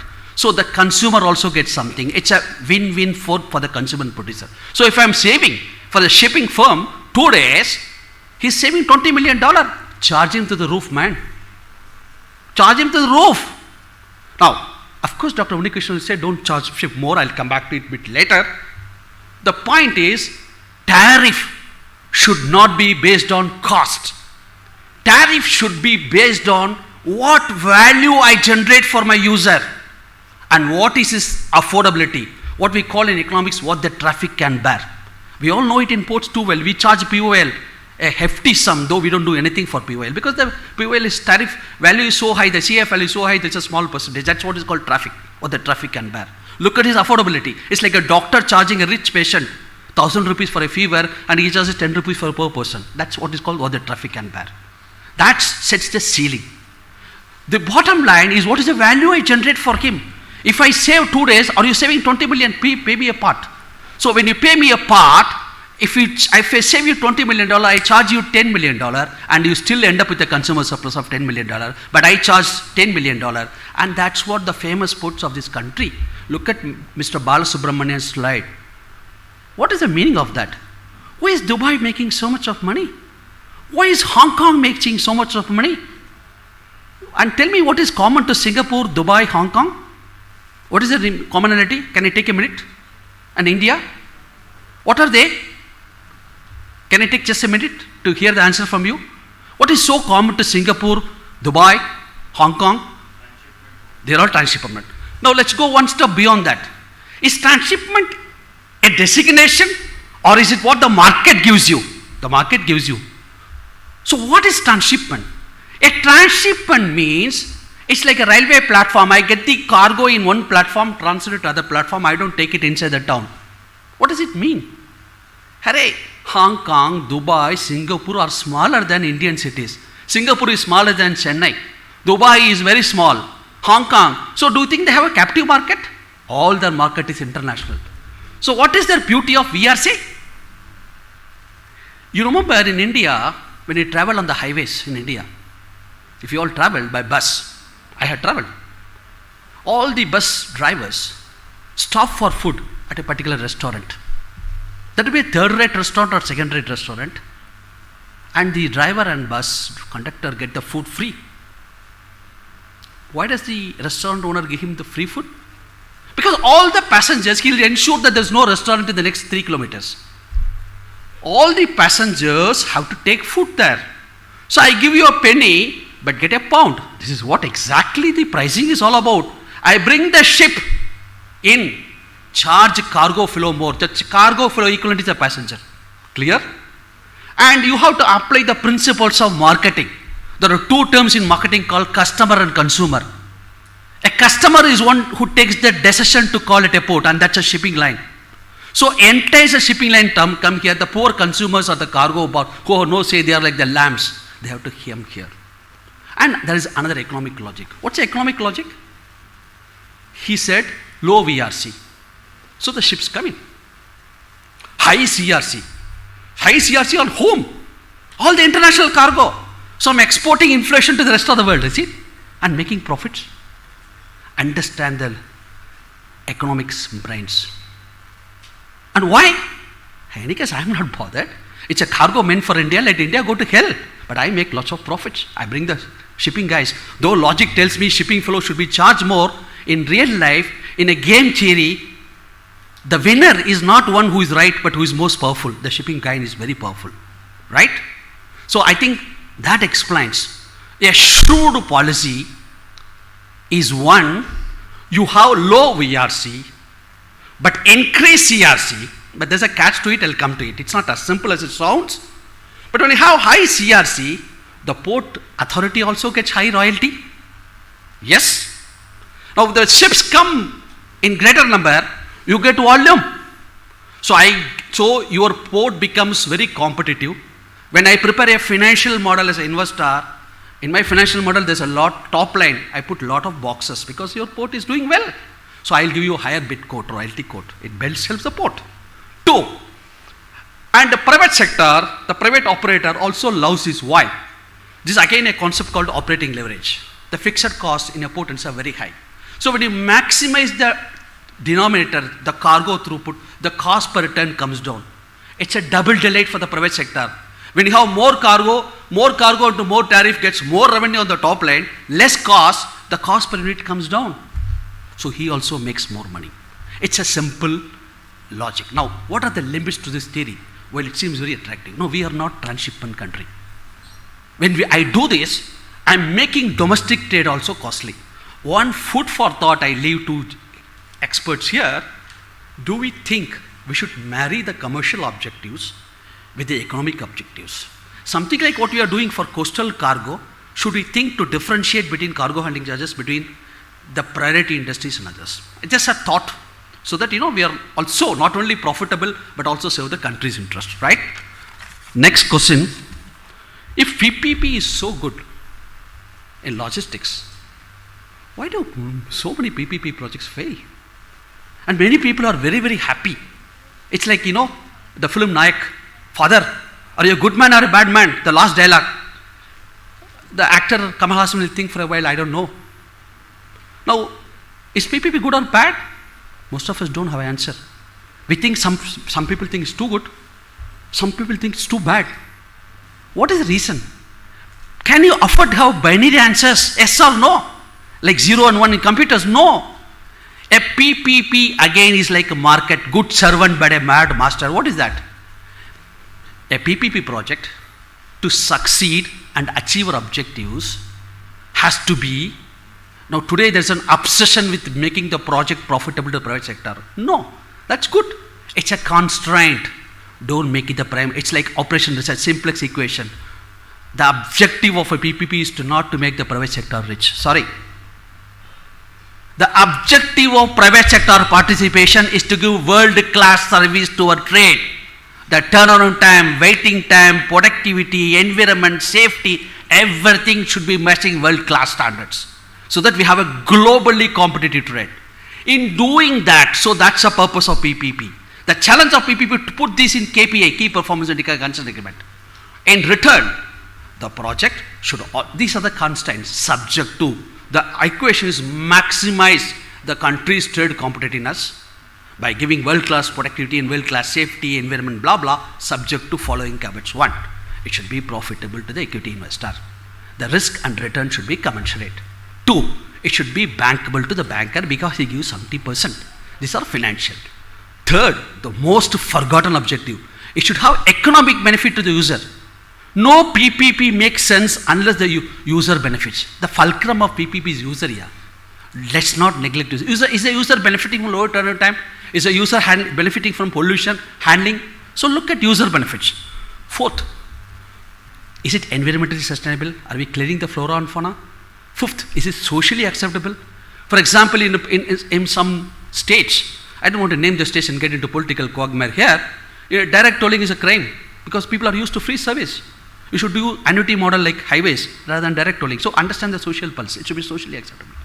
And politically sustainable. We had an Enron power project, beautiful project, and government gave a guarantee that we'll increase tariff, but it couldn't. So it should be politically sustainable. And the last should be legally tenable. Now you should have contracts which are enforceable, right? And contracts where risk and rewards are balanced, right? And you may not have answers to all the questions. Don't put contracts as though we know the life. Nobody knows life. Always have some exit clause in every contract. This is what you learn from. You may not have answers. In, let's say you put MGT, put a clause. In appropriate cases, we'll review it and the process so that you don't get into the ire of 3C, CAG, CBI, CVC, etc. So the idea is Make the contracts flexible and resilient to respond to the changing circumstances. Don't make them cast in stone, and that leads to problems with that. And the last, before I conclude this, logistics. All of us are waxing eloquently that as the port is a villain.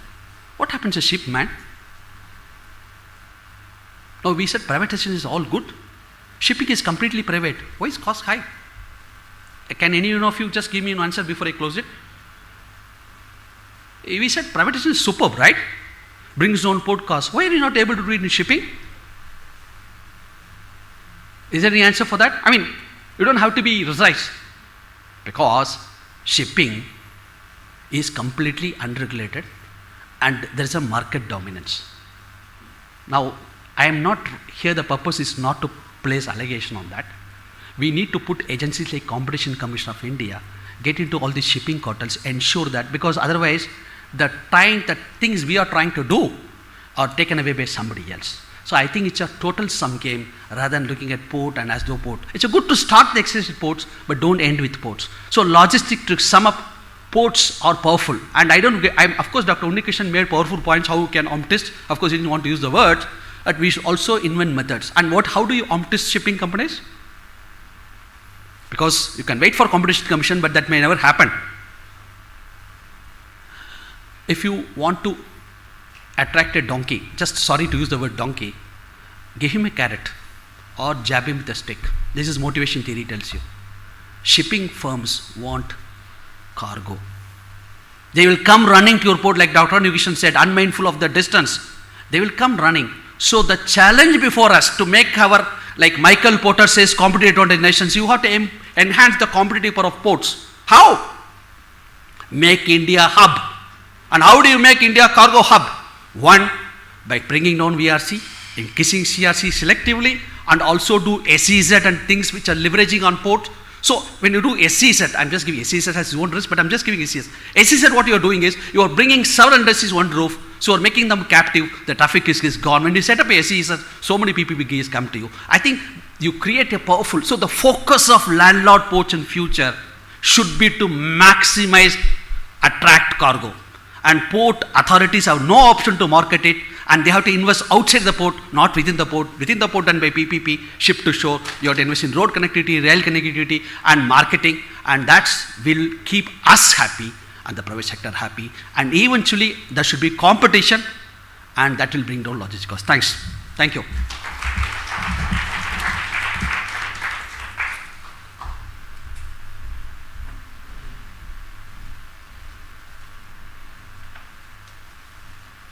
Mr. Shah for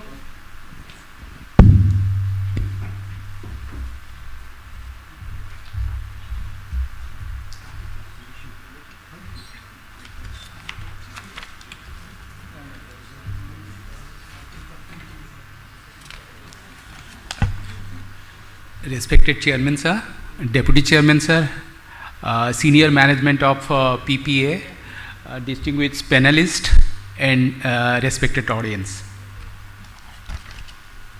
So I'll take you some statistics what we have discussed in the morning. Chairman Sir has given about what is the cargo handled by the major port and the private port and the share of the capacity of the PPA operators. So if you look at out of the 1300 million tons last year we have handled, major port share is 55% and the non-major port share is around 45%. PPP operator handle roughly around 35 to 40% of the share of the major ports. So who are the PPP operators within the major ports? So if you look at that, their handling capacity is roughly 250 to 280 million tons. And that translate into overall 20% of the all India volume they have handled. Their capacity is around 390 million, what we have spoken in the morning. So is it a possibility to evaluate when we are in need of enhancing the cargo handling capacity from say 2.5 million to billion to around 3.5 or $4 billion metric ton by 2030. is it possible to enhance the existing capacity of the PPP operator? So if they are handling around 400 million metric tons of capacity, so their development cost will be much lesser. So if it will be much quicker. So they will be able to create the capacities in a faster space. They will be able to handle the cargo at lower cost. So, and one thing has to mention that the PPP operator has come into India in 1997. The concept has come into the India in 1997. And the non-major port has come after that. So what has happened ki they have gathered the larger share and the PPP operator has failed to gain that share of volume in the overall cargo market. So is it they are not efficient? Is it they are not productive? Yes, they were. Because if you look at the benchmark set by the PPP operator in India, is one of the world-class productivity parameter they have set it. They have brought the technology, they have brought the automation, they have brought the digitization, they are pioneer in the ESG, they have excellent safety track record. Despite all these things, they have failed to gain the share what is vis-a-vis the non-major ports. So this is one area we need to focus. We have to see that despite their excellent performance, how we can improve their market share. It is one way is that within the existing framework, we wanted to increase their capacity and give them the market freedom so that they can compete with the non-major port on the same terms and get the higher market share. Slide number 2. If you look at that, the 400 million tons capacity what we are talking of today are part of the earlier guidelines, whether it is 2005, 8, 13 or 19 guidelines. The capacity what will be coming in this in the 2021, it's hardly it will be less than 2% of the capacity which will be attracting the new guidelines. So there is an urgent need to move the existing capacity of the PPP operator, which is the 400 million metric ton of capacity, to the new guidelines as quickly as possible, so that they can be more productive, they will be more competitive, they will be responding to the market needs.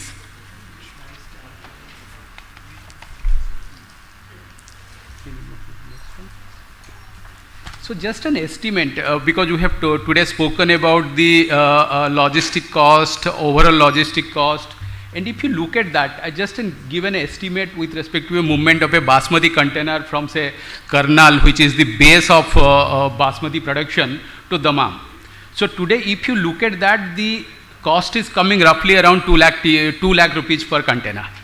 And what is the share of the THC which the PPP operators charge? It's roughly 4%. What we can do it, but as against that 7,000 rupees estimated amount which is the PPP operator charging to the shipping line is putting its margin and charging roughly around 11,000 rupees. So if you can bring the transparency immediately, there will be a certain reduction in the cost. However, whether PPP operator is controlling only 4% of the cost, the answer is no.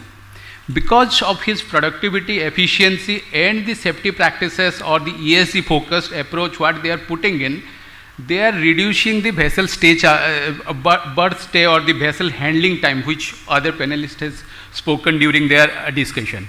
It is indirectly reducing the overall cost by 7 to 8% in case of a container vessel.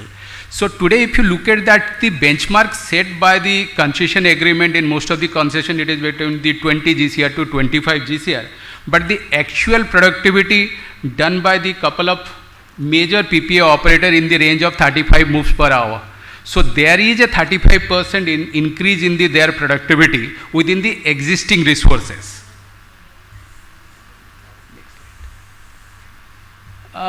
As against that, I just wanted to put a comparison with respect to the break bulk cargo, which may be moving from Paradip, say a cargo moving from Kalinganagar to Vietnam. So if you look at that, here the overall cost is roughly around 13 to 14%. So out of that 4,000 or $52, the terminal handling charges will be around $7 to $8 maximum.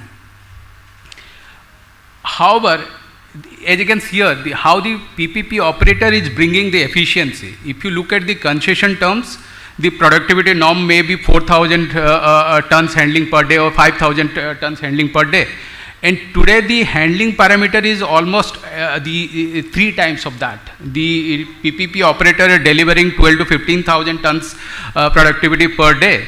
And if it is a Handymax vessel having a charter hire rate of say $25,000 per day, so for 4 to 5 days of saving, the exporter is saving around $125,000. That translates to around $4 to $5 per ton. So virtually the $8 or $7.50 what they are charging indirectly by productivity, returning back 70% of that. So the PPP operator are setting the benchmark and they are delivering the best-in-class productivity to reduce the overall logistic cost. Despite if you look at the absolute term, the THC or the berth hire charges, if you look at that, they vary between 3 to 5% of that.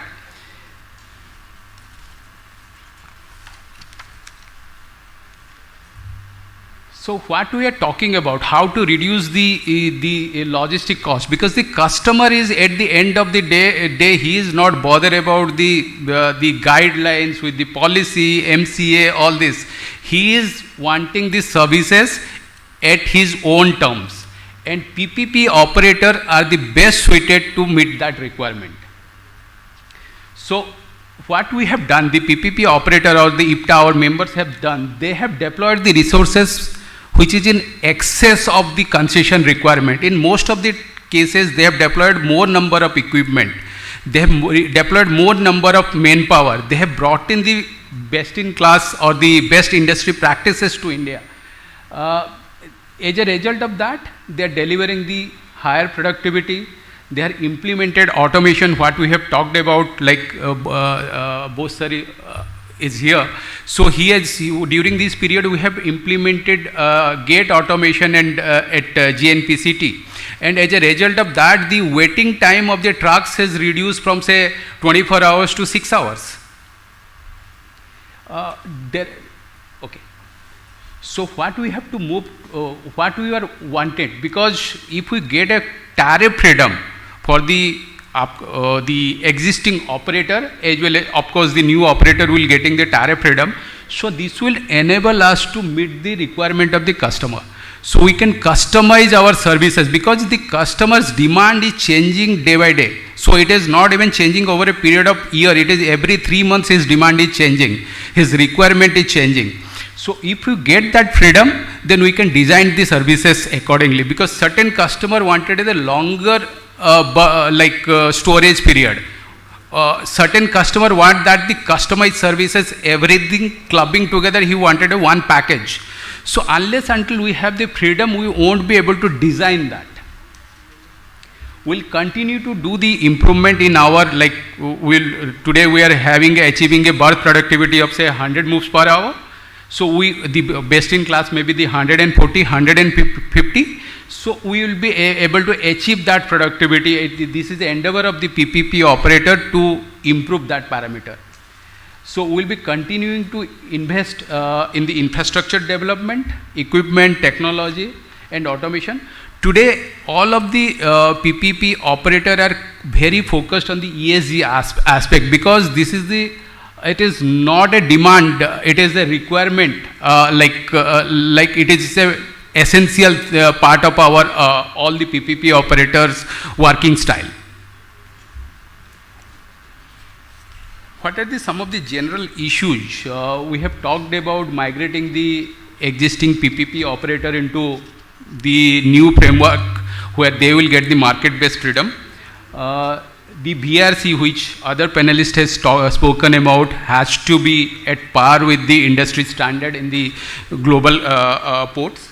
The estate related charges, because the new model concession agreement talks about the nominal charges, but the existing operator who has to pay estate related charges, which is much higher. So in order to get the land, if you can say that it is required for the handling of the cargo, or to meet the customer need to give the extended free period. So one of the area we need to look at it is the estate related charges. Again, there we have spoken about the coastal and transshipment cargo. Today, despite all our efforts with respect to the coastal cargo, the share of coastal cargo in the container business is less than 5%. So despite giving the 60% rebate, despite giving the freebies, still it is not able to pick it up, and despite having the economic advantage in favor of that. So we need to have a separate policy with respect to the coastal cargo, understanding the coastal cargo, understanding their need, and designing a policy in and around that. Transshipment, of course, we have spoken about. So to make it my conclusion part, like we request again the authorities, government to move the existing operator as quickly as possible towards the market freedom, market-based tariff. Tariff levied by the port authority on the vessel related charges, estate related charges, or the railway related charges need to be looked after. Need to look at the tariff and royalty of the transshipment and the coastal segment. At the end, the major port can facilitate a lot of things with respect to our additional infrastructure development, our green energy focus towards our automation and digitization. Thank you.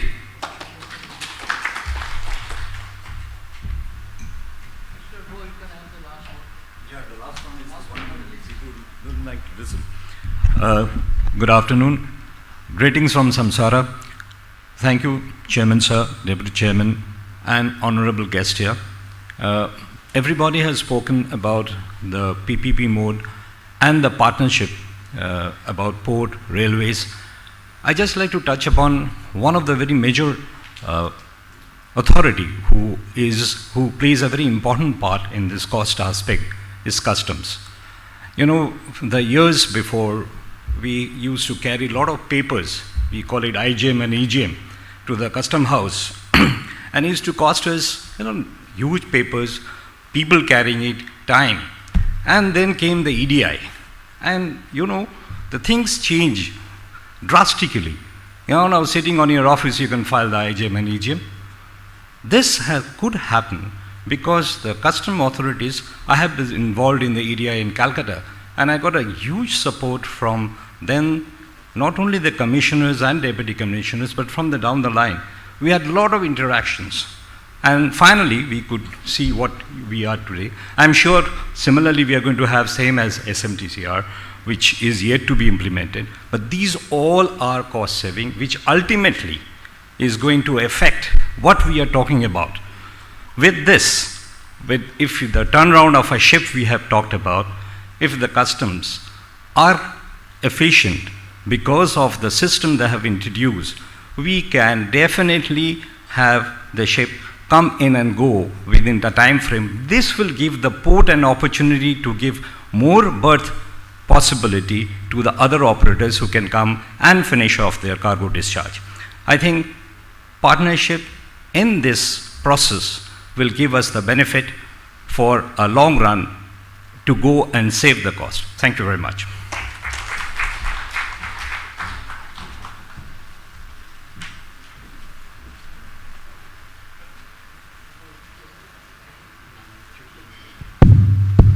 Thank you.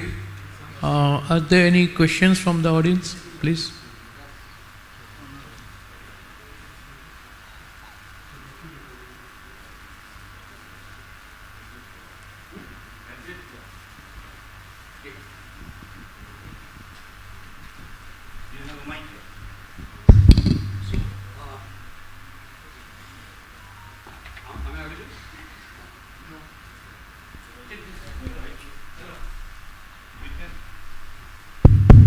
Hello, are you?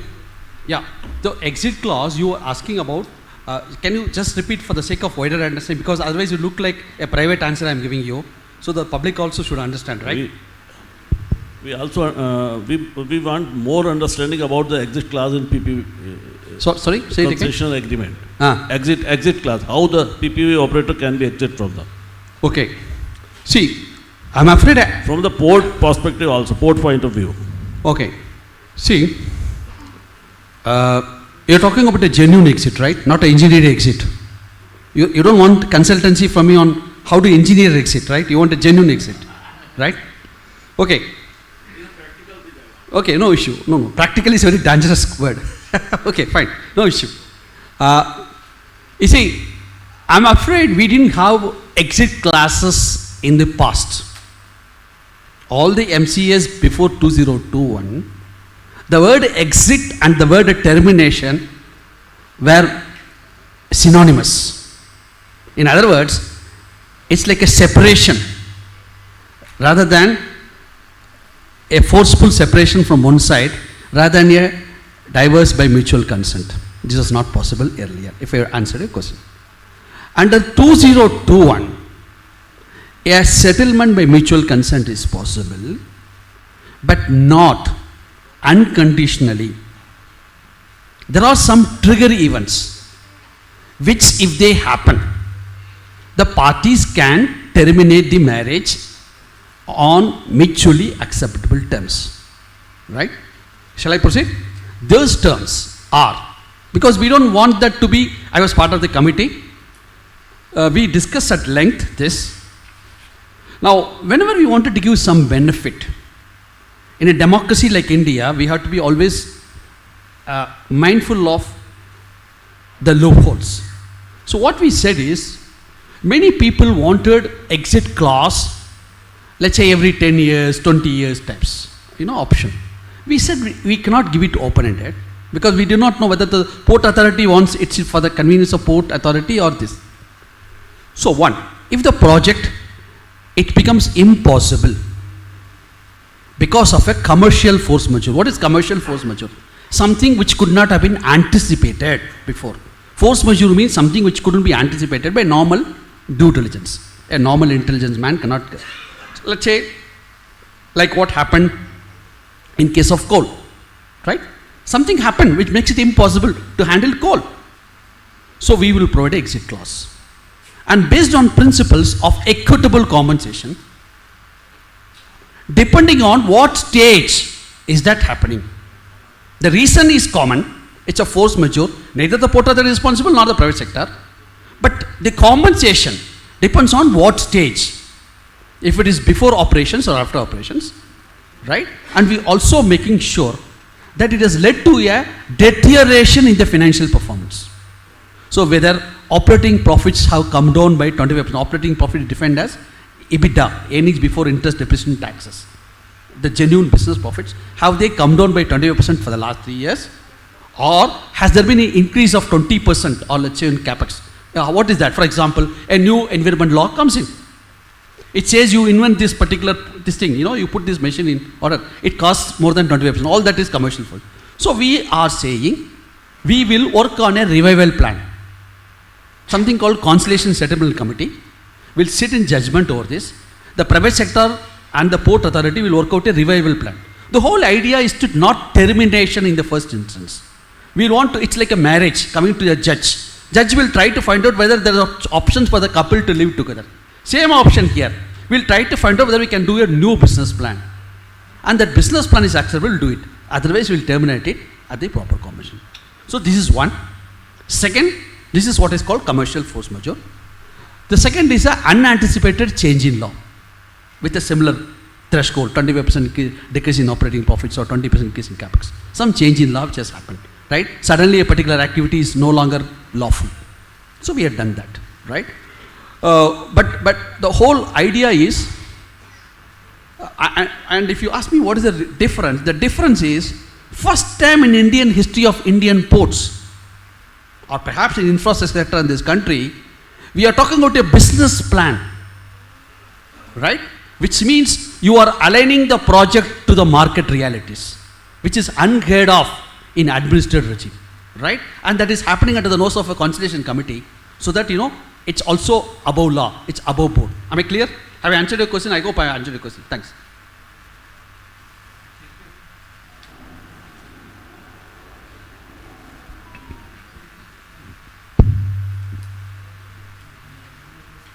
Anybody else would like to ask?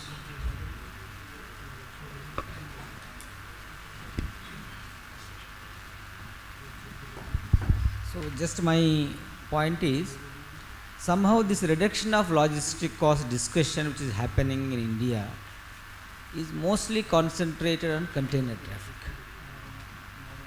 It is somehow we have sidelined the bulk traffic, but here in India 80 to 85% is the bulk movement.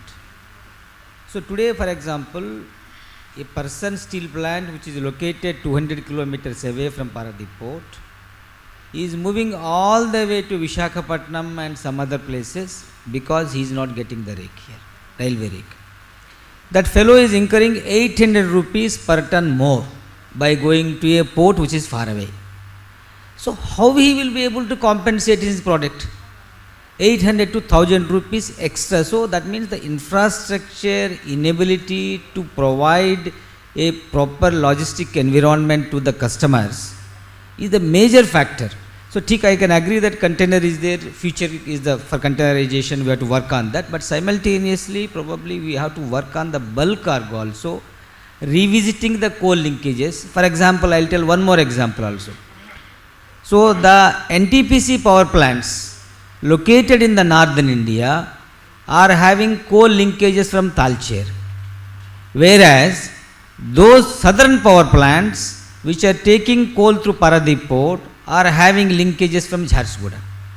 So that means these people are travelling 300 kilometers extra, northern NTPC people are travelling 300 meters extra by swapping these linkages. So both will be benefited. It is beneficial for everybody. So these kind of changes are required, and concentration and focus is required on the bulk cargo also equally, which is the major point. For bulk cargo is, in fact, the raw material volumes wise it is much higher, 5 times, 6 times of the product. So there needs to be a focus and overall, and so that overall logistic cost can come down. By simply concentrating on container will not give overall impact. That is what my point. Mr. Balasubramanian may comment on this. Sir, I think it's a very valid point, but I can give you a prospective answer. It's for this precise reason that Major Port Authority Act 2021 gives complete tariff freedom to the Port Authority. So henceforth, my humble suggestion, you all know it better, is to move from TAMP mandated cost plus return to market-based pricing. And what you said is a classic market case. And you made a very valid point. We should use the discretion. Maybe Port Authority should set up a tariff committee to examine them and do that. That's one. Sir, a very important point you mentioned, which I thought I should bring it to the attention of the crowd. Distance matters a lot in coal, not only from cost angle, from energy conservation. A coal has a lower calorific value than ship fuel. If you are going to spend extra shipping distance or rail distance for transporting coal, you are spending higher calorie fuel for getting lower calorie fuel. From an environmental economics also, it's a bad decision, right? So it is not only costly financially, but also environmentally. Now, if you don't take an offense at me, ideally, the solution should be, unmindful of political turf issues, my opinion, why should coal really move? Because you can do beneficiation at the mine, and we can set up a transmission plant at the source. I am not trying to be anti-port. Transfer that transmission, do it at source. Why do you use ship fuel to take coal? And net we are energy. So you should set up a transmission plant in Orissa, which produces power, takes coal, pithead plant, produce power, transmit power, so you don't need transportation. But that may not be advantage of the port, but that's something we have to look at a larger nation. Thanks. The same logic also in agricultural commodities, sir. Lot of commodities happen, as you rightly said, the same logic I'm encouraged by your example. To agriculture, lot of food grains move along Ganga basin. We should move inland waterways and coastal shipping to do that rather than doing it by road, right? Thanks.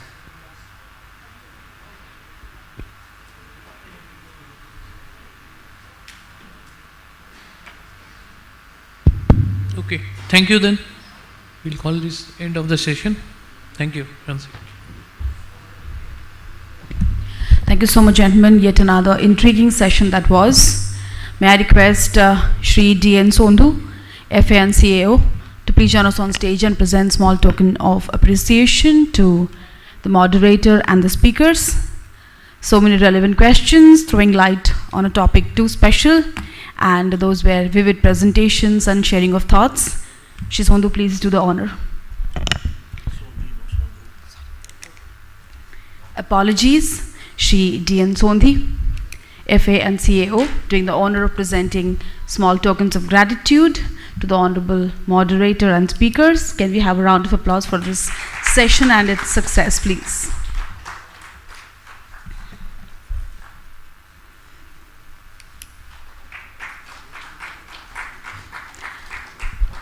A truly enlightening day that was, with so many speakers sharing their thoughtful insights with us regarding different topics, and the moderators wonderfully chairing the session, sharing their own thoughts and experiences,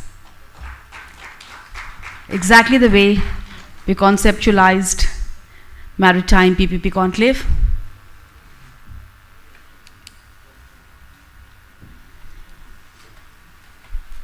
We at PPA believe in preserving culture and tradition, as Odisha believes in presenting Uttariya and our own piece of heritage to special guests. Here is a framed Patachitra and Angavastra for all our speakers, and the honorable moderator for the second technical session of the day.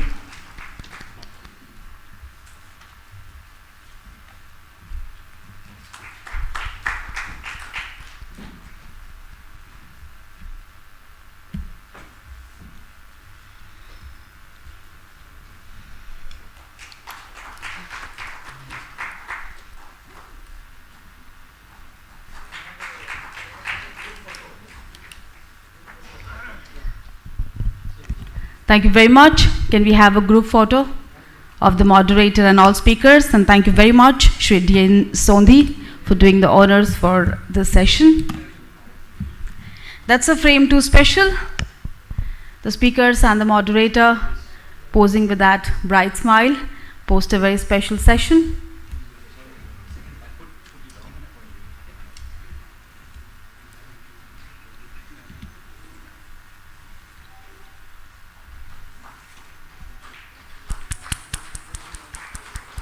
Thank you very much, each one of you,